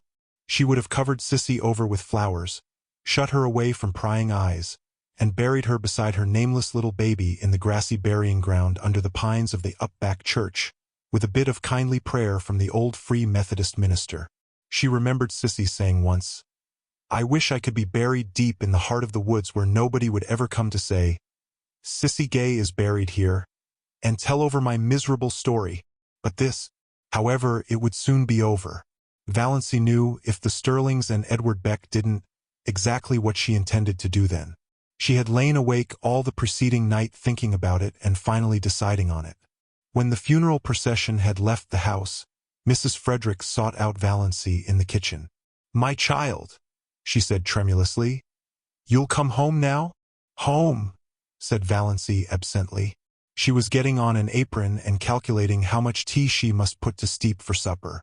There would be several guests from up back, distant relatives of the Gays who had not remembered them for years, and she was so tired she wished she could borrow a pair of legs from the cat. "Yes, home," said Mrs. Frederick with a touch of asperity. "I suppose you won't dream of staying here now, alone with Roaring Abel." "Oh, no, I'm not going to stay here," said Valancy. "Of course, I'll have to stay for a day or two to put the house in order generally. But that will be all. Excuse me, Mother, won't you? I've a frightful lot to do. All those up-back people will be here to supper." Mrs. Frederick retreated in considerable relief, and the Stirlings went home with lighter hearts. "We will just treat her as if nothing had happened when she comes back," decreed Uncle Benjamin. "That will be the best plan. Just as if nothing had happened." Chapter 25. On the evening of the day after the funeral, Roaring Abel went off for a spree. He had been sober for 4 whole days and could endure it no longer. Before he went, Valancy told him she would be going away the next day. Roaring Abel was sorry and said so. A distant cousin from up back was coming to keep house for him, quite willing to do so now since there was no sick girl to wait on. But Abel was not under any delusions concerning her. "She won't be like you, my girl. Well, I'm obliged to you. You helped me out of a bad hole and I won't forget it. And I won't forget what you did for Sissy. I'm your friend, and if you ever want any of the Stirlings spanked and sot in a corner, send for me. I'm going to wet my whistle. Lord, but I'm dry. Don't reckon I'll be back afore tomorrow night, so if you're going home tomorrow, goodbye now." "I may go home tomorrow," said Valancy, "but I'm not going back to Deerwood." "Not going? You'll find the key on the woodshed nail," interrupted Valancy, politely and unmistakably. "The dog will be in the barn and the cat in the cellar. Don't forget to feed her till your cousin comes. The pantry is full and I made bread and pies today. Goodbye, Mr. Gay. You have been very kind to me and I appreciate it. We've had a decent time of it together, and that's a fact," said Roaring Abel. "You're the best small sport in the world, and your little finger is worth the whole Stirling clan tied together. Goodbye and good luck." Valancy went out to the garden. Her legs trembled a little, but otherwise she felt and looked composed. She held something tightly in her hand. The garden was lying in the magic of the warm, odorous July twilight. A few stars were out and the robins were calling through the velvety silences of the barrens. Valancy stood by the gate expectantly. Would he come? If he did not, he was coming. Valancy heard Lady Jane Grey far back in the woods. Her breath came a little more quickly. Nearer and nearer. She could see Lady Jane now, bumping down the lane. Nearer. He was there. He had sprung from the car and was leaning over the gate, looking at her. "Going home, Miss Stirling?" "I don't know yet," said Valancy slowly. Her mind was made up, with no shadow of turning, but the moment was very tremendous. "I thought I'd run down and ask if there was anything I could do for you," said Barney. Valancy took it with a canter. "Yes, there is something you can do for me," she said evenly and distinctly. "Will you marry me?" For a moment Barney was silent. There was no particular expression on his face. Then he gave an odd laugh. "Come now. I knew luck was just waiting around the corner for me. All the signs have been pointing that way today." "Wait." Valancy lifted her hand. "I'm in earnest, but I want to get my breath after that question. Of course, with my bringing up, I realize perfectly well that this is one of the things a lady should not do. But why? For 2 reasons. Valancy was still a little breathless, but she looked Barney straight in the eyes, while all the dead Stirlings revolved rapidly in their graves, and the living ones did nothing because they did not know that Valancy was at that moment proposing lawful marriage to the notorious Barney Snaith. "The first reason is, Valancy tried to say "I love you," but could not. She had to take refuge in a pretended flippancy. "I'm crazy about you." "The second is this." She handed him Dr. Trent's letter. Barney opened it with the air of a man thankful to find some safe, sane thing to do. As he read it, his face changed. He understood, more perhaps than Valancy wanted him to. "Are you sure nothing can be done for you?" Valancy did not misunderstand the question. "Yes. You know Dr. Trent's reputation in regard to heart disease. I haven't long to live, perhaps only a few months, a few weeks. I want to live them. I can't go back to Deerwood. You know what my life was like there. And," she managed it this time, "I love you. I want to spend the rest of my life with you. That's all." Barney folded his arms on the gate and looked gravely enough at a white, saucy star that was winking at him just over Roaring Abel's kitchen chimney. "You don't know anything about me. I may be a murderer. No, I don't. You may be something dreadful. Everything they say of you may be true. But it doesn't matter to me. "You care that much for me, Valancy?" said Barney incredulously, looking away from the star and into her eyes, her strange, mysterious eyes. "I care that much," said Valancy in a low voice. She was trembling. He had called her by her name for the first time. It was sweeter than another man's caress could have been just to hear him say her name like that. "If we are going to get married," said Barney, speaking suddenly in a casual, matter-of-fact voice, "some things must be understood." "Everything must be understood," said Valancy. "I have things I want to hide," said Barney coolly. "You are not to ask me about them." "I won't," said Valancy. "You must never ask to see my mail. Never. And we are never to pretend anything to each other." "We won't," said Valancy. "You won't even have to pretend you like me. If you marry me, I know you're only doing it out of pity. And we'll never tell a lie to each other about anything. A big lie or a petty lie." "Especially a petty lie," agreed Valancy. "And you'll have to live back on my island. I won't live anywhere else." "That's partly why I want to marry you," said Valancy. Barney peered at her. "I believe you mean it. Well, let's get married, then." "Thank you," said Valancy, with a sudden return of primness. She would have been much less embarrassed if he had refused her. "I suppose I haven't any right to make conditions, but I'm going to make one. You are never to refer to my heart or my liability to sudden death. You are never to urge me to be careful. You are to forget, absolutely forget, that I'm not perfectly healthy. I have written a letter to my mother. Here it is, you are to keep it. I have explained everything in it. If I drop dead suddenly, as I likely will do, it will exonerate me in the eyes of your kindred from the suspicion of having poisoned you," said Barney with a grin. "Exactly." Valancy laughed gaily. "Dear me, I'm glad this is over. It has been a bit of an ordeal. You see, I'm not in the habit of going about asking men to marry me. It is so nice of you not to refuse me, or offer to be a brother. I'll go to the port tomorrow and get a license. We can be married tomorrow evening. Dr. Stirling, I suppose?" "Heavens, no." Valancy shuddered.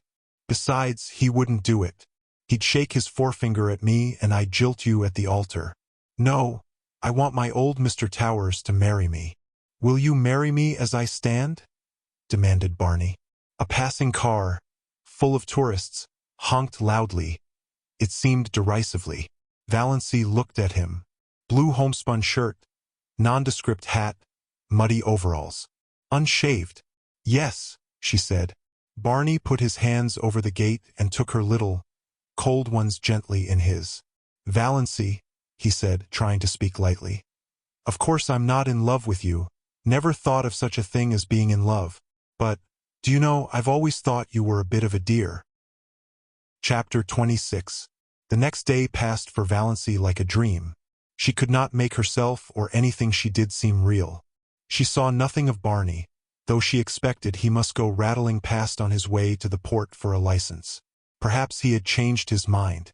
But at dusk the lights of Lady Jane suddenly swooped over the crest of the wooded hill beyond the lane. Valancy was waiting at the gate for her bridegroom. She wore her green dress and her green hat because she had nothing else to wear. She did not look or feel at all bride-like. She really looked like a wild elf strayed out of the greenwood. But that did not matter. Nothing at all mattered except that Barney was coming for her. "Ready?" said Barney, stopping Lady Jane with some new, horrible noises. "Yes." Valancy stepped in and sat down.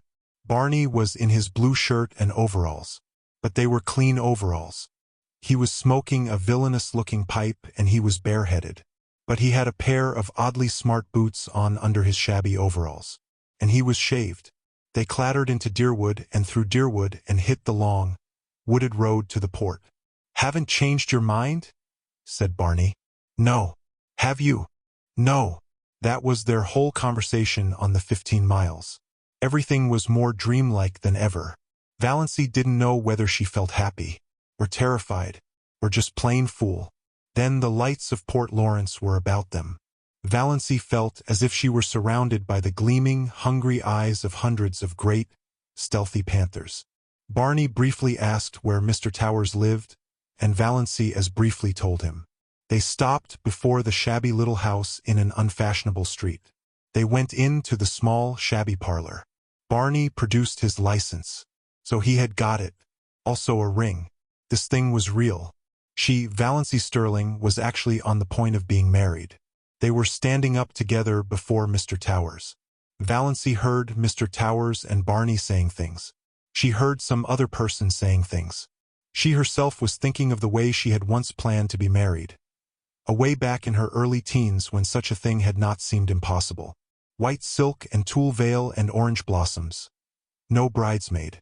But one flower girl, in a frock of cream shadow lace over pale pink, with a wreath of flowers in her hair, carrying a basket of roses and lilies of the valley. And the groom, a noble-looking creature, irreproachably clad in whatever the fashion of the day decreed.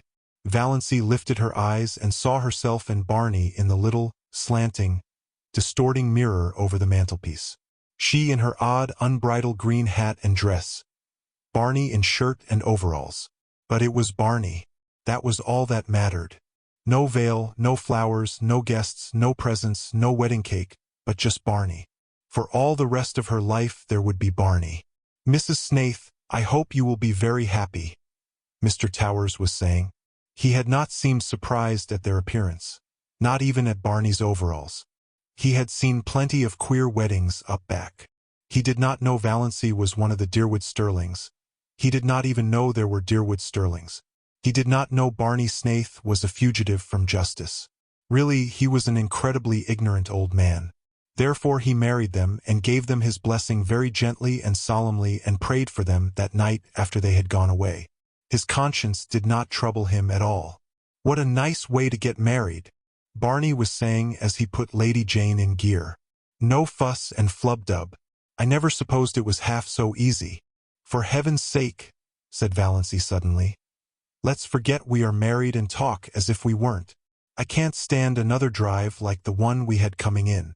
Barney howled and threw Lady Jane into high with an infernal noise. "And I thought I was making it easy for you," he said. "You didn't seem to want to talk." "I didn't. But I wanted you to talk. I don't want you to make love to me, but I want you to act like an ordinary human being. Tell me about this island of yours. What sort of a place is it?" "The jolliest place in the world. You're going to love it. The first time I saw it I loved it. Old Tom McMurray owned it then. He built the little shack on it, lived there in winter and rented it to Toronto people in summer. I bought it from him, became by that one simple transaction a landed proprietor owning a house and an island. There is something so satisfying in owning a whole island. And isn't an uninhabited island a charming idea? I'd wanted to own one ever since I'd read Robinson Crusoe. It seemed too good to be true. And beauty. Most of the scenery belongs to the government, but they don't tax you for looking at it, and the moon belongs to everybody. You won't find my shack very tidy. I suppose you'll want to make it tidy." "Yes," said Valancy honestly. "I have to be tidy.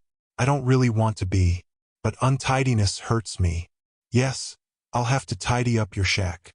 "I was prepared for that," said Barney with a hollow groan. "But," continued Valancy relentingly, "I won't insist on your wiping your feet when you come in." "No, you'll only sweep up after me with the air of a martyr," said Barney. "Well, anyway, you can't tidy the lean-to. You can't even enter it. The door will be locked and I shall keep the key." "Bluebeard's chamber," said Valancy. "I shan't even think of it. I don't care how many wives you have hanging up in it. So long as they're really dead.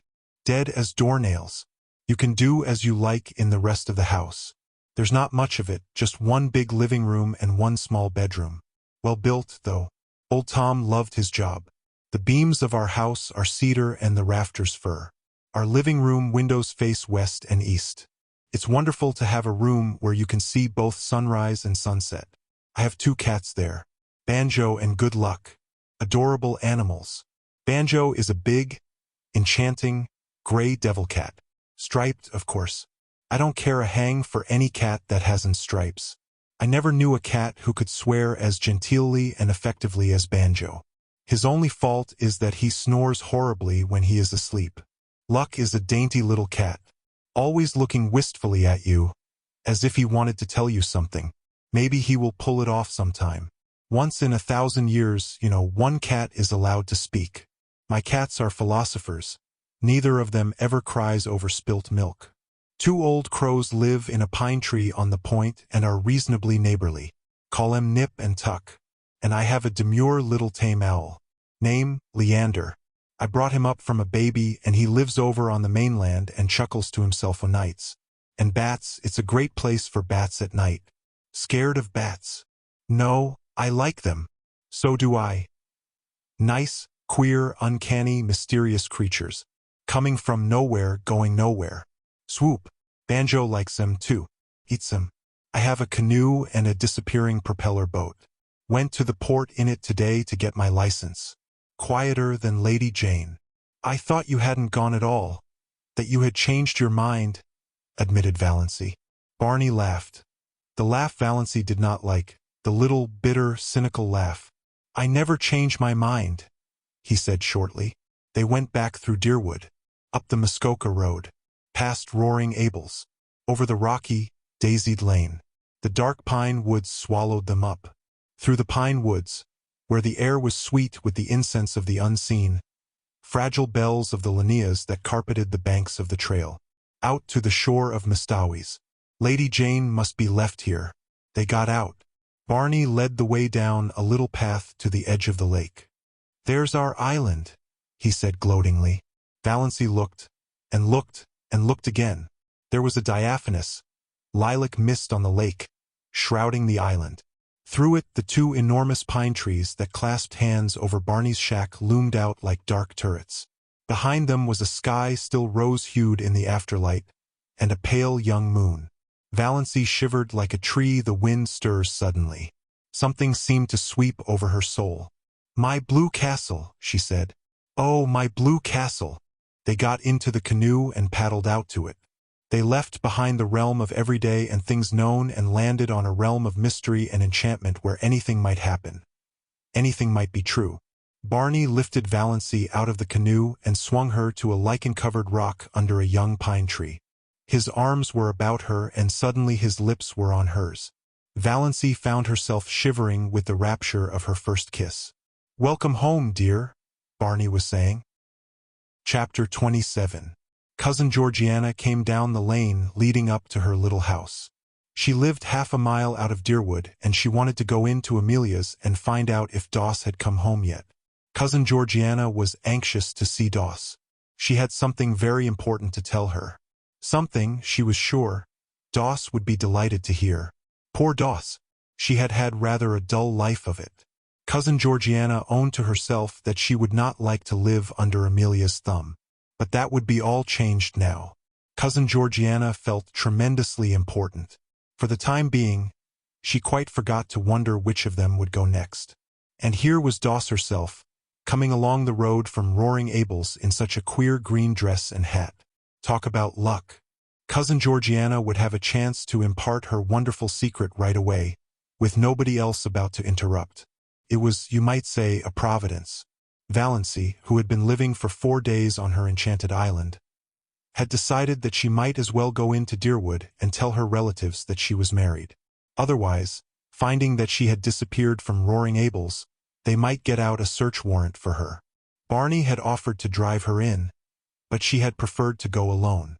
She smiled very radiantly at Cousin Georgiana, who, she remembered, as of someone known a long time ago, had really been not a bad little creature. Valancy was so happy that she could have smiled at anybody, even Uncle James. She was not averse to Cousin Georgiana's company. Already, since the houses along the road were becoming numerous, she was conscious that curious eyes were looking at her from every window. I suppose you're going home, dear Doss? Said Cousin Georgiana as she shook hands, furtively eyeing Valancy's dress and wondering if she had any petticoat on at all. Sooner or later, said Valancy cryptically. Then I'll go along with you. I've been wanting to see you very especially, Doss dear. I've something quite wonderful to tell you. Yes? Said Valancy absently. What on earth was Cousin Georgiana looking so mysterious and important about? But did it matter? No. Nothing mattered but Barney and the blue castle up back in Mistawis. "Who do you suppose called to see me the other day?"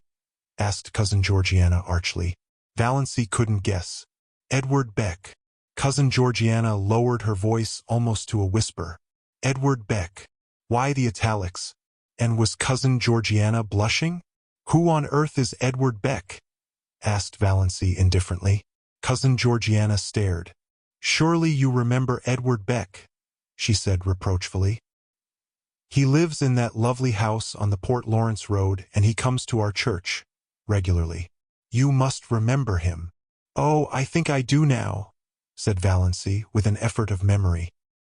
"He's that old man with a 1 on his forehead and dozens of children, who always sits in the pew by the door, isn't he?" "Not dozens of children, dear. Oh no, not dozens. Not even 1 dozen. Only 9. At least only 9 that count. The rest are dead. He isn't old. He's only about 48, the prime of life, Doss, and what does it matter about a 1? "Nothing, of course," agreed Valancy quite sincerely. It certainly did not matter to her whether Edward Beck had a 1 or a dozen wens or no one at all. But Valancy was getting vaguely suspicious. There was certainly an air of suppressed triumph about Cousin Georgiana. Could it be possible that Cousin Georgiana was thinking of marrying again? Marrying Edward Beck? Absurd. Cousin Georgiana was 65 if she were a day, and her little anxious face was as closely covered with fine wrinkles as if she had been 100. But still, "My dear," said Cousin Georgiana, "Edward Beck wants to marry you." Valancy stared at Cousin Georgiana for a moment. Then she wanted to go off into a peal of laughter. But she only said, "Me? Yes, you. He fell in love with you at the funeral. And he came to consult me about it. I was such a friend of his first wife, you know. He is very much in earnest, Dossie. And it's a wonderful chance for you. He's very well off. And you know I am not so young as I once was," agreed Valancy. "To her that hath shall be given." "Do you really think I would make a good stepmother, Cousin Georgiana?" "I'm sure you would. You were always so fond of children." "But 9 is such a family to start with," objected Valancy gravely. "The 2 oldest are grown up and the 3rd almost. That leaves only 6 that really count. And most of them are boys. So much easier to bring up than girls. There's an excellent book, Health Care of the Growing Child. Gladys has a copy, I think. It would be such a help to you. And there are books about morals. You'd manage nicely. Of course I told Mr. Beck that I thought you would jump at him," supplied Valancy. "Oh no, dear. I wouldn't use such an indelicate expression.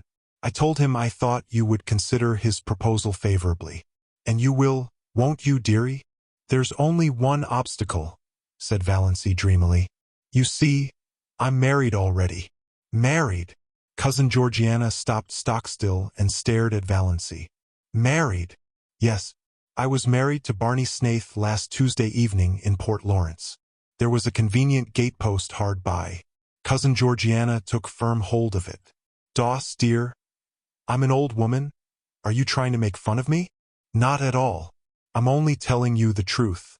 For heaven's sake, Cousin Georgiana." Valancy was alarmed by certain symptoms. "Don't go crying here on the public road." Cousin Georgiana choked back the tears and gave a little moan of despair instead. "Oh, Doss, what have you done? What have you done?" "I've just been telling you. I've got married," said Valancy calmly and patiently. "To that Barney Snaith. Why, they say he's had a dozen wives already." "I'm the only one round at present," said Valancy. "What will your poor mother say?" moaned Cousin Georgiana. "Come along with me and hear if you want to know," said Valancy. "I'm on my way to tell her now." Cousin Georgiana let go the gate-post cautiously and found that she could stand alone. She meekly trotted on beside Valancy, who suddenly seemed quite a different person in her eyes. Cousin Georgiana had a tremendous respect for a married woman. But it was terrible to think of what the poor girl had done. So rash, so reckless. Of course Valancy must be stark mad. But she seemed so happy in her madness that Cousin Georgiana had a momentary conviction that it would be a pity if the clan tried to scold her back to sanity. She had never seen that look in Valancy's eyes before. But what would Amelia say? And Ben? To marry a man you know nothing about, thought Cousin Georgiana aloud. I know more about him than I know of Edward Beck, said Valancy. Edward Beck goes to church, said Cousin Georgiana. Does your husband? He has promised that he will go with me on fine Sundays, said Valancy. When they turned in at the Stirling gate, Valancy gave an exclamation of surprise. Look at my rosebush. Why, it's blooming. It was covered with blossoms. Great, crimson, velvety blossoms. Fragrant, glowing, wonderful. My cutting it to pieces must have done it good, said Valancy, laughing. She gathered a handful of the blossoms. They would look well on the supper table of the veranda at Mistawi's, and went, still laughing, up the walk, conscious that Olive was standing on the steps, Olive, goddess-like in loveliness, looking down with a slight frown on her forehead. Olive, beautiful, insolent, her full form voluptuous in its swathings of rose silk and lace, her golden-brown hair curling richly under her big, white-frilled hat, her color ripe and melting. Beautiful, thought Valancy coolly, but, as if she suddenly saw her cousin through new eyes, without the slightest touch of distinction. So Valancy had come home, thank goodness, thought Olive. But Valancy was not looking like a repentant, returned prodigal. This was the cause of Olive's frown. She was looking triumphant, graceless. That outlandish dress, that queer hat, those hands full of blood-red roses. Yet there was something about both dress and hat, as Olive instantly felt, that was entirely lacking in her own attire. This deepened the frown. She put out a condescending hand. So you're back, Doss? Very warm day, isn't it? Did you walk in? Yes, coming in. Oh no, I've just been in. I've come often to comfort poor Auntie. She's been so lonesome. I'm going to Mrs. Bartlett's tea. I have to help poor. She's giving it for her cousin from Toronto. Such a charming girl. You'd have loved meeting her, Doss. I think Mrs. Bartlett did send you a card. Perhaps you'll drop in later on. No, I don't think so, said Valancy indifferently. I'll have to be home to get Barney's supper. We're going for a moonlit canoe ride around Mistawi's tonight. Barney? Supper? Gasped Olive. What do you mean, Valancy Stirling? Valancy Snaith, by the grace of God. Valancy flaunted her wedding ring in Olive's stricken face. Then she nimbly stepped past her and into the house. Cousin Georgiana followed. She would not miss a moment of the great scene, even though Olive did look as if she were going to faint. Olive did not faint. She went stupidly down the street to Mrs. Bartlett's. What did Doss mean? She couldn't have, that ring. Oh, what fresh scandal was that wretched girl bringing on her defenseless family now? She should have been shut up long ago. Valancy opened the sitting-room door and stepped unexpectedly right into a grim assemblage of Stirlings. They had not come together of malice prepense. Aunt Wellington and Cousin Gladys and Aunt Mildred and Cousin Sarah had just called in on their way home from a meeting of the Missionary Society. Uncle James had dropped in to give Amelia some information regarding a doubtful investment. Uncle Benjamin had called, apparently, to tell them it was a hot day and ask them what was the difference between a bee and a donkey. Cousin Stickles had been tactless enough to know the answer. One gets all the honey, the other all the wax. And Uncle Benjamin was in a bad humor. In all of their minds, unexpressed, was the idea of finding out if Valancy had yet come home, and, if not, what steps must be taken in the matter. Well, here was Valancy at last, a poised, confident thing, not humble and deprecating as she should have been, and so oddly, improperly young-looking. She stood in the doorway and looked at them, Cousin Georgiana timorous, expectant, behind her. Valancy was so happy she didn't hate her people anymore. She could even see a number of good qualities in them that she had never seen before, and she was sorry for them. Her pity made her quite gentle. "Well, Mother," she said pleasantly. "So you've come home at last," said Mrs. Frederick, getting out a handkerchief. She dared not be outraged, but she did not mean to be cheated of her tears. "Well, not exactly," said Valancy. She threw her bomb. "I thought I ought to drop in and tell you I was married, last Tuesday night, to Barney Snaith." Uncle Benjamin bounced up and sat down again. "God bless my soul," he said dully. The rest seemed turned to stone, except Cousin Gladys, who turned faint. Aunt Mildred and Uncle Wellington had to help her out to the kitchen. She would have to keep up the Victorian traditions, said Valancy with a grin. She sat down, uninvited, on a chair. Cousin Stickles had begun to sob. Is there one day in your life that you haven't cried? Asked Valancy curiously. Valancy, said Uncle James, being the first to recover the power of utterance. Did you mean what you said just now? I did. Do you mean to say that you have actually gone and married that notorious Barney Snaith, that criminal that... I have. Then, said Uncle James violently, you are a shameless creature, lost to all sense of propriety and virtue, and I wash my hands entirely of you. I do not want ever to see your face again. What have you left to say when I commit murder? Asked Valancy. Uncle Benjamin again appealed to God to bless his soul. That drunken outlaw that... A dangerous spark appeared in Valancy's eyes. They might say what they like to and of her, but they should not abuse Barney. Say damn and you'll feel better, she suggested. I can express my feelings without blasphemy. And I tell you, you have covered yourself with eternal disgrace and infamy by marrying that drunkard. You would be more endurable if you got drunk occasionally. Barney is not a drunkard. He was seen drunk in Port Lawrence, pickled to the gills, said Uncle Benjamin. If that is true, and I don't believe it, he had a good reason for it. Now I suggest that you all stop looking tragic and accept the situation. I'm married, you can't undo that. And I'm perfectly happy. I suppose we ought to be thankful he has really married her, said Cousin Sarah, by way of trying to look on the bright side. If he really has, said Uncle James, who had just washed his hands of Valancy. Who married you? Mr. Towers of Port Lawrence. By a Free Methodist, groaned Mrs. Frederick. As if to have been married by an imprisoned Methodist would have been a shade less disgraceful. It was the first thing she had said. Mrs. Frederick didn't know what to say. The whole thing was too horrible, too nightmarish. She was sure she must wake up soon. After all their bright hopes at the funeral. It makes me think of those what-do-you-call-MS, said Uncle Benjamin helplessly. Those yarns, you know, of fairies taking babies out of their cradles. Valancy could hardly be a changeling at 29, said Aunt Wellington satirically. She was the oddest-looking baby I ever saw, anyway, averred Uncle Benjamin. I said so at the time, you remember, Amelia? I said I had never seen such eyes in a human head. I'm glad I never had any children, said Cousin Sarah. If they don't break your heart in one way, they do it in another. Isn't it better to have your heart broken than to have it wither up?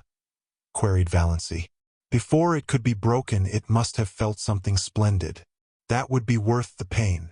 Dippy, clean dippy, muttered Uncle Benjamin with a vague, unsatisfactory feeling that somebody had said something like that before. Valancy, said Mrs. Frederick solemnly, do you ever pray to be forgiven for disobeying your mother? I should pray to be forgiven for obeying you so long, said Valancy stubbornly. But I don't pray about that at all. I just thank God every day for my happiness. I would rather, said Mrs. Frederick, beginning to cry rather belatedly, see you dead before me than listen to what you have told me today. Valancy looked at her mother and aunts, and wondered if they could ever have known anything of the real meaning of love. She felt sorrier for them than ever. They were so very pitiable, and they never suspected it. Barney Snaith is a scoundrel to have deluded you into marrying him, said Uncle James violently. Oh, I did the deluding. I asked him to marry me, said Valancy with a wicked smile. Have you no pride? Demanded Aunt Wellington. Lots of it. I am proud that I have achieved a husband by my own unaided efforts. Cousin Georgiana here wanted to help me to Edward Beck. Edward Beck is worth $20,000 and has the finest house between here and Port Lawrence, said Uncle Benjamin. That sounds very fine, said Valancy scornfully. But it isn't worth that, she snapped her fingers, compared to feeling Barney's arms around me and his cheek against mine. Oh, Doss, said Cousin Stickles. Cousin Sarah said, Oh, Doss.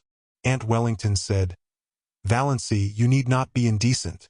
Why, it surely isn't indecent to like to have your husband put his arm around you.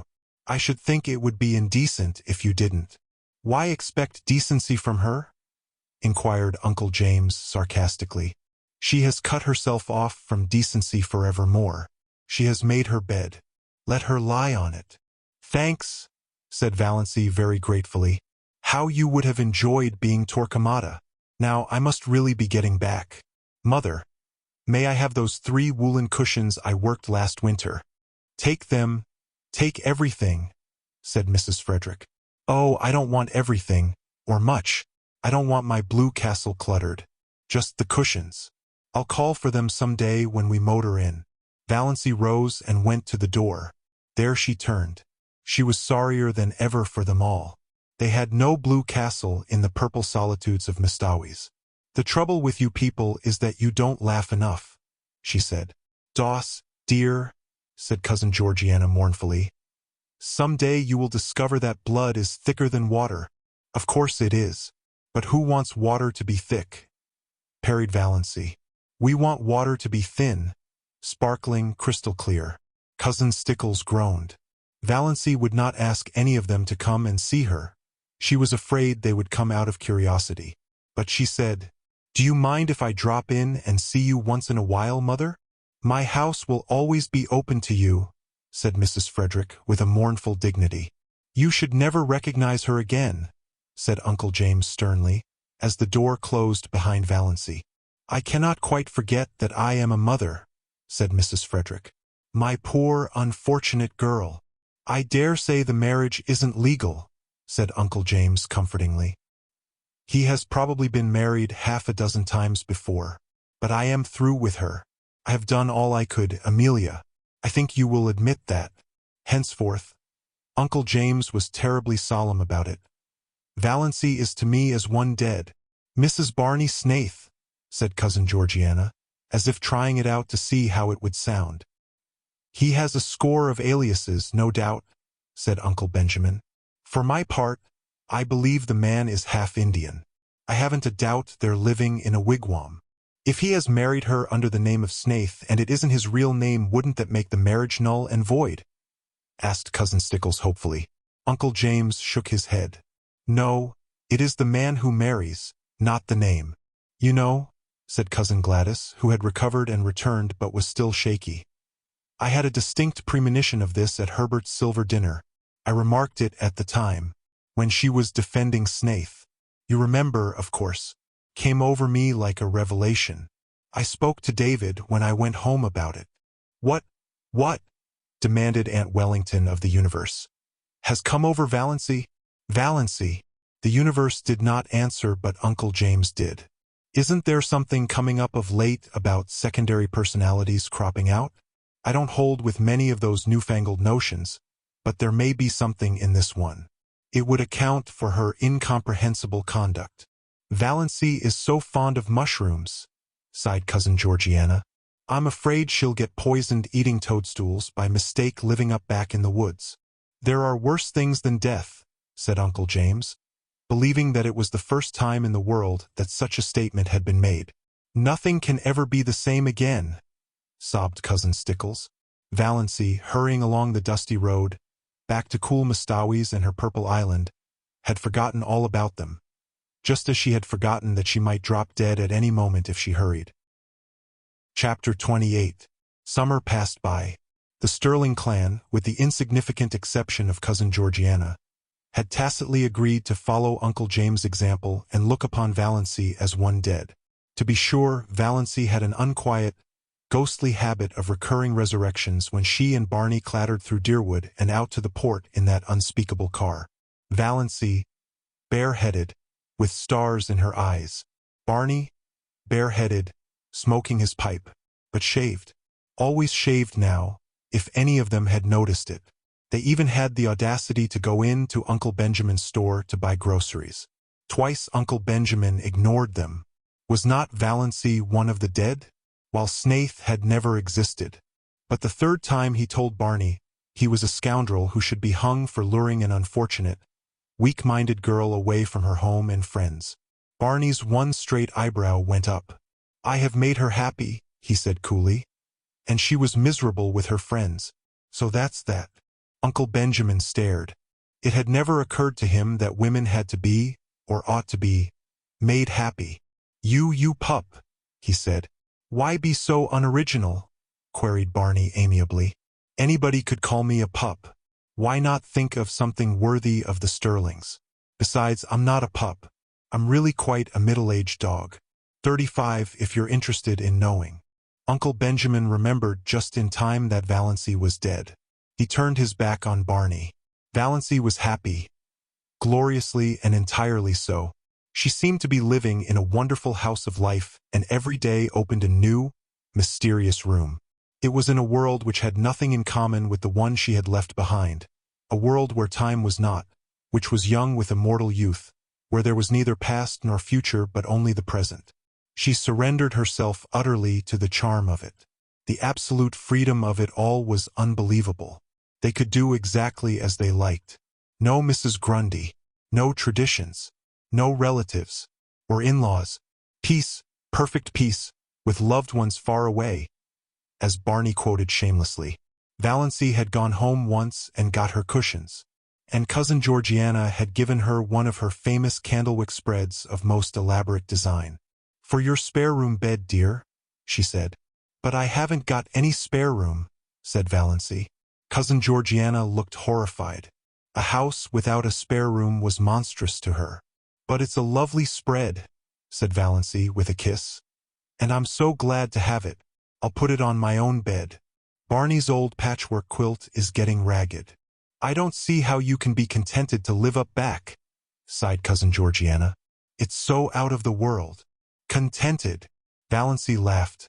What was the use of trying to explain to Cousin Georgiana? It is, she agreed, most gloriously and entirely out of the world. And you are really happy, dear? Asked Cousin Georgiana wistfully. I really am, said Valancy gravely, her eyes dancing. Marriage is such a serious thing, sighed Cousin Georgiana. When it's going to last long, agreed Valancy. Cousin Georgiana did not understand this at all. But it worried her, and she lay awake at nights wondering what Valancy meant by it. Valancy loved her blue castle and was completely satisfied with it. The big living room had 3 windows, all commanding exquisite views of exquisite Mastawis. The one in the end of the room was an oriel window, which Tom McMurray, Barney explained, had got out of some little old up-back church that had been sold. It faced the west, and when the sunsets flooded at Valancy's whole being knelt in prayer, as if in some great cathedral. The new moons always looked down through it. The lower pine boughs swayed about the top of it, and all through the nights the soft, dim silver of the lake dreamed through it. There was a stone fireplace on the other side. No desecrating gas imitation, but a real fireplace where you could burn real logs, with a big grizzly bearskin on the floor before it, and beside it a hideous red plush sofa of Tom McMurray's regime. But its ugliness was hidden by silver-gray timber wolf skins, and Valancy's cushions made it gay and comfortable.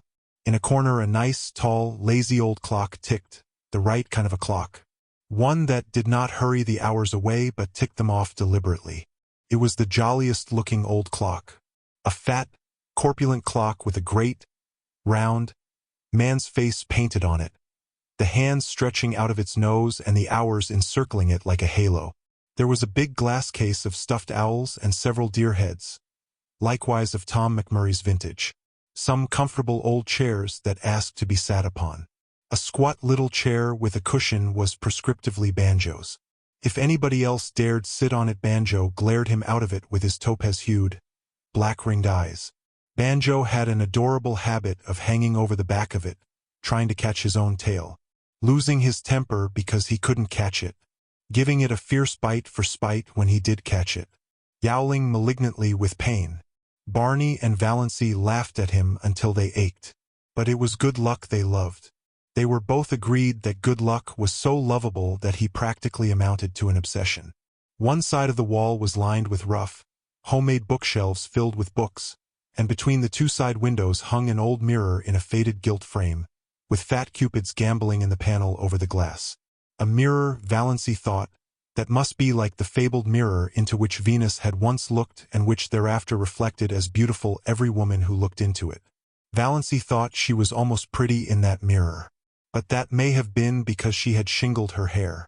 This was before the day of bobs and was regarded as a wild, unheard-of proceeding, unless you had typhoid. When Mrs. Frederick heard of it, she almost decided to erase Valancy's name from the family Bible. Barney cut the hair, square off at the back of Valancy's neck, bringing it down in a short black fringe over her forehead.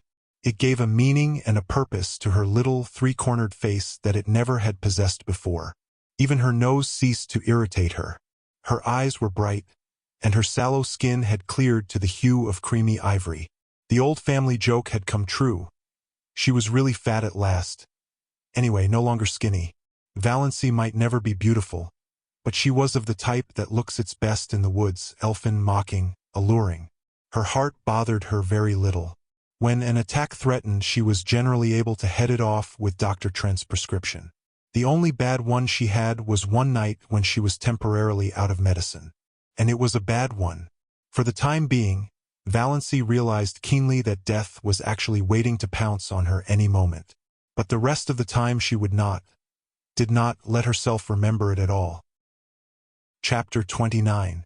Valancy toiled not, neither did she spin. There was really very little work to do. She cooked their meals on a coal-oil stove, performing all her little domestic rites carefully and exultingly, and they ate out on the veranda that almost overhung the lake.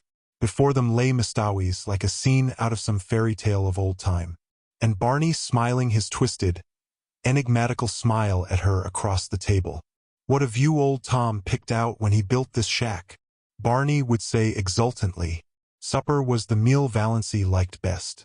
The faint laughter of winds was always about them, and the colors of Mistawis, imperial and spiritual, under the changing clouds were something that cannot be expressed in mere words.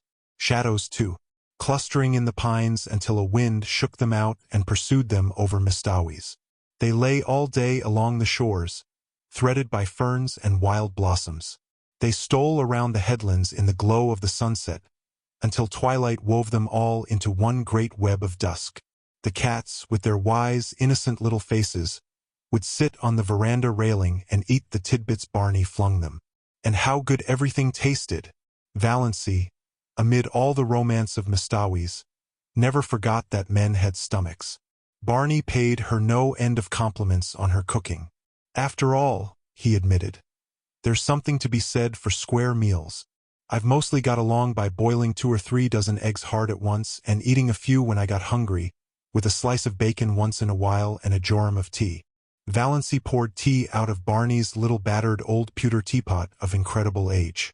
She had not even a set of dishes, only Barney's mismatched chipped bits, and a dear, big, pobby old jug of robin's egg blue. After the meal was over they would sit there and talk for hours, or sit and say nothing, in all the languages of the world, Barney pulling away at his pipe, Valancy dreaming idly and deliciously, gazing at the far-off hills beyond Mistawis where the spires of firs came out against the sunset. The moonlight would begin to silver the Mistawis' dusk. Bats would begin to swoop darkly against the pale, western gold. The little waterfall that came down on the high bank not far away would, by some whim of the wildwood gods, begin to look like a wonderful white woman beckoning through the spicy, fragrant evergreens. And Leander would begin to chuckle diabolically on the mainland shore. How sweet it was to sit there and do nothing in the beautiful silence, with Barney at the other side of the table, smoking. There were plenty of other islands in sight, though none were near enough to be troublesome as neighbors. There was one little group of islets far off to the west which they called the Fortunate Isles.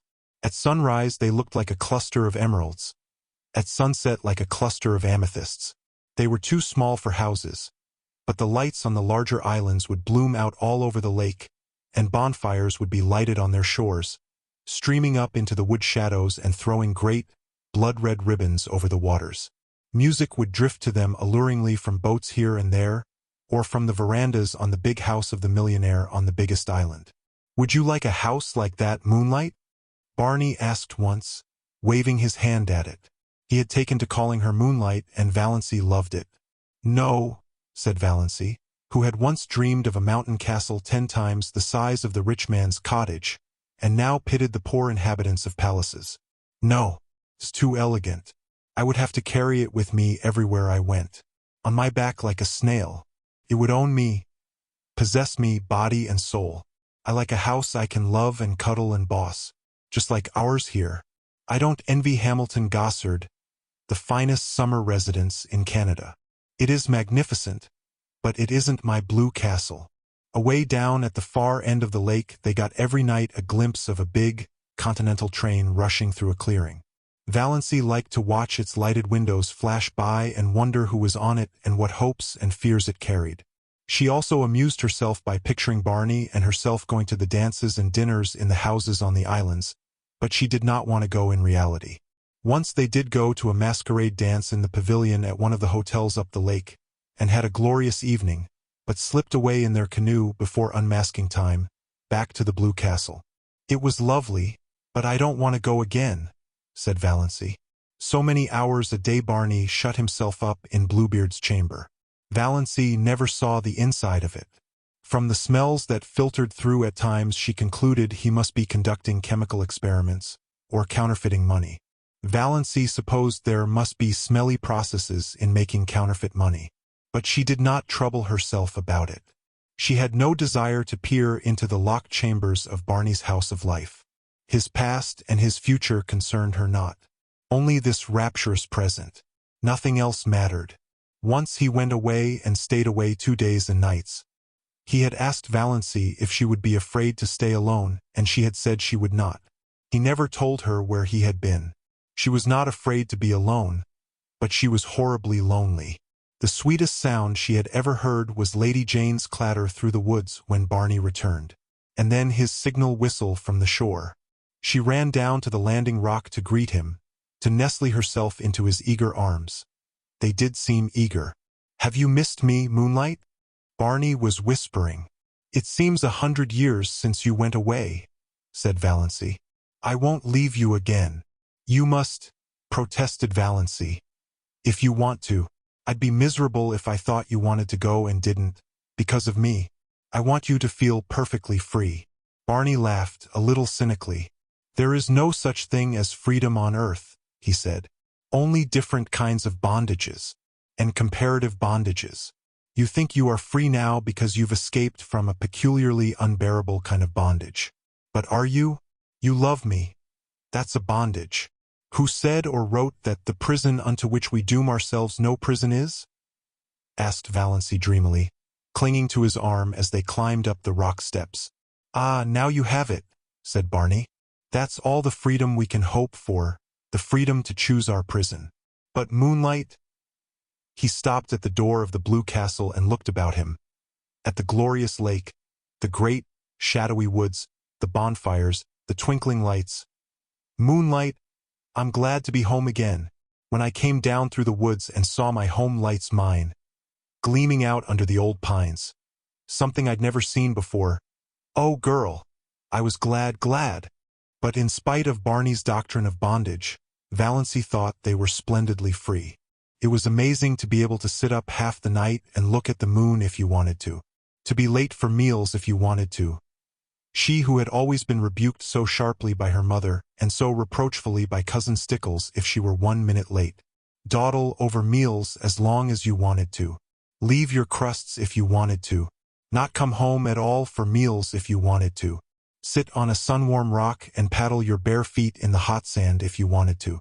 Just sit and do nothing in the beautiful silence if you wanted to. In short, do any fool thing you wanted to whenever the notion took you. If that wasn't freedom, what was? Chapter 30. They didn't spend all their days on the island. They spent more than half of them wandering at will through the enchanted Muskoka country. Barney knew the woods as a book, and he taught their lore and craft to Valancy. He could always find trail and haunt of the shy wood people. Valancy learned the different fairy likenesses of the mosses, the charm and exquisiteness of woodland blossoms. She learned to know every bird at sight and mimic its call, though never so perfectly as Barney. She made friends with every kind of tree. She learned to paddle a canoe as well as Barney himself. She liked to be out in the rain, and she never caught cold. Sometimes they took a lunch with them and went berrying strawberries and blueberries. How pretty blueberries were! The dainty green of the unripe berries, the glossy pinks and scarlets of the half-ripes, the misty blue of the fully matured, and Valancy learned the real flavor of the strawberry in its highest perfection. There was a certain sunlit dell on the banks of Mistawis along which white birches grew on one side and on the other still, changeless ranks of young spruces. There were long grasses at the roots of the birches, combed down by the winds and wet with morning dew late into the afternoons. Here they found berries that might have graced the banquets of Lucullus, great ambrosial sweetnesses hanging like rubies to long, rosy stalks. They lifted them by the stalk and ate them from it, uncrushed and virgin, tasting each berry by itself with all its wild fragrance ensphered therein. When Valancy carried any of these berries home, that elusive essence escaped, and they became nothing more than the common berries of the marketplace. Very kitchenly good indeed, but not as they would have been, eaten in their birch dell until her fingers were stained as pink as Aurora's eyelids. Or they went after water lilies. Barney knew where to find them in the creeks and bays of Mistawis. Then the blue castle was glorious with them, every receptacle that Valancy could contrive filled with the exquisite things. If not water lilies, then cardinal flowers, fresh and vivid from the swamps of Mistawis, where they burned like ribbons of flame. Sometimes they went truding on little nameless rivers or hidden brooks on whose banks naiads might have sunned their white, wet limbs. Then all they took with them were some raw potatoes and salt. They roasted the potatoes over a fire, and Barney showed Valancy how to cook the trout by wrapping them in leaves, coating them with mud, and baking them in a bed of hot coals. Never were such delicious meals. Valancy had such an appetite it was no wonder she put flesh on her bones. Or they just prowled and explored through woods that always seemed to be expecting something wonderful to happen. At least that was the way Valancy felt about them. Down the next hollow, over the next hill, you would find it. "We don't know where we're going, but isn't it fun to go?" Barney used to say. Once or twice night overtook them, too far from their blue castle to get back. But Barney made a fragrant bed of bracken and fir boughs, and they slept on it dreamlessly, under a ceiling of old spruces with moss hanging from them, while beyond them moonlight and the murmur of pines blended together so that one could hardly tell which was light and which was sound. There were rainy days, of course, when Muskoka was a wet green land. Days when showers drifted across Mistawis like pale ghosts of rain, and they never thought of staying in because of it. Days when it rained in right good earnest and they had to stay in. Then Barney shut himself up in Bluebeard's chamber and Valancy read, or dreamed on the wolfskins with Good Luck purring beside her and Banjo watching them suspiciously from his own peculiar chair. On Sunday evenings they paddled across to a point of land and walked from there through the woods to the little Free Methodist church. One felt really too happy for Sunday. Valancy had never really liked Sundays before, and always Sundays and weekdays she was with Barney. Nothing else really mattered. And what a companion he was! How understanding! How jolly! How Barney-like! That summed it all up. Valancy had taken some of her $200 out of the bank and spent it in pretty clothes. She had a little smoke blue chiffon which she always put on when they spent the evening at home. Smoke blue with touches of silver about it. It was after she began wearing it that Barney began calling her Moonlight. Moonlight and Blue Twilight. That is what you look like in that dress. I like it. It belongs to you. You aren't exactly pretty, but you have some adorable beauty spots. Your eyes. And that little kissable dent just between your collarbones. You have the wrist and ankle of an aristocrat. That little head of yours is beautifully shaped. And when you look backward over your shoulder you're maddening, especially in twilight or moonlight. An elf maiden. A wood sprite. You belong to the woods, Moonlight, you should never be out of them. In spite of your ancestry, there is something wild and remote and untamed about you. And you have such a nice, sweet, throaty, summery voice. Such a nice voice for lovemaking. Sure, and Ivy kissed the Blarney Stone, scoffed Valancy. But she tasted these compliments for weeks. She got a pale green bathing suit, too. A garment which would have given her clan their deaths if they had ever seen her in it. Barney taught her how to swim. Sometimes she put her bathing dress on when she got up and didn't take it off until she went to bed, running down to the water for a plunge whenever she felt like it and sprawling on the sun-warm rocks to dry. She had forgotten all the old humiliating things that used to come up against her in the night, the injustices and the disappointments. It was as if they had all happened to some other person, not to her, Valancy Snaith, who had always been happy. "I understand now what it means to be born again," she told Barney. "Holmes speaks of grief, staining backward through the pages of life. But Valancy found her happiness had stained backward likewise and flooded with rose color her whole previous drab existence. She found it hard to believe that she had ever been lonely and unhappy and afraid. When death comes, I shall have lived, thought Valancy. I shall have had my hour. And her dust pile. One day Valancy had heaped up the sand in the little island cove in a tremendous cone and stuck a gay little Union Jack on top of it. "What are you celebrating?" Barney wanted to know. "I'm just exorcising an old demon," Valancy told him. Chapter 31. Autumn came. Late September with cool nights. They had to forsake the veranda. But they kindled a fire in the big fireplace and sat before it with jest and laughter. They left the doors open, and Banjo and Good Luck came and went at pleasure. Sometimes they sat gravely on the bearskin rug between Barney and Valancy. Sometimes they slunk off into the mystery of the chill night outside. The stars smoldered in the horizon mists through the old oriole. The haunting, persistent croon of the pine trees filled the air. The little waves began to make soft, sobbing splashes on the rocks below them in the rising winds. They needed no light but the firelight that sometimes leaped up and revealed them, sometimes shrouded them in shadow. When the night wind rose higher, Barney would shut the door and light a lamp and read to her poetry and essays and gorgeous, dim chronicles of ancient wars. Barney never would read novels. He vowed they bored him. But sometimes she read them herself, curled up on the wolf skins, laughing aloud in peace. For Barney was not one of those aggravating people who can never hear you smiling audibly over something you've read without inquiring placidly, "What is the joke?" October, with a gorgeous pageant of color around Mistawis, into which Valancy plunged her soul. Never had she imagined anything so splendid. A great, tinted peace. Blue wind-winnowed skies. Sunlight sleeping in the glades of that fairyland. Long dreamy purple days paddling idly in their canoe along shores and up the rivers of crimson and gold. A sleepy, red hunter's moon. Enchanted tempests that stripped the leaves from the trees and heaped them along the shores. Flying shadows of clouds. What had all the smug, opulent lands out front to compare with this? November, with uncanny witchery in its changed trees. With murky red sunsets flaming in smoky crimson behind the westering hills. With dear days when the austere woods were beautiful and gracious in a dignified serenity of folded hands and closed eyes.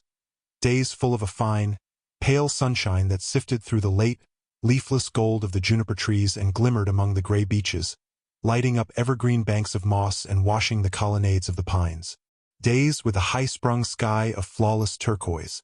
Days when an exquisite melancholy seemed to hang over the landscape and dream about the lake. But days, too, of the wild blackness of great autumn storms, followed by dank, wet, streaming nights when there was witch laughter in the pines and fitful moans among the mainland trees. What cared they? Old Tom had built his roof well, and his chimney drew warm fire, books, comfort, safety from storm, our cats on the rug. "Moonlight," said Barney. "Would you be any happier now if you had $1 million? No, nor half so happy. I'd be bored by conventions and obligations then." December, early snows and Orion. The pale fires of the Milky Way. It was really winter now, wonderful, cold, starry winter. How Valancy had always hated winter. Dull, brief, uneventful days. Long, cold, companionless nights. Cousin Stickles with her back that had to be rubbed continually. Cousin Stickles making weird noises gargling her throat in the mornings. Cousin Stickles whining over the price of coal. Her mother, probing, questioning, ignoring. Endless colds and bronchitis or the dread of it. Redfern's liniment and purple pills. But now she loved winter. Winter was beautiful up back.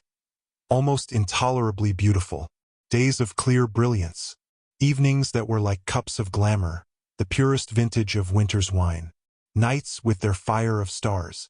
Cold, exquisite winter sunrises, lovely ferns of ice all over the windows of the blue castle, moonlight on birches in a silver thaw, ragged shadows on windy evenings, torn, twisted, fantastic shadows, great silences, austere and searching, jeweled, barbaric hills, the sun suddenly breaking through gray clouds over long, white Mastawis, icy gray twilights, broken by snow squalls, when their cozy living room, with its goblins of firelight and inscrutable cats, seemed cozier than ever. Every hour brought a new revelation and wonder. Barney ran Lady Jane into Roaring Abel's barn and taught Valancy how to snowshoe. Valancy, who ought to be laid up with bronchitis. But Valancy had not even a cold. Later on in the winter Barney had a terrible one, and Valancy nursed him through it with a dread of pneumonia in her heart. But Valancy's colds seemed to have gone where old moons go, which was luck, for she hadn't even Redfern's liniment. She had thoughtfully bought a bottle at the port, and Barney had hurled it into frozen Mastawis with a scowl. "Bring no more of that devilish stuff here," he had ordered briefly. It was the first and last time he had spoken harshly to her. They went for long tramps through the exquisite reticence of winter woods and the silver jungles of frosted trees, and found loveliness everywhere. At times they seemed to be walking through a spellbound world of crystal and pearl. So white and radiant were clearings and lakes and sky. The air was so crisp and clear that it was half intoxicating. Once they stood in a hesitation of ecstasy at the entrance of a narrow path between ranks of birches. Every twig and spray was outlined in snow. The undergrowth along its sides was a little fairy forest cut out of marble. The shadows cast by the pale sunshine were fine and spiritual. "Come away," said Barney, turning. "We must not commit the desecration of tramping through there." One evening they came upon a snowdrift far back in an old clearing which was in the exact likeness of a beautiful woman's profile. Seen too close by, the resemblance was lost, as in the fairy tale of the castle of St. John. Seen from behind, it was a shapeless oddity. But at just the right distance and angle the outline was so perfect that when they came suddenly upon it, gleaming out against the dark background of spruce in the glow of that winter sunset, they both exclaimed in amazement. There was a low, noble brow, a straight, classic nose, lips and chin and cheek curve modeled as if some goddess of old time had sat to the sculptor, and a breast of such cold, swelling purity as the very spirit of the winter woods might display. "All the beauty that old Greece and Rome, sung, painted, taught," quoted Barney. "And to think no human eyes save ours have seen or will see it," breathed Valancy, who felt at times as if she were living in a book by John Foster. As she looked around her, she recalled some passages she had marked in the new Foster book Barney had brought her from the port, with an adjuration not to expect him to read or listen to it. "All the tintings of winter woods are extremely delicate and elusive," recalled Valancy. "When the brief afternoon wanes and the sun just touches the tops of the hills, there seems to be all over the woods an abundance, not of color, but of the spirit of color. There is really nothing but pure white after all, but one has the impression of fairy-like blendings of rose and violet, opal and heliotrope on the slopes, in the dingles and along the curves of the forest land. You feel sure the tint is there, but when you look at it directly it is gone. From the corner of your eye you are aware that it is lurking over yonder in a spot where there was nothing but pale purity a moment ago. Only just when the sun is setting is there a fleeting moment of real color. Then the redness streams out over the snow and incarnadines the hills and rivers and smites the crest of the pines with flame. Just a few minutes of transfiguration and revelation, and it is gone. "I wonder if John Foster ever spent a winter in Mastawis," said Valancy. "Not likely," scoffed Barney. "People who write tosh like that generally write it in a warm house on some smug city street." "You are too hard on John Foster," said Valancy severely. "No one could have written that little paragraph I read you last night without having seen it first. You know he couldn't." "I didn't listen to it," said Barney morosely. "You know I told you I wouldn't." "Then you've got to listen to it now," persisted Valancy. She made him stand still on his snowshoes while she repeated it. "She is a rare artist, this old Mother Nature, who works for the joy of working, and not in any spirit of vain show. Today the fir woods are a symphony of greens and grays, so subtle that you cannot tell where one shade begins to be the other. Gray trunk, green bough, gray-green moss above the white, gray-shadowed floor. Yet the old gypsy doesn't like unrelieved monotones. She must have a dash of color.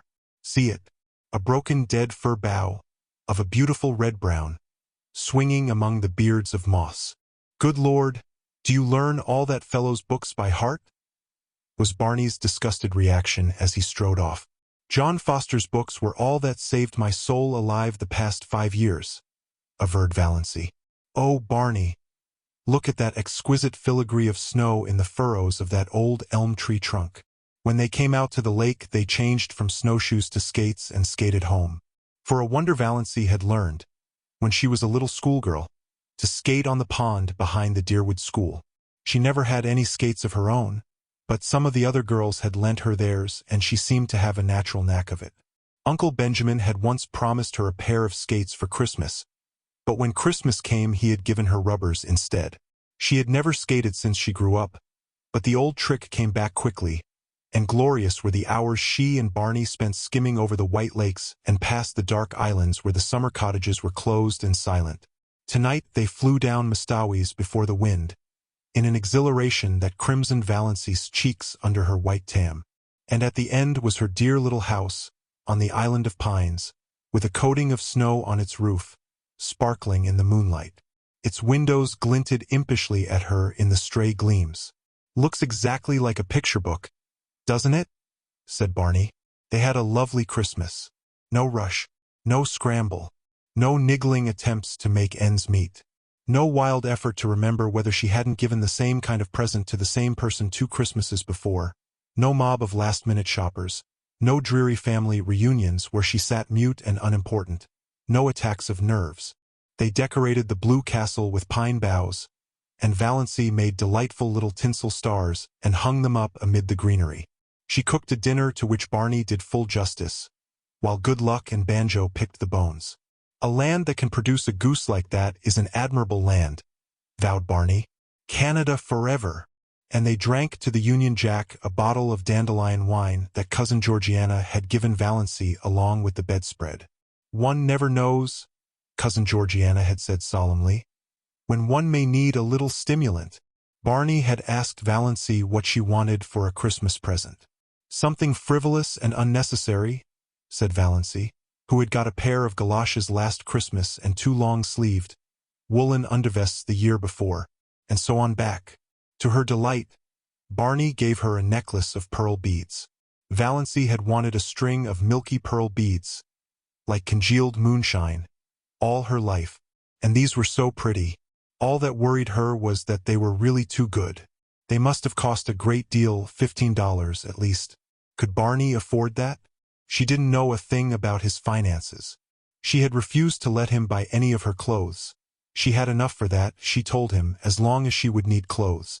In a round, black jar on the chimney-piece Barney put money for their household expenses. Always enough. The jar was never empty, though Valancy never caught him replenishing it. He couldn't have much, of course, and that necklace, but Valancy tossed care aside. She would wear it and enjoy it. It was the first pretty thing she had ever had. Chapter 32. New Year. The old, shabby, inglorious outlived calendar came down. The new one went up. January was a month of storms. It snowed for 3 weeks on end. The thermometer went miles below zero and stayed there. But, as Barney and Valancy pointed out to each other, there were no mosquitoes, and the roar and crackle of their big fire drowned the howls of the north wind. Good Luck and Banjo waxed fat and developed resplendent coats of thick, silky fur. Nip and Tuck had gone. But they'll come back in spring, promised Barney. There was no monotony. Sometimes they had dramatic little private spats that never even thought of becoming quarrels. Sometimes Roaring Abel dropped in, for an evening or a whole day, with his old tartan cap and his long red beard coated with snow. He generally brought his fiddle and played for them, to the delight of all except Banjo, who would go temporarily insane and retreat under Valancy's bed.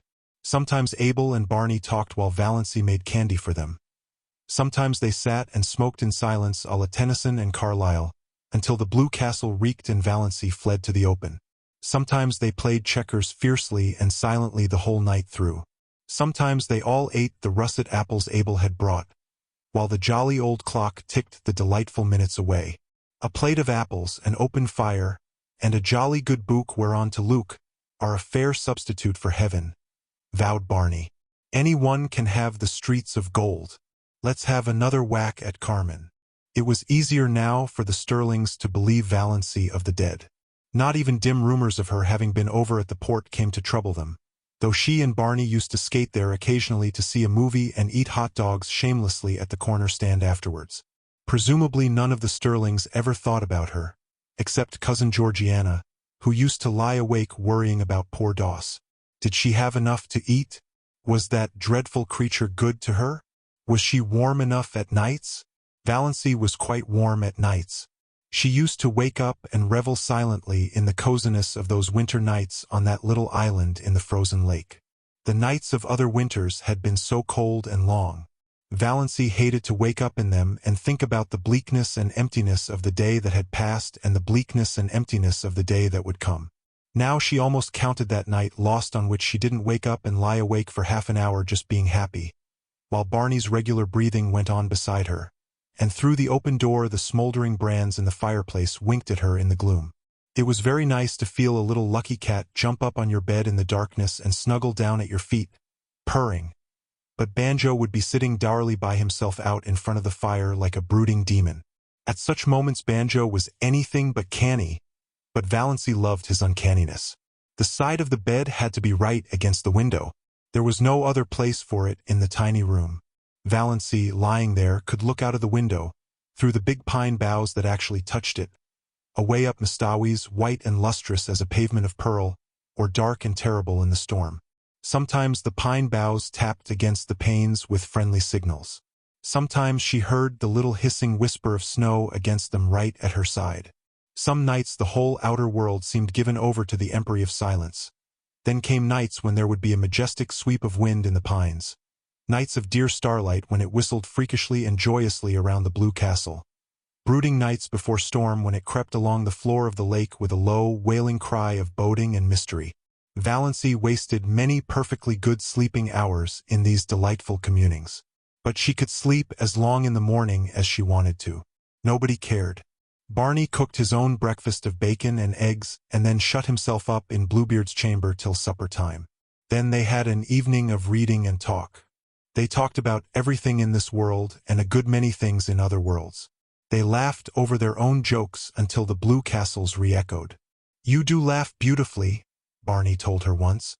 "It makes me want to laugh just to hear you laugh. There's a trick about your laugh. As if there were so much more fun back of it that you wouldn't let out. Did you laugh like that before you came to Mistawi's, Moonlight?" "I never laughed at all, really. I used to giggle foolishly when I felt I was expected to. But now, the laugh just comes." It struck Valancy more than once that Barney himself laughed a great deal oftener than he used to and that his laugh had changed. It had become wholesome. She rarely heard the little cynical note in it now. Could a man laugh like that who had crimes on his conscience? Yet Barney must have done something. Valancy had indifferently made up her mind as to what he had done. She concluded he was a defaulting bank cashier. She had found in one of Barney's books an old clipping cut from a Montreal paper in which a vanished, defaulting cashier was described. The description applied to Barney, as well as to half a dozen other men Valancy knew, and from some casual remarks he had dropped from time to time she concluded he knew Montreal rather well. Valancy had it all figured out in the back of her mind. Barney had been in a bank. He was tempted to take some money to speculate, meaning, of course, to put it back. He had got in deeper and deeper, until he found there was nothing for it but flight. It had happened so to scores of men. He had, Valancy was absolutely certain, never meant to do wrong. Of course, the name of the man in the clipping was Bernard Craig. But Valancy had always thought Snaith was an alias. Not that it mattered. Valancy had only one unhappy night that winter. It came in late March when most of the snow had gone and Nip and Tuck had returned. Barney had gone off in the afternoon for a long, woodland tramp, saying he would be back by dark if all went well. Soon after he had gone it had begun to snow. The wind rose, and presently Mistawis was in the grip of one of the worst storms of the winter. Tore up the lake and struck at the little house. The dark, angry woods on the mainland scowled at Valancy, menace in the toss of their boughs, threats in their windy gloom, terror in the roar of their hearts. The trees on the island crouched in fear. Valancy spent the night huddled on the rug before the fire, her face buried in her hands, when she was not vainly peering from the oriel in a futile effort to see through the furious smoke of wind and snow that had once been blue-dimpled Mistawis. Where was Barney? Lost on the merciless lakes? Sinking exhausted in the drifts of the pathless woods? Valancy died 100 deaths that night and paid in full for all the happiness of her blue castle. When morning came, the storm broke and cleared.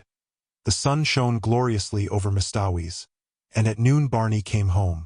Valancy saw him from the oriel as he came around a wooded point, slender and black against the glistening white world. She did not run to meet him. Something happened to her knees and she dropped down on Banjo's chair. Luckily Banjo got out from under in time, his whiskers bristling with indignation. Barney found her there, her head buried in her hands. "Barney, I thought you were dead," she whispered. Barney hooted. "After 2 years of the Klondike, did you think a baby storm like this could get me? I spent the night in that old lumber shanty over by Muskoka. A bit cold but snug enough. Little goose, your eyes look like burnt holes in a blanket. Did you sit up here all night worrying over an old woodsman like me?" "Yes," said Valancy. "I couldn't help it. The storm seemed so wild. Anybody might have been lost in it. When I saw you come round the point, something happened to me. I don't know what. It was as if I had died and come back to life. I can't describe it any other way." Chapter 33. Spring. Mistawis black and sullen for a week or two, then flaming in sapphire and turquoise, lilac and rose again, laughing through the oriel, caressing its amethyst islands, rippling under winds soft as silk. Frogs, little green wizards of swamp and pool, singing everywhere in the long twilights and long into the nights. Islands fairy-like in a green haze. The evanescent beauty of wild young trees in early leaf.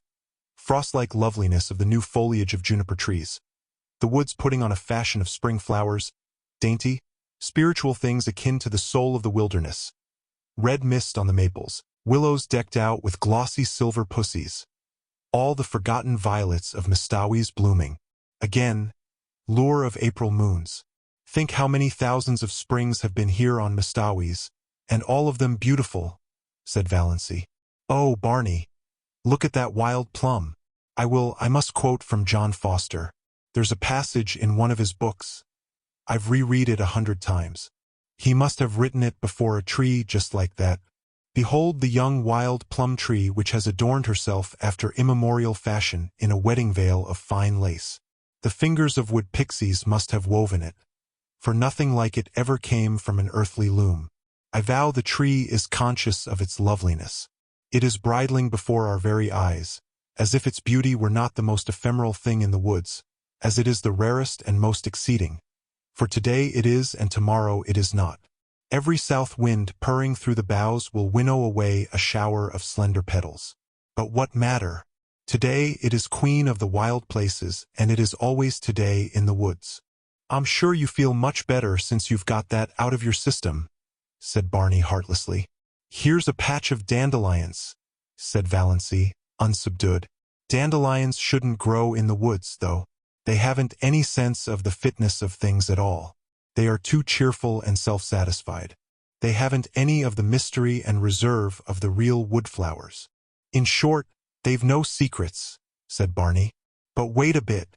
The woods will have their own way even with those obvious dandelions. In a little while all that obtrusive yellowness and complacency will be gone, and we'll find here misty, phantom-like globes hovering over those long grasses in full harmony with the traditions of the forest." "That sounds John Fosterish," teased Valancy. "What have I done that deserved a slam like that?" complained Barney. One of the earliest signs of spring was the renaissance of Lady Jane. Barney put her on roads that no other car would look at, and they went through Deerwood in mud to the axles. They passed several Stirlings, who groaned and reflected that now spring was come they would encounter that shameless pair everywhere. Valancy, prowling about Deerwood shops, met Uncle Benjamin on the street. But he did not realize until he had gone 2 blocks further on that the girl in the scarlet-collared blanket coat, with cheeks reddened in the sharp April air and the fringe of black hair over laughing, slanted eyes, was Valancy. When he did realize it, Uncle Benjamin was indignant. What business had Valancy to look like a young girl? The way of the transgressor was hard, had to be, scriptural and proper. Yet Valancy's path couldn't be hard. She wouldn't look like that if it were. There was something wrong. It was almost enough to make a man turn modernist. Barney and Valancy clanged on to the port, so that it was dark when they went through Deerwood again. At her old home Valancy, seized with a sudden impulse, got out, opened the little gate and tiptoed around to the sitting-room window. There sat her mother and Cousin Stickles drearily, grimly knitting, baffling and inhuman as ever. If they had looked the least bit lonesome, Valancy would have gone in. But they did not. Valancy would not disturb them for worlds. Chapter 34. Valancy had 2 wonderful moments that spring. One day, coming home through the woods, with her arms full of trailing arbutus and creeping spruce, she met a man who she knew must be Alan Tierney. Alan Tierney, the celebrated painter of beautiful women. He lived in New York in winter, but he owned an island cottage at the northern end of Mastawis to which he always came the minute the ice was out of the lake. He was reputed to be a lonely, eccentric man.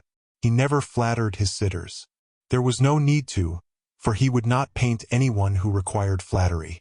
To be painted by Alan Tierney was all the cachet of beauty a woman could desire.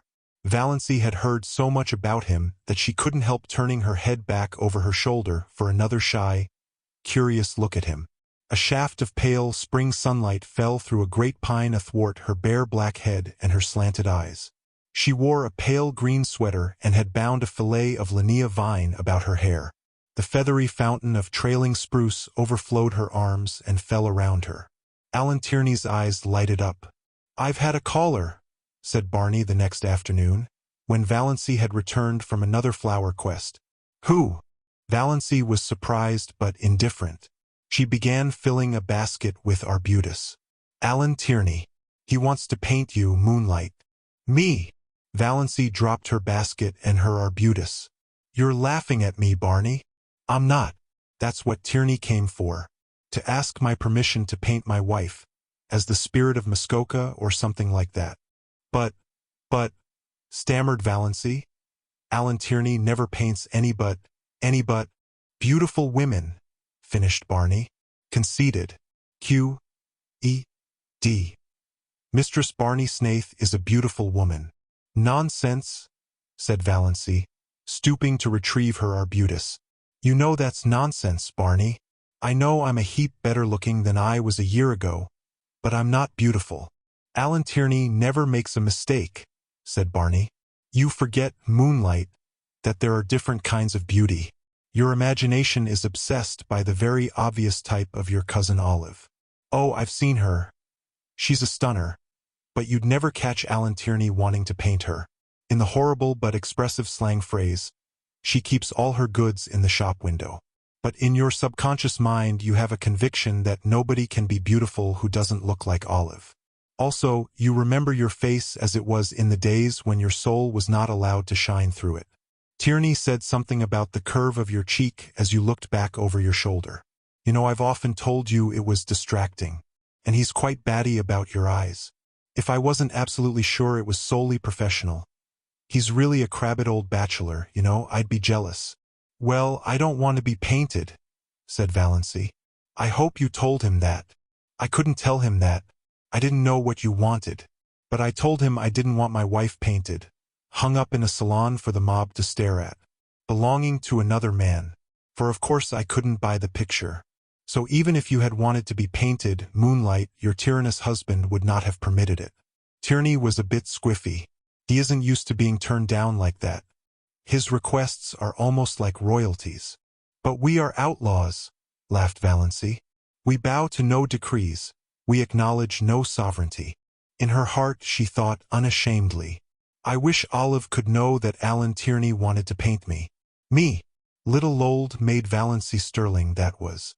Her second wonder moment came one evening in May. She realized that Barney actually liked her. She had always hoped he did, but sometimes she had a little, disagreeable, haunting dread that he was just kind and nice and chummy out of pity. Knowing that she hadn't long to live and determined she should have a good time as long as she did live. But away back in his mind, rather looking forward to freedom again, with no intrusive woman creature in his island fastness and no chattering thing beside him in his woodland prowls. She knew he could never love her. She did not even want him to. If he loved her, he would be unhappy when she died. Valancy never flinched from the plain word. No passing away for her. And she did not want him to be the least unhappy. But neither did she want him to be glad or relieved. She wanted him to like her and miss her as a good chum. But she had never been sure until this night that he did. They had walked over the hills in the sunset. They had the delight of discovering a virgin spring in a ferny hollow and had drunk together from it out of a birch-bark cup. They had come to an old tumble-down rail fence and sat on it for a long time. They didn't talk much, but Valancy had a curious sense of oneness. She knew that she couldn't have felt that if he hadn't liked her. "You nice little thing," said Barney suddenly. "Oh, you nice little thing. Sometimes I feel you're too nice to be real, that I'm just dreaming you. Why can't I die now, this very minute, when I am so happy?" thought Valancy. Well, it couldn't be so very long now. Somehow, Valancy had always felt she would live out the year Dr. Trent had allotted. She had not been careful, she had never tried to be, but, somehow, she had always counted on living out her year. She had not let herself think about it at all. But now, sitting here beside Barney, with her hand in his, a sudden realization came to her. She had not had a heart attack for a long while, 2 months at least. The last one she had had was 2 or 3 nights before Barney was out in the storm. Since then she had not remembered she had a heart. Well, no doubt, it betokened the nearness of the end. Nature had given up the struggle. There would be no more pain. "I'm afraid heaven will be very dull after this past year," thought Valancy. "But perhaps one will not remember. Would that be nice? No, I don't want to forget Barney. I'd rather be miserable in heaven remembering him than happy forgetting him. And I'll always remember through all eternity that he really, really liked me." Chapter 35. 30 seconds can be very long sometimes. Long enough to work a miracle or a revolution. In 30 seconds life changed wholly for Barney and Valancy Snaith. They had gone around the lake one June evening in their disappearing propeller, fished for an hour in a little creek, left their boat there, and walked up through the woods to Port Lawrence 2 miles away. Valancy prowled a bit in the shops and got herself a new pair of sensible shoes. Her old pair had suddenly and completely given out, and this evening she had been compelled to put on the little fancy pair of patent leather with rather high, slender heels, which she had bought in a fit of folly one day in the winter because of their beauty and because she wanted to make one foolish, extravagant purchase in her life.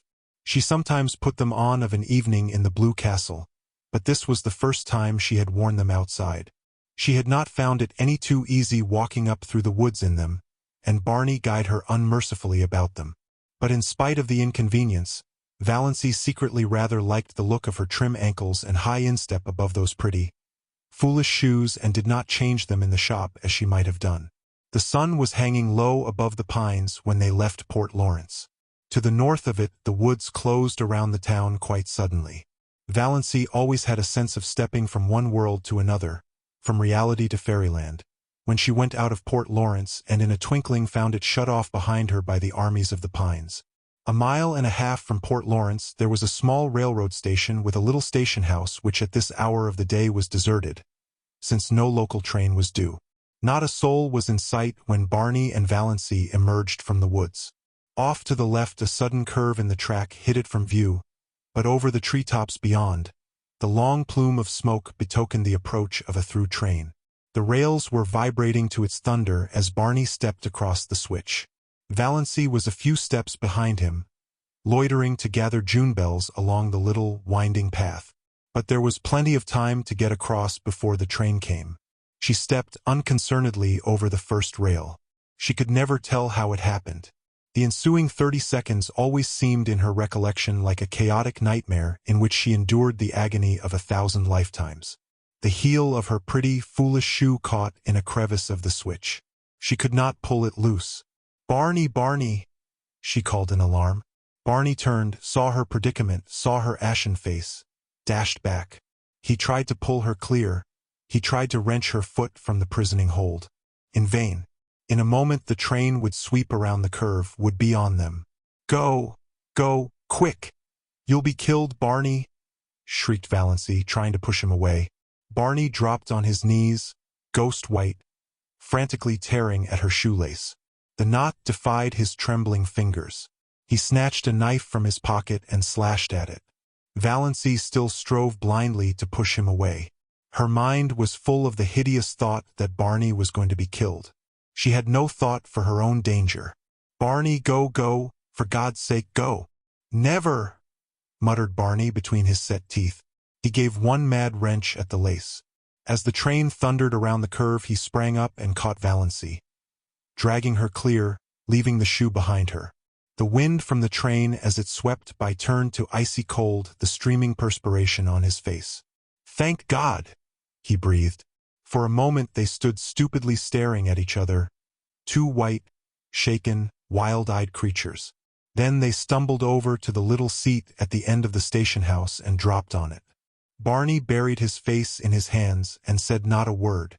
Valancy sat, staring straight ahead of her with unseeing eyes at the great pine woods, the stumps of the clearing, the long, gleaming rails. There was only one thought in her dazed mind, a thought that seemed to burn it as a shaving of fire might burn her body. Dr. Trent had told her over a year ago that she had a serious form of heart disease, that any excitement might be fatal. If that were so, why was she not dead now? This very minute? She had just experienced as much and as terrible excitement as most people experience in a lifetime, crowded into that endless 30 seconds. Yet she had not died of it. She was not an iota the worse for it.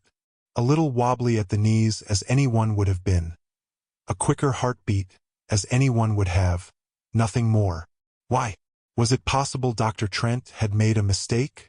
Valancy shivered as if a cold wind had suddenly chilled her to the soul. She looked at Barney, hunched up beside her. His silence was very eloquent. Had the same thought occurred to him?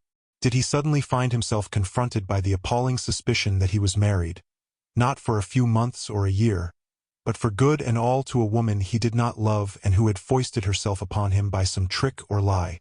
Valancy turned sick before the horror of it. Could not be. It would be too cruel, too devilish. Dr. Trent couldn't have made a mistake. Impossible.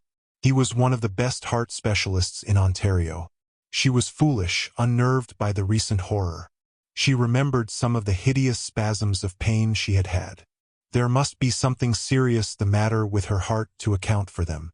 But she had not had any for nearly 3 months. Why? Presently Barney bestirred himself.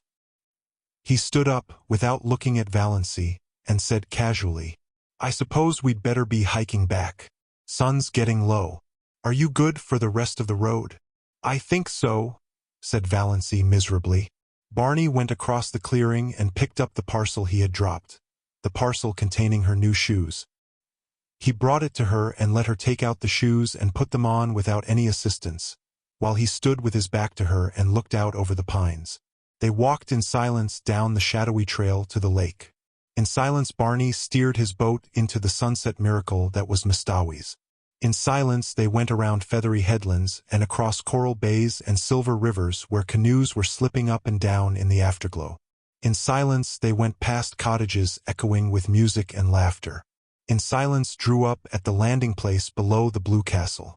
Valancy went up the rock steps and into the house.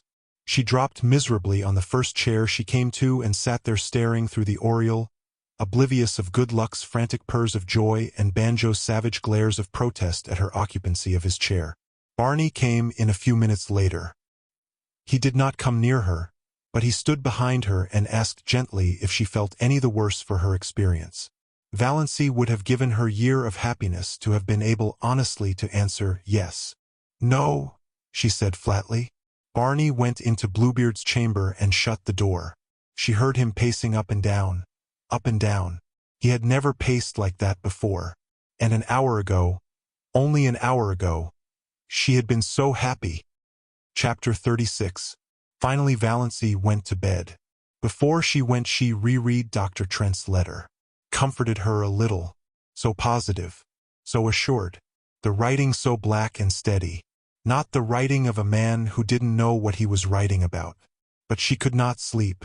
She pretended to be asleep when Barney came in. Barney pretended to go to sleep. But Valancy knew perfectly well he wasn't sleeping any more than she was. She knew he was lying there, staring through the darkness. Thinking of what? Trying to face what? Valancy, who had spent so many happy wakeful hours of night lying by that window, now paid the price of them all in this one night of misery. A horrible, portentous fact was slowly looming out before her from the nebula of surmise and fear. She could not shut her eyes to it, push it away, ignore it. There could be nothing seriously wrong with her heart, no matter what Dr. Trent had said.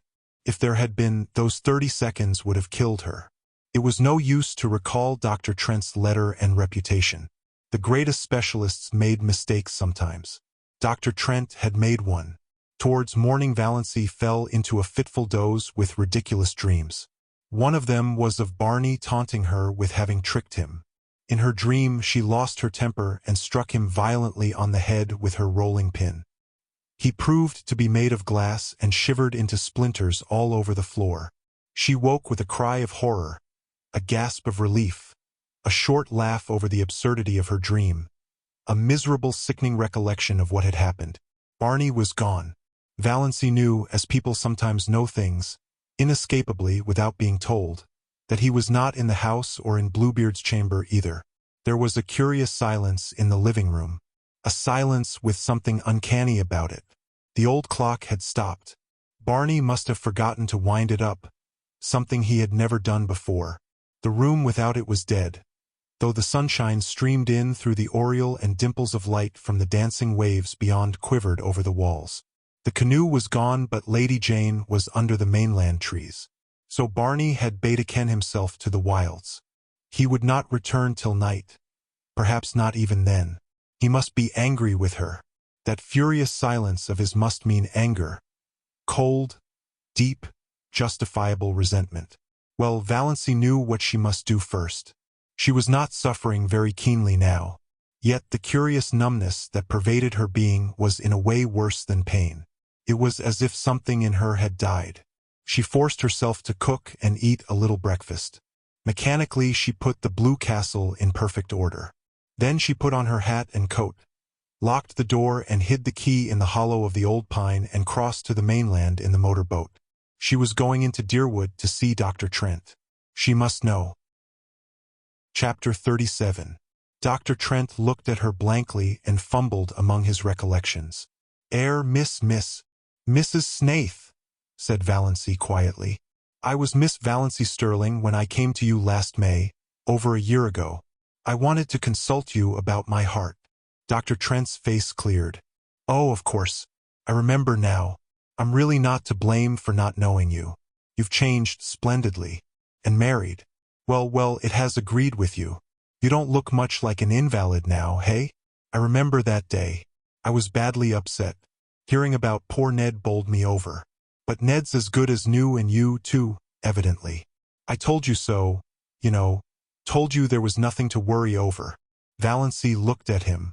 You told me in your letter, she said slowly, with a curious feeling that someone else was talking through her lips, that I had angina pectoris in the last stages, complicated with an aneurysm, that I might die any minute, that I couldn't live longer than a year. Dr. Trent stared at her. Impossible, he said blankly. I couldn't have told you that. Valancy took his letter from her bag and handed it to him.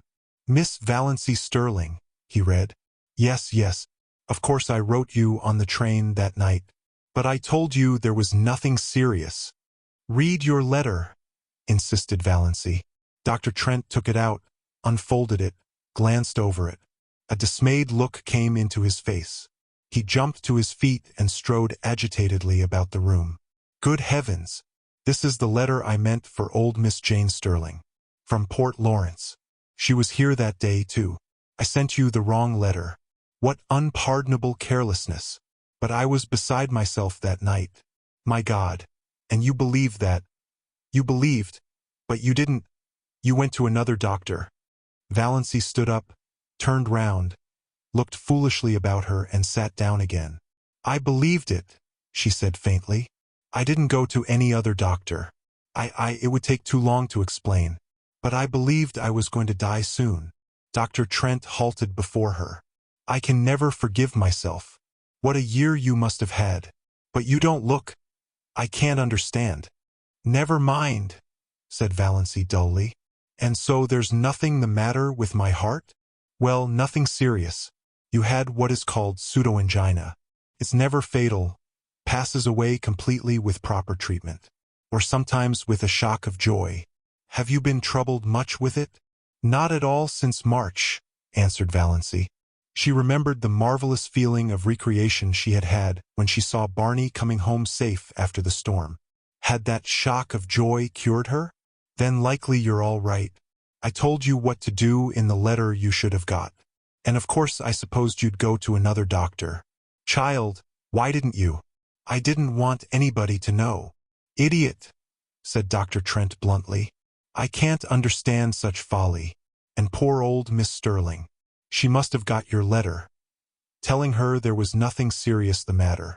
Well, it couldn't have made any difference. Her case was hopeless. Nothing that she could have done or left undone could have made any difference.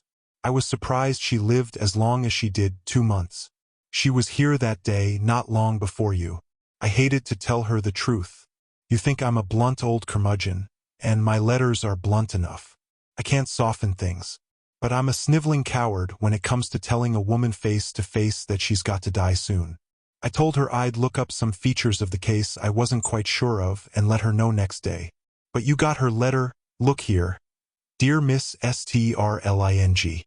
Yes, I noticed that, but I thought it a mistake. I didn't know there were any Stirlings in Port Lawrence. She was the only one, a lonely old soul, lived by herself with only a little home girl. She died 2 months after she was here, died in her sleep. My mistake couldn't have made any difference to her. But you, I can't forgive myself for inflicting a year's misery on you.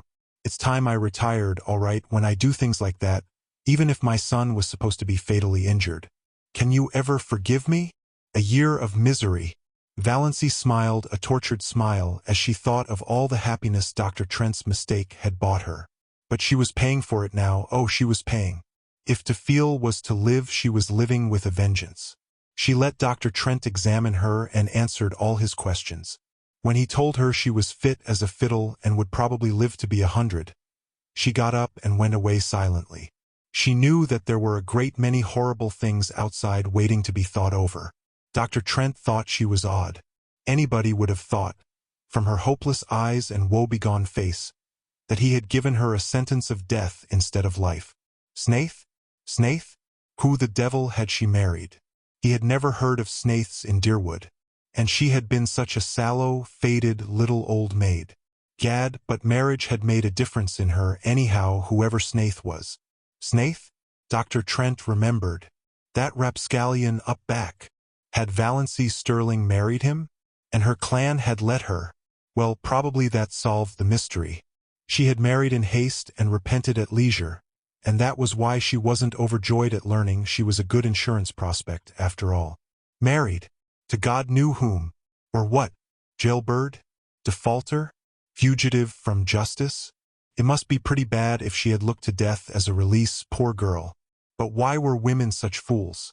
Dr. Trent dismissed Valancy from his mind, though to the day of his death he was ashamed of putting those letters into the wrong envelopes. Chapter 38. Valancy walked quickly through the back streets and through Lover's Lane.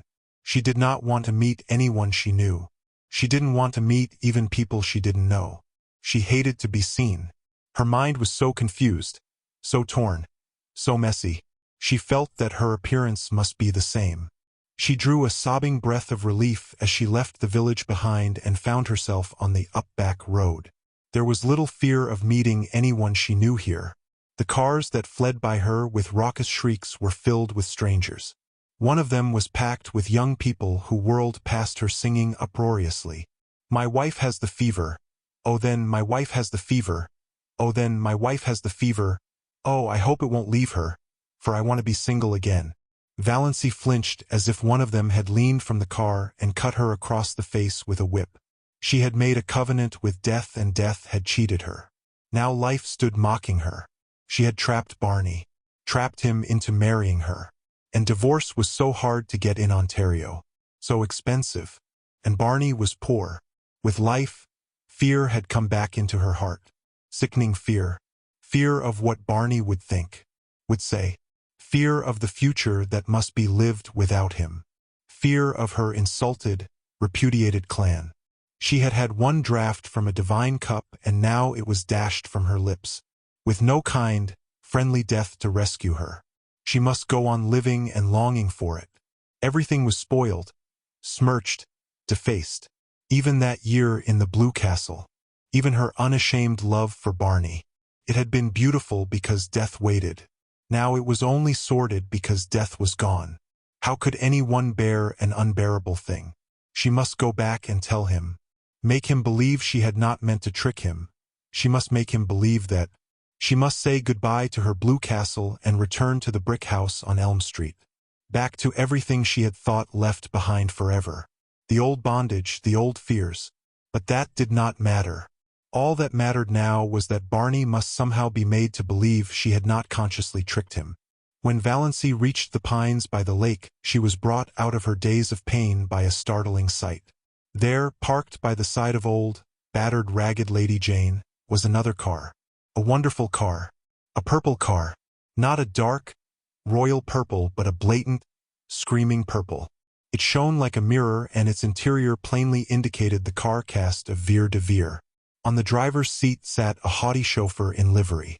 And in the tonneau sat a man who opened the door and bounced out nimbly as Valancy came down the path to the landing place. He stood under the pines waiting for her and Valancy took in every detail of him. A stout, short, pudgy man, with a broad, rubicund, good-humored face. A clean-shaven face, though an unparalyzed little imp at the back of Valancy's paralyzed mind suggested the thought. Such a face should have a fringe of white whisker around it. Old-fashioned, steel-rimmed spectacles on prominent blue eyes. A pursy mouth. A little round, knobby nose. Where, groped Valancy, had she seen that face before? It seemed as familiar to her as her own. The stranger wore a green hat and a light fawn overcoat over a suit of a loud check pattern.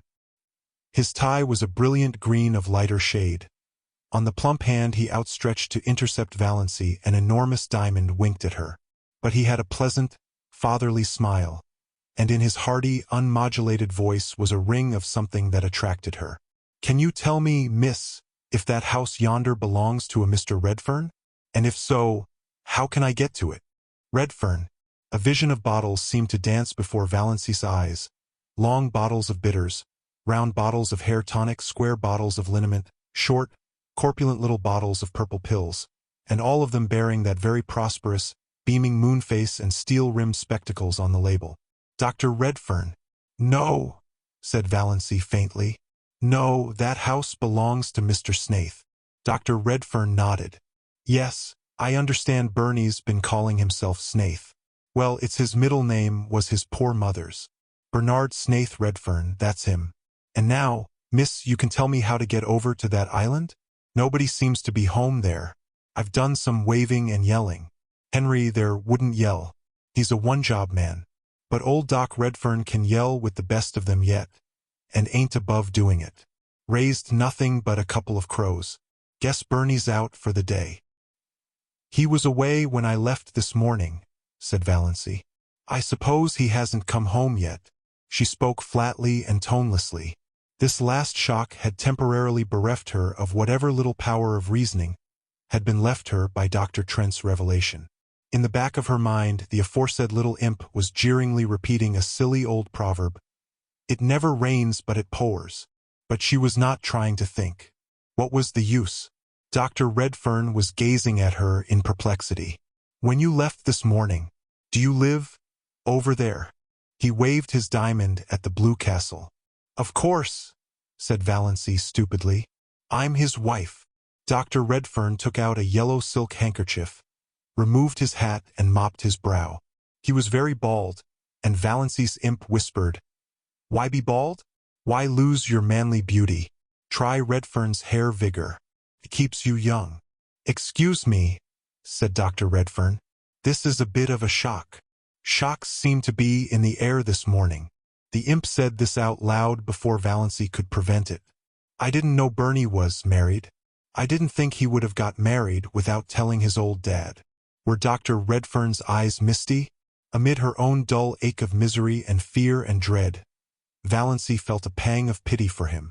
"Don't blame him," she said hurriedly. It wasn't his fault.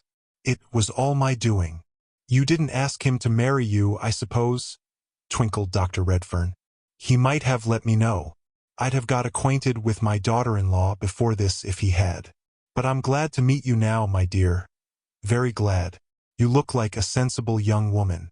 I used to sort of fear Barney'd pick out some pretty bit of fluff just because she was good-looking. They were all after him, of course. Wanted his money? Didn't like the pills and the bitters but liked the dollars. Wanted to dip their pretty little fingers in old Doc's millions. Millions, said Valancy faintly. She wished she could sit down somewhere. She wished she could have a chance to think. She wished she and the Blue Castle could sink to the bottom of Mistawis and vanish from human sight forevermore. Millions, said Dr. Redfern complacently. And Bernie chucks them for that. Again he shook the diamond contemptuously at the Blue Castle. Wouldn't you think he'd have more sense? And all on account of a white bit of a girl. He must have got over that feeling anyhow since he's married. You must persuade him to come back to civilization. All nonsense wasting his life like this. Ain't you going to take me over to your house, my dear? I suppose you've some way of getting there. Of course, said Valancy stupidly. She led the way down to the little cove where the disappearing propeller boat was snuggled. Does your man want to come, too? Who? Henry. Not he. Look at him sitting there disapproving. Disapproves of the whole expedition. The trail up from the road nearly gave him a conniption. Well, it was a devilish road to put a car on. Whose old bus is that up there? Barney's. Good Lord. Does Bernie Redfern ride in a thing like that? It looks like the great-great-grandmother of all the Fords. It isn't a Ford. It's a gray Slauson, said Valancy spiritedly. For some occult reason, Dr. Redfern's good-humored ridicule of dear old Lady Jane stung her to life. A life that was all pain but still life. Better than the horrible half-dead and half-aliveness of the past few minutes or years. She waved Dr. Redfern curtly into the boat and took him over to the Blue Castle. The key was still in the old pine, the house still silent and deserted. Valancy took the doctor through the living room to the western veranda. She must at least be out where there was air. It was still sunny, but in the southwest a great thundercloud, with white crests and gorges of purple shadow, was slowly rising over Mistawis. The doctor dropped with a gasp on a rustic chair and mopped his brow again. Warm, eh? Lord, what a view! Wonder if it would soften Henry if he could see it. Have you had dinner? Asked Valancy. Yes, my dear. Had it before we left Port Lawrence. Didn't know what sort of wild hermit's hollow we were coming to, you see. Hadn't any idea I was going to find a nice little daughter-in-law here all ready to toss me up a meal. Cats, eh? Puss, puss. See that? Cats love me. Bernie was always fond of cats. It's about the only thing he took from me. He's his poor mother's boy. Valancy had been thinking idly that Barney must resemble his mother. She had remained standing by the steps, but Dr. Redfern waved her to the swing seat. Sit down, dear. Never stand when you can sit. I want to get a good look at Barney's wife. Well, I like your face. No beauty, you don't mind my saying that. You've sense enough to know it, I reckon.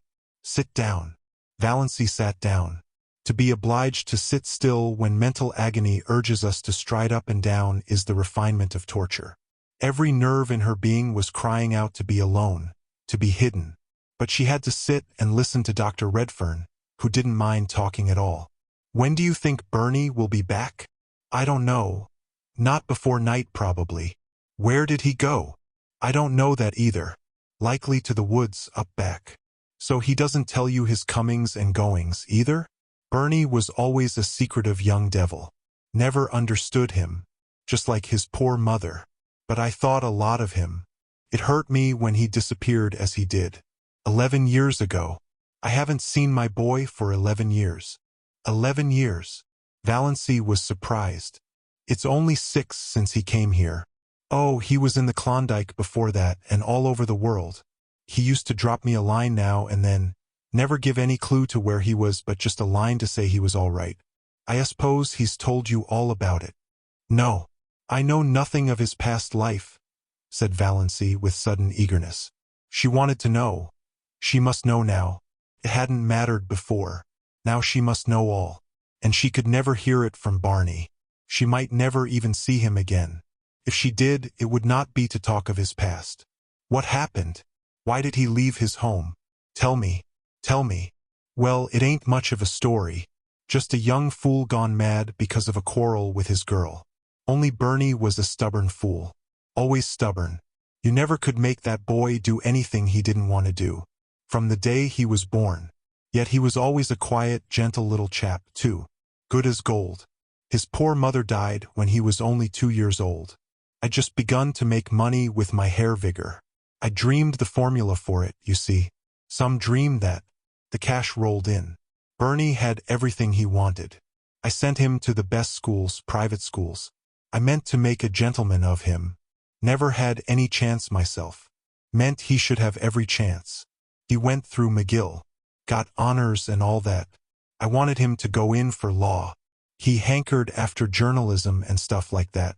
Wanted me to buy a paper for him, or back him in publishing what he called a real, worthwhile, honest-to-goodness Canadian magazine. I suppose I'd have done it. I always did what he wanted me to do. Wasn't he all I had to live for? I wanted him to be happy, and he never was happy. Can you believe it? Not that he said so. But I'd always a feeling that he wasn't happy. Everything he wanted, all the money he could spend, his own bank account, travel, seeing the world, but he wasn't happy. Not till he fell in love with Ethel Traverse. Then he was happy for a little while. The cloud had reached the sun and a great, chill, purple shadow came swiftly over Mestawis. Touched the blue castle, rolled over it. Valancy shivered. Yes, she said with painful eagerness, though every word was cutting her to the heart. What was she like? Prettiest girl in Montreal, said Dr. Redfern. Oh, she was a looker, all right. Gold hair. Shiny as silk. Great, big, soft, black eyes. Skin like milk and roses. Don't wonder Bernie fell for her. And brains as well. She wasn't a bit of fluff. B.A. from McGill. A thoroughbred, too. One of the best families. But a bit lean in the purse. Bernie was mad about her. Happiest young fool you ever saw. Then the bust-up. What happened? Valancy had taken off her hat and was absently thrusting a pin in and out of it. Good Luck was purring beside her. Banjo was regarding Dr. Redfern with suspicion. Nip and Tuck were lazily cawing in the pines. Mestawis was beckoning. Everything was the same. Nothing was the same. It was 100 years since yesterday. Yesterday, at this time, she and Barney had been eating a belated dinner here with laughter. Laughter? Valancy felt that she had done with laughter forever. And with tears, for that matter. She had no further use for either of them. Blessed if I know, my dear. Some fool quarrel, I suppose. Bernie just lit out. Disappeared. He wrote me from the Yukon. Said his engagement was broken and he wasn't coming back. And not to try to hunt him up because he was never coming back. I didn't. What was the use? I knew Bernie. I went on piling up money because there wasn't anything else to do. But I was mighty lonely. All I lived for was them little notes now and then from Bernie, Klondike, England, South Africa, China, everywhere. I thought maybe he'd come back someday to his lonesome old dad. Then 6 years ago even the letters stopped. I didn't hear a word of or from him till last Christmas. Did he write? No. But he drew a check for $15,000 on his bank account. The bank manager is a friend of mine, one of my biggest shareholders. He'd always promised me he'd let me know if Bernie drew any checks. Bernie had $50,000 there, and he'd never touched a cent of it till last Christmas. The check was made out to Ainsley's, Toronto. Ainsley's. Valancy heard herself saying Ainsley's. She had a box on her dressing table with the Ainsley trademark. Yes, the big jewelry house there. After I'd thought it over a while, I got brisk. I wanted to locate Bernie. Had a special reason for it. It was time he gave up his fool hoboing and come to his senses. Drawing that 15 told me there was something in the wind. The manager communicated with the Ainsleys. His wife was an Ainsley, and found out that Bernard Redfern had bought a pearl necklace there. His address was given as Box 444, Port Lawrence, Muskoka, Ontario. First I thought I'd write. Then I thought I'd wait till the open season for cars and come down myself. Ain't no hand at writing. I've motored from Montreal. Got to Port Lawrence yesterday. Inquired at the post office. Told me they knew nothing of any Bernard Snaith Redfern. But there was a Barney Snaith had a P.O. box there.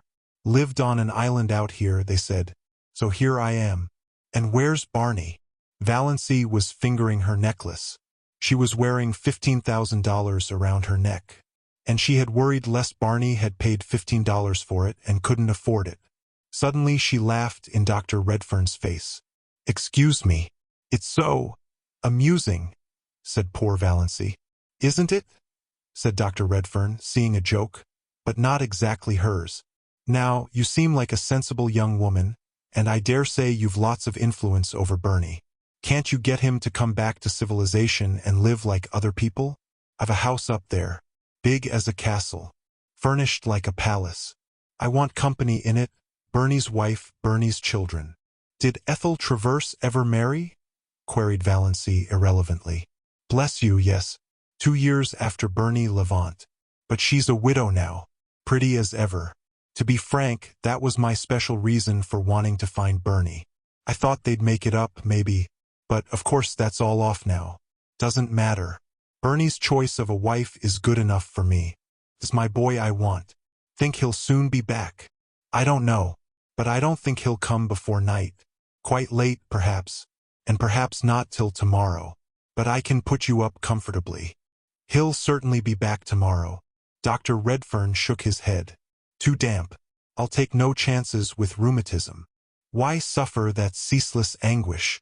Why not try Redfern's liniment? Quoted the imp in the back of Valancy's mind.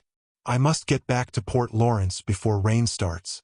Henry goes quite mad when he gets mud on the car. But I'll come back tomorrow. Meanwhile, you talk Bernie into reason. He shook her hand and patted her kindly on the shoulder. He looked as if he would have kissed her, with a little encouragement, but Valancy did not give it. Not that she would have minded. He was rather dreadful and loud and dreadful, but there was something about him she liked. She thought dully that she might have liked being his daughter-in-law if he had not been a millionaire. A score of times over. And Barney was his son and heir. She took him over in the motorboat and watched the lordly purple car roll away through the woods with Henry at the wheel looking things not lawful to be uttered. Then she went back to the Blue Castle. What she had to do must be done quickly. Barney might return at any moment. And it was certainly going to rain. She was thankful she no longer felt very bad. When you are bludgeoned on the head repeatedly, you naturally and mercifully become more or less insensible and stupid. She stood briefly like a faded flower bitten by frost, by the hearth, looking down on the white ashes of the last fire that had blazed in the Blue Castle. At any rate, she thought wearily, Barney isn't poor. He will be able to afford a divorce. Quite nicely. Chapter 39. She must write a note. The imp in the back of her mind laughed. In every story she had ever read, when a runaway wife decamped from home, she left a note, generally on the pincushion. It was not a very original idea, but one had to leave something intelligible. What was there to do but write a note? She looked vaguely about her for something to write with. Ink? There was none. Valancy had never written anything since she had come to the Blue Castle, save memoranda of household necessaries for Barney. A pencil sufficed for them, but now the pencil was not to be found. Valancy absently crossed to the door of Bluebeard's chamber and tried it. She vaguely expected to find it locked, but it opened unresistingly. She had never tried it before, and did not know whether Barney habitually kept it locked or not. If he did, he must have been badly upset to leave it unlocked. She did not realize that she was doing something he had told her not to do. She was only looking for something to write with. All her faculties were concentrated on deciding just what she would say and how she would say it. There was not the slightest curiosity in her as she went into the lean-to. There were no beautiful women hanging by their hair on the walls. It seemed a very harmless apartment, with a commonplace little sheet iron stove in the middle of it, its pipes sticking out through the roof.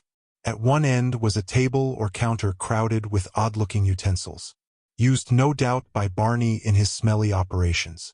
Chemical experiments, probably, she reflected dully. At the other end was a big writing desk and swivel chair. The side walls were lined with books. Valancy went blindly to the desk. There she stood motionless for a few minutes, looking down at something that lay on it. A bundle of galley proofs. The page on top bore the title Wild Honey, and under the title were the words by John Foster. The opening sentence: "Pines are the trees of myth and legend. They strike their roots deep into the traditions of an older world, but wind and star love their lofty tops. What music when old Aeolus draws his bow across the branches of the pines." She had heard Barney say that one day when they walked under them. So Barney was John Foster. Valancy was not excited. She had absorbed all the shocks and sensations that she could compass for one day. This affected her neither one way nor the other. She only thought, so this explains it. It was a small matter that had, somehow, stuck in her mind more persistently than its importance seemed to justify. Soon after Barney had brought her John Foster's latest book, she had been in a Port Lawrence bookshop and heard a customer ask the proprietor for John Foster's new book. The proprietor had said curtly, "Not out yet. Won't be out till next week." Valancy had opened her lips to say, "Oh yes, it is out," but closed them again. After all, it was none of her business. She supposed the proprietor wanted to cover up his negligence in not getting the book in promptly. Now she knew. The book Barney had given her had been one of the author's complimentary copies, sent in advance. Well, Valancy pushed the proofs indifferently aside and sat down in the swivel chair. She took up Barney's pen, and a vile one it was, pulled a sheet of paper to her and began to write. She could not think of anything to say except bald facts. "Dear Barney, I went to Dr. Trent this morning and found out he had sent me the wrong letter by mistake. There never was anything serious the matter with my heart, and I am quite well now. I did not mean to trick you. Please believe that. I could not bear it if you did not believe that. I am very sorry for the mistake.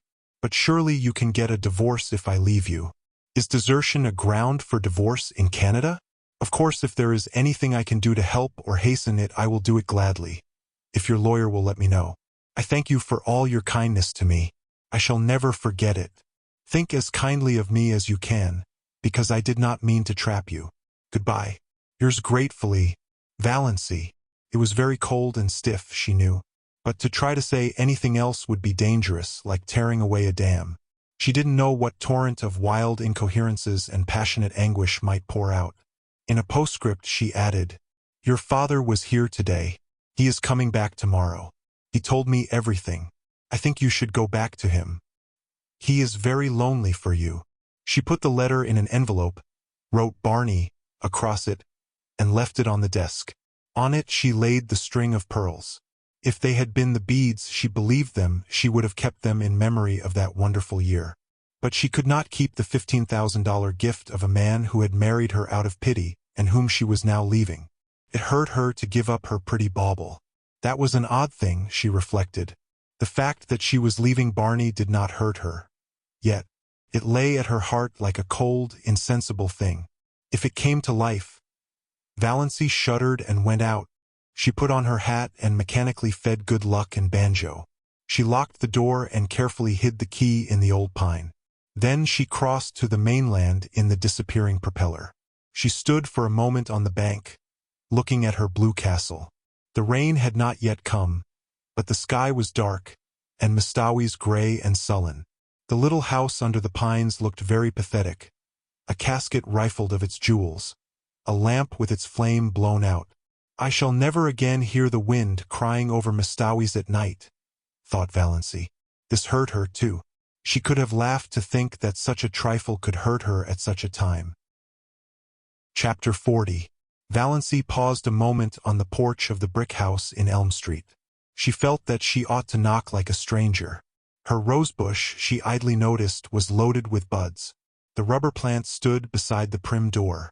A momentary horror overcame her, a horror of the existence to which she was returning. Then she opened the door and walked in. I wonder if the prodigal son ever felt really at home again, she thought. Mrs. Frederick and Cousin Stickles were in the sitting room. Uncle Benjamin was there, too. They looked blankly at Valancy, realizing at once that something was wrong. This was not the saucy, impudent thing who had laughed at them in this very room last summer. This was a gray-faced woman with the eyes of a creature who had been stricken by a mortal blow. Valancy looked indifferently around the room. She had changed so much, and it had changed so little. The same pictures hung on the walls. The little orphan who knelt at her never-finished prayer by the bed whereon reposed the black kitten that never grew up into a cat. The grey steel engraving of Cotter Bras, where the British regiment forever stood at bay. The crayon enlargement of the boyish father she had never known. There they all hung in the same places. The green cascade of Wandering Jew still tumbled out of the old granite saucepan on the window-stand. The same elaborate, never-used pitcher stood at the same angle on the sideboard shelf. The blue and gilt vases that had been among her mother's wedding presents still primly adorned the mantelpiece, flanking the china clock of Barost and besprayed where that never went.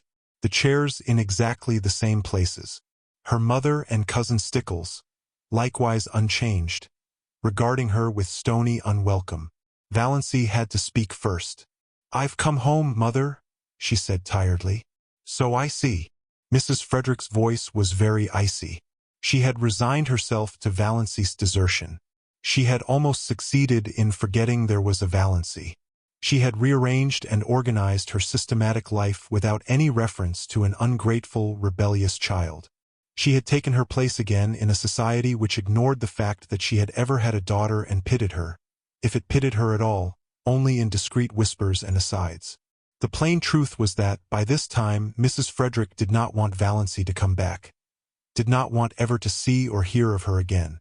And now, of course, Valancy was here, with tragedy and disgrace and scandal trailing after her visibly. "So I see," said Mrs. Frederick. "May I ask why?"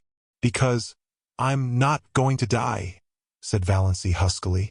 "God bless my soul," said Uncle Benjamin. "Who said you were going to die?"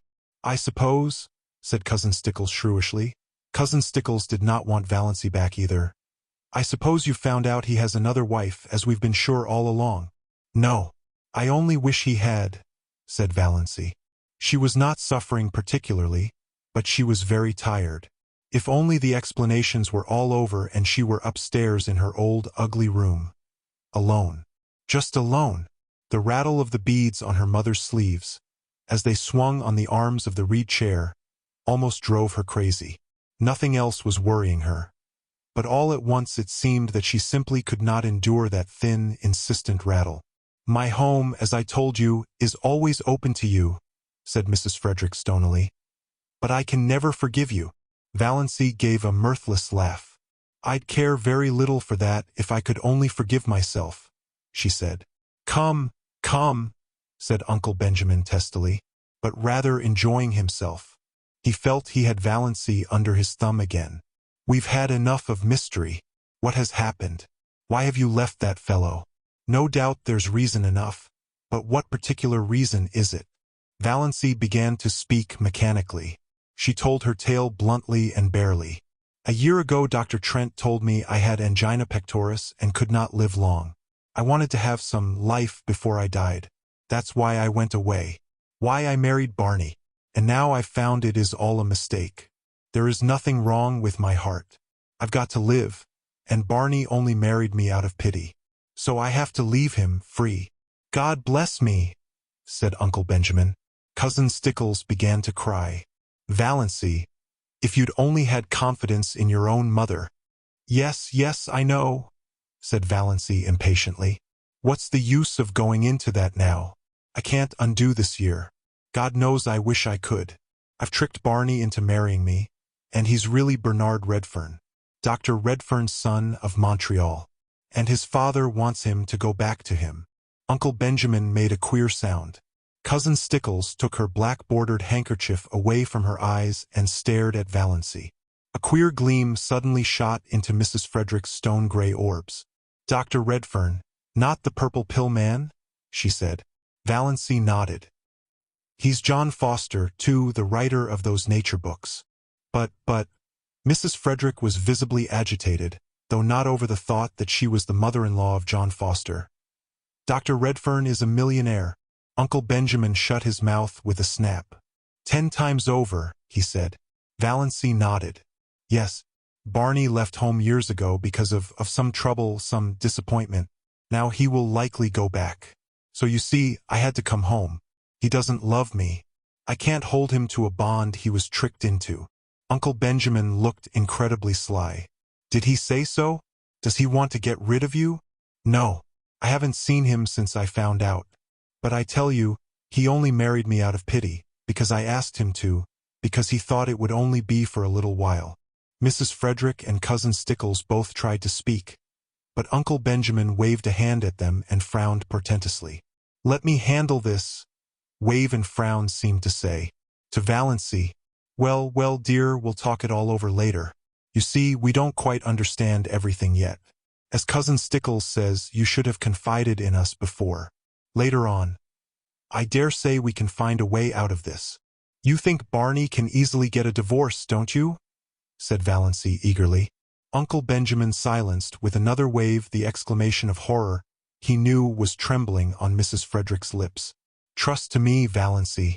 Everything will arrange itself. Tell me this, Dossie. Have you been happy up back? Was this Mr. Redfern good to you? I have been very happy and Barney was very good to me, said Valancy, as if reciting a lesson. She remembered when she studied grammar at school she had disliked the past and perfect tenses. They had always seemed so pathetic. I have been. It was all over and done with. Then don't worry, little girl. How amazingly paternal Uncle Benjamin was. Your family will stand behind you. We'll see what can be done. Thank you, said Valancy dully.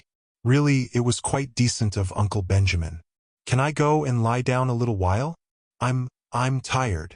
Of course you're tired. Uncle Benjamin patted her hand gently, very gently.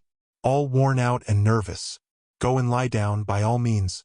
You'll see things in quite a different light after you've had a good sleep. He held the door open. As she went through he whispered, What is the best way to keep a man's love? Valancy smiled wanly.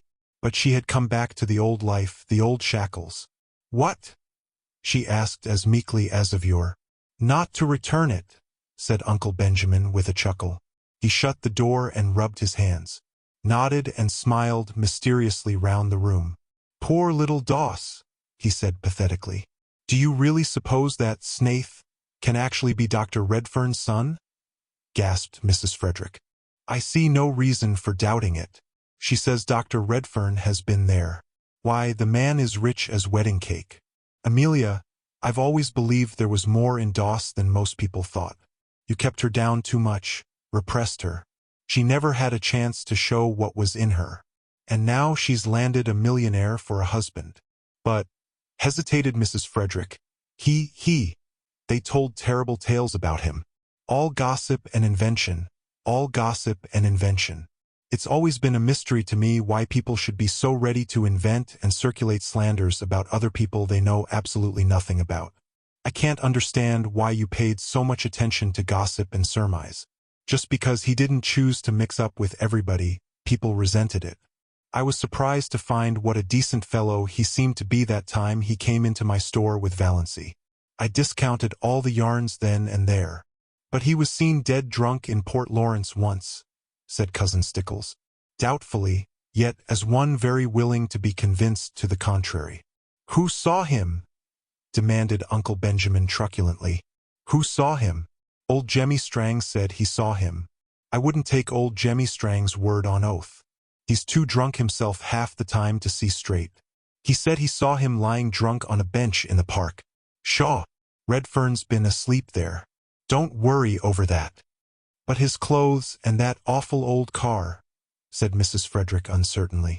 Eccentricities of genius, declared Uncle Benjamin. You heard Doss say he was John Foster. I'm not up in literature myself, but I heard a lecturer from Toronto say that John Foster's books had put Canada on the literary map of the world. I suppose we must forgive her, yielded Mrs. Frederick. Forgive her? Uncle Benjamin snorted. Really, Amelia was an incredibly stupid woman. No wonder poor Doss had gone sick and tired of living with her. Well, yes, I think you'd better forgive her. The question is, will Snaith forgive us? What if she persists in leaving him? You've no idea how stubborn she can be, said Mrs. Frederick. Leave it all to me, Amelia. Leave it all to me. You women have muddled it enough. This whole affair has been bungled from start to finish. If you had put yourself to a little trouble years ago, Amelia, she would not have bolted over the traces as she did. Just let her alone. Don't worry her with advice or questions till she's ready to talk. She's evidently run away in a panic because she's afraid he'd be angry with her for fooling him. Most extraordinary thing of Trent to tell her such a yarn. That's what comes of going to strange doctors. Well, we mustn't blame her too harshly, poor child. Redfern will come after her. If he doesn't, I'll hunt him up and talk to him as man to man. He may be a millionaire, but Valancy is a Stirling. He can't repudiate her just because she was mistaken about her heart disease. Not likely he'll want to. Doss is a little overstrung. Bless me, I must get in the habit of calling her Valancy. She isn't a baby any longer. Now remember, Amelia, be very kind and sympathetic. It was something of a large order to expect Mrs. Frederick to be kind and sympathetic, but she did her best. When supper was ready, she went up and asked Valancy if she wouldn't like a cup of tea. Valancy, lying on her bed, declined. She just wanted to be left alone for a while. Mrs. Frederick left her alone. She did not even remind Valancy that her plight was the outcome of her own lack of daughterly respect and obedience. One could not, exactly, say things like that to the daughter-in-law of a millionaire. Chapter 41. Valancy looked dully about her old room. It, too, was so exactly the same that it seemed almost impossible to believe in the changes that had come to her since she had last slept in it. It seemed somehow indecent that it should be so much the same. There was Queen Louise everlastingly coming down the stairway, and nobody had let the forlorn puppy in out of the rain. Here was the purple paper blind and the greenish mirror. Outside, the old carriage shop with its blatant advertisements. Beyond it, the station with the same derelicts and flirtatious flappers. Here the old life waited for her, like some grim ogre that bided his time and licked his chops. A monstrous horror of it suddenly possessed her. When night fell and she had undressed and got into bed, the merciful numbness passed away and she lay in anguish and thought of her island under the stars. The campfires, all their little household jokes and phrases and catchwords, their furry beautiful cats, the lights agleam on the fairy islands, canoes skimming over Mastawis in the magic of morning, white birches shining among the dark spruces like beautiful women's bodies, winter snows and rose-red sunset fires, lakes drunken with moonshine, all the delights of her lost paradise. She would not let herself think of Barney, only of these lesser things. She could not endure to think of Barney. Then she thought of him inescapably. She ached for him. She wanted his arms around her, his face against hers, his whispers in her ear. She recalled all his friendly looks and quips and jests, his little compliments, his caresses. She counted them all over as a woman might count her jewels. Not one did she miss from the first day they had met. These memories were all she could have now. She shut her eyes and prayed. Let me remember every one. God, let me never forget one of them. Yet it would be better to forget. This agony of longing and loneliness would not be so terrible if one could forget. And Ethel Traverse, that shimmering witch woman with her white skin and black eyes and shining hair. The woman Barney had loved. The woman whom he still loved. Hadn't he told her he never changed his mind? Who was waiting for him in Montreal? Who was the right wife for a rich and famous man? Barney would marry her, of course, when he got his divorce. How Valancy hated her and envied her. Barney had said, "I love you," to her. Valancy had wondered what tone Barney would say "I love you" in, how his dark blue eyes would look when he said it. Ethel Traverse knew. Valancy hated her for the knowledge, hated and envied her. She can never have those hours in the Blue Castle. They are mine, thought Valancy savagely. Ethel would never make strawberry jam or dance to old Abel's fiddle or fry bacon for Barney over a campfire. She would never come to the little Mistawi's shack at all. What was Barney doing, thinking, feeling now? Had he come home and found her letter? Was he still angry with her? Or a little pitiful? Was he lying on their bed looking out on stormy Mistawi's and listening to the rain streaming down on the roof? Or was he still wandering in the wilderness, raging at the predicament in which he found himself? Hating her? Pain took her and wrung her like some great pitiless giant. She got up and walked the floor. Would morning never come to end this hideous night? And yet what could morning bring her? The old life without the old stagnation that was at least bearable. The old life with the new memories, the new longings, the new anguish. "Oh, why can't I die?" moaned Valancy. Chapter 42. It was not until early afternoon the next day that a dreadful old car clanked up Elm Street and stopped in front of the brick house. A hatless man sprang from it and rushed up the steps. The bell was rung as it had never been rung before, vehemently, intensely. The ringer was demanding entrance, not asking it. Uncle Benjamin chuckled as he hurried to the door. Uncle Benjamin had just dropped in to inquire how dear Doss Valancy was. Dear Doss Valancy, he had been informed, was just the same. She had come down for breakfast, which she didn't eat. Gone back to her room, come down for dinner, which she didn't eat. Gone back to her room. That was all. She had not talked, and she had been let kindly, considerately alone. Very good. Redfern will be here today, said Uncle Benjamin. And now Uncle Benjamin's reputation as a prophet was made. Redfern was here, unmistakably so. "Is my wife here?" he demanded of Uncle Benjamin without preface. Uncle Benjamin smiled expressively. "Mr. Redfern, I believe? Very glad to meet you, sir. Yes, that naughty little girl of yours is here. We have been. I must see her." Barney cut Uncle Benjamin ruthlessly short. "Certainly, Mr. Redfern. Just step in here. Valancy will be down in a minute." He ushered Barney into the parlor and betook himself to the sitting room and Mrs. Frederick. "Go up and tell Valancy to come down. Her husband is here." But so dubious was Uncle Benjamin as to whether Valancy could really come down in a minute, or at all, that he followed Mrs. Frederick on tiptoe up the stairs and listened in the hall. "Valancy, dear," said Mrs. Frederick tenderly, "your husband is in the parlor asking for you." "Oh, mother!" Valancy got up from the window and wrung her hands. "I cannot see him. I cannot. Tell him to go away, ask him to go away. I can't see him.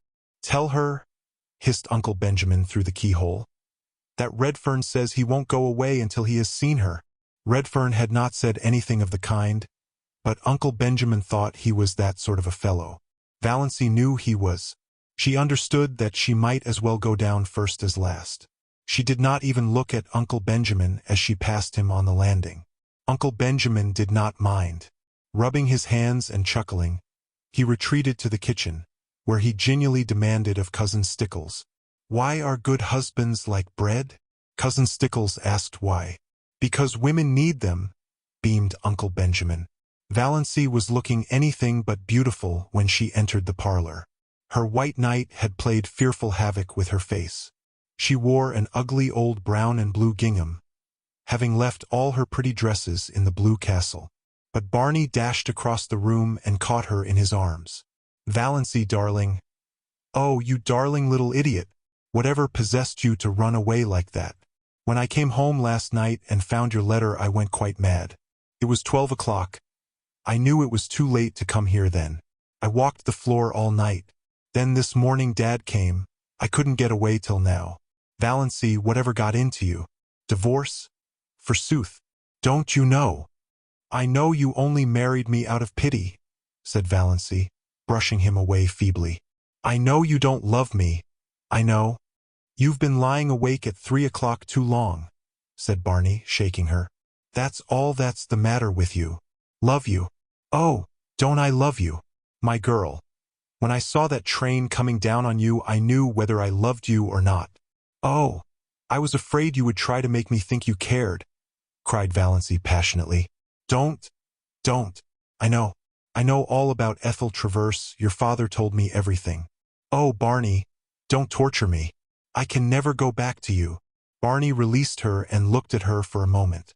Something in her pallid, resolute face spoke more convincingly than words of her determination. Valancy, he said quietly, Father couldn't have told you everything because he didn't know it. Will you let me tell you everything? Yes, said Valancy wearily. Oh, how dear he was! How she longed to throw herself into his arms. As he put her gently down in a chair, she could have kissed the slender, brown hands that touched her arms.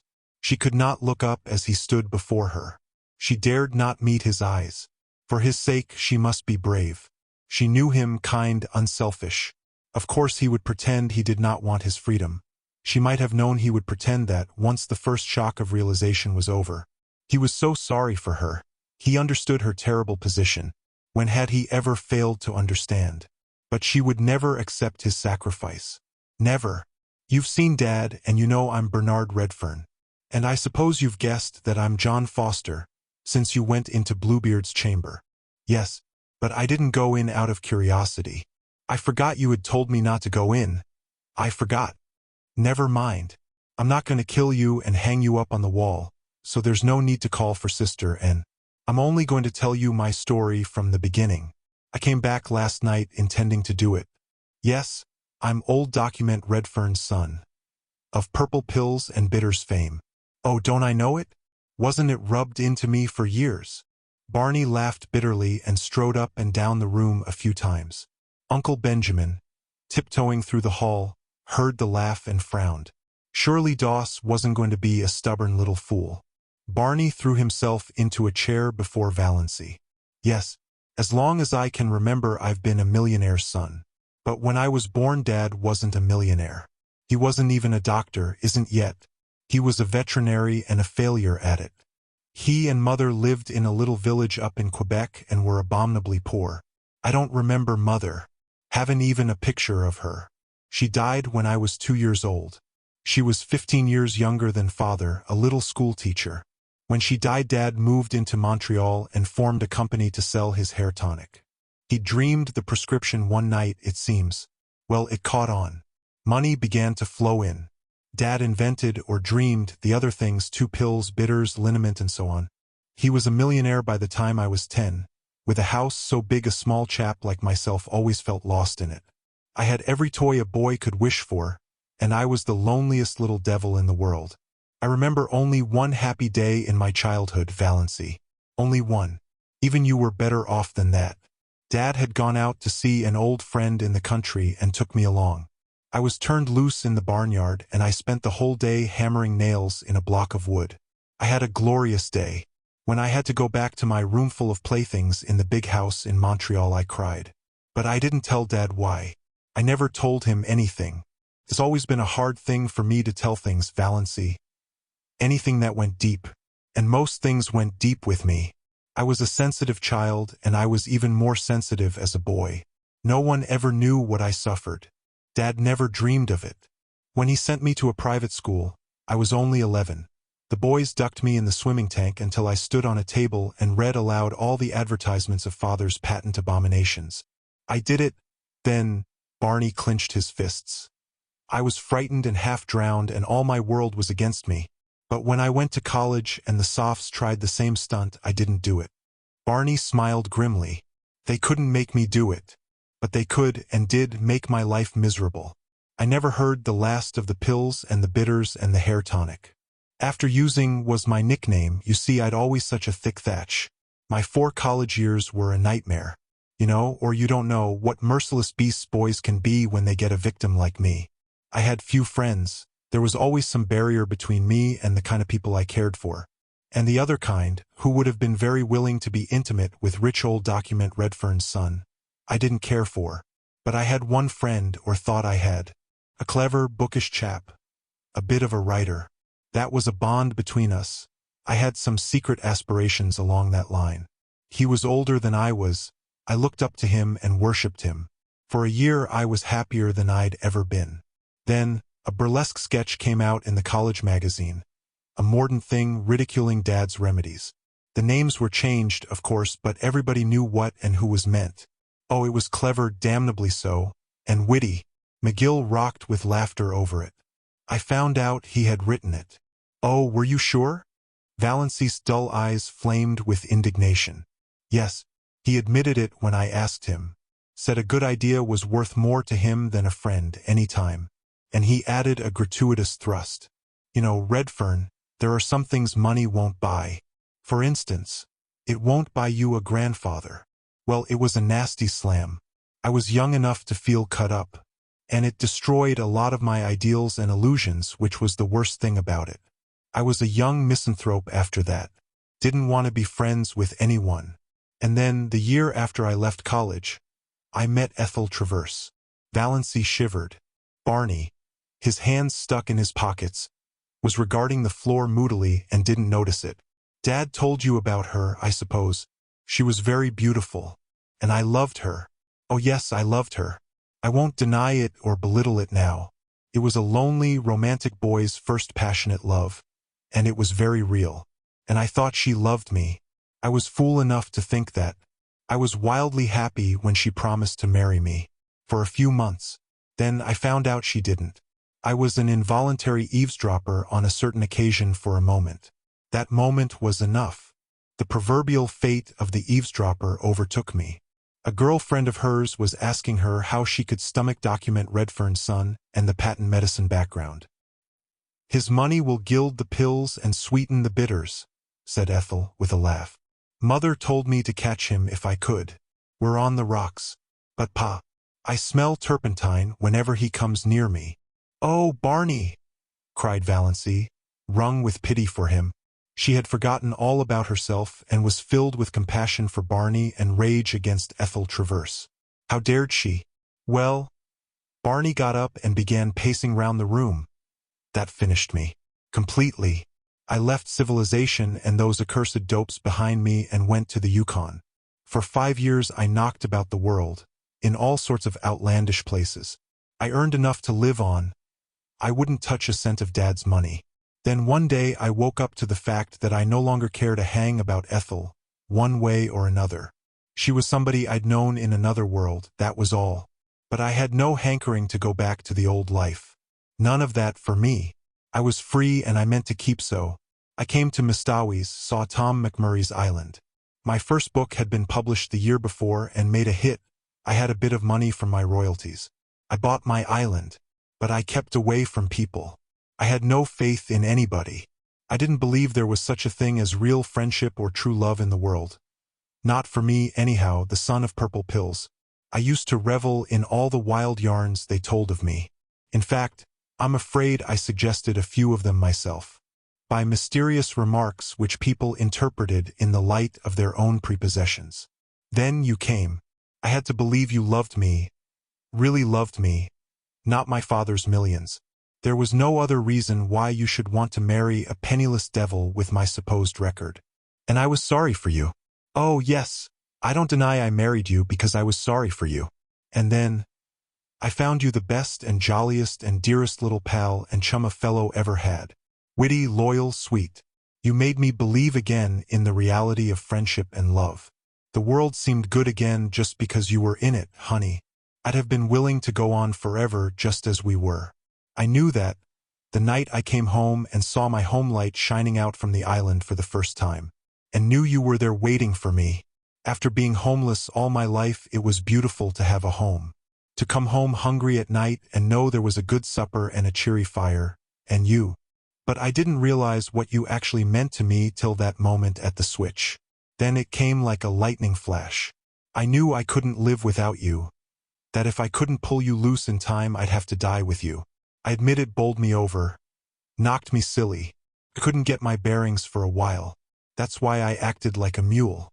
But the thought that drove me to the tall timber was the awful one that you were going to die. I'd always hated the thought of it, but I suppose there wasn't any chance for you, so I put it out of my mind. Now I had to face it. You were under sentence of death, and I couldn't live without you. When I came home last night, I had made up my mind that I'd take you to all the specialists in the world, that something surely could be done for you. I felt sure you couldn't be as bad as Dr. Trent thought, when those moments on the track hadn't even hurt you. And I found your note, and went mad with happiness, and a little terror for fear you didn't care much for me, after all, and had gone away to get rid of me. But now, it's all right, isn't it, darling? Was she, Valancy, being called darling? I can't believe you care for me, she said helplessly. I know you can't. What's the use, Barney? Of course you're sorry for me.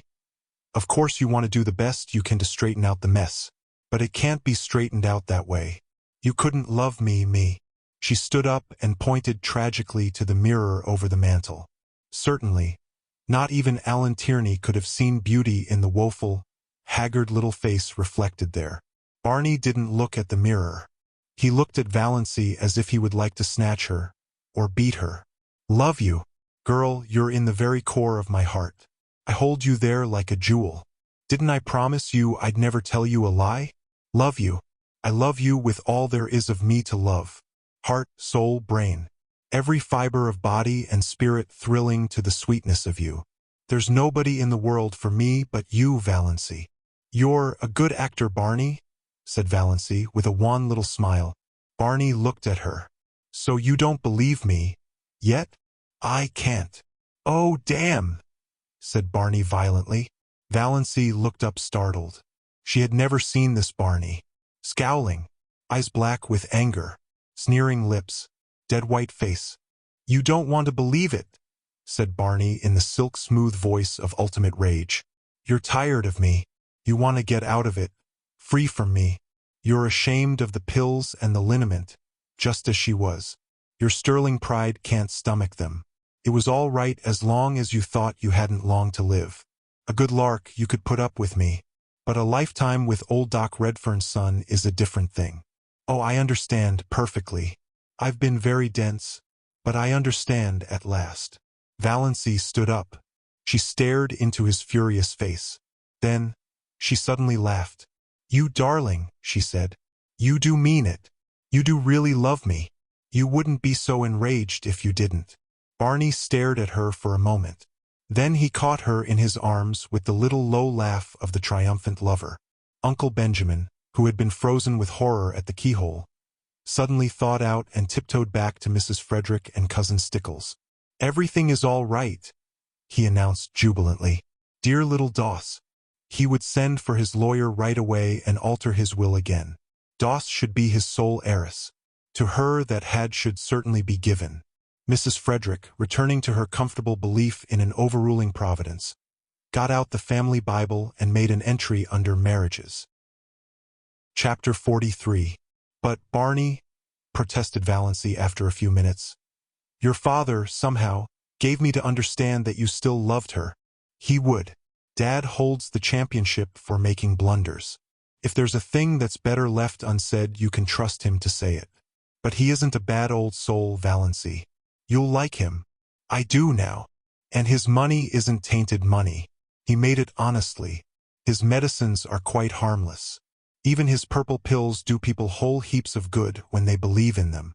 But I'm not fit for your life, sighed Valancy. I'm not clever or well-educated or... My life is in Mistawi's and all the wild places of the world. I'm not going to ask you to live the life of a society woman. Of course, we must spend a bit of the time with Dad. He's lonely and old. But not in that big house of his, pleaded Valancy. I can't live in a palace. Can't come down to that after your blue castle, grinned Barney. Don't worry, sweet. I couldn't live in that house myself. It has a white marble stairway with gilt banisters and looks like a furniture shop with the labels off. Likewise, it's the pride of Dad's heart. We'll get a little house somewhere outside of Montreal, in the real country, near enough to see Dad often. I think we'll build one for ourselves. A house you build for yourself is so much nicer than a hand-me-down. but we'll spend our summers in Mistawis, and our autumns traveling. I want you to see the Alhambra. It's the nearest thing to the blue castle of your dreams I can think of. And there's an old-world garden in Italy where I want to show you the moon rising over Rome through the dark cypress trees.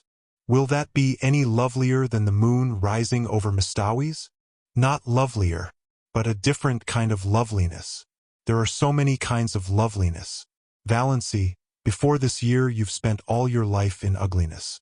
You know nothing of the beauty of the world. We'll climb mountains, hunt for treasures in the bazaars of Samarkand, search out the magic of East and West, run hand in hand to the rim of the world. I want to show you it all, see it again through your eyes. Girl, there are a million things I want to show you, do with you, say to you.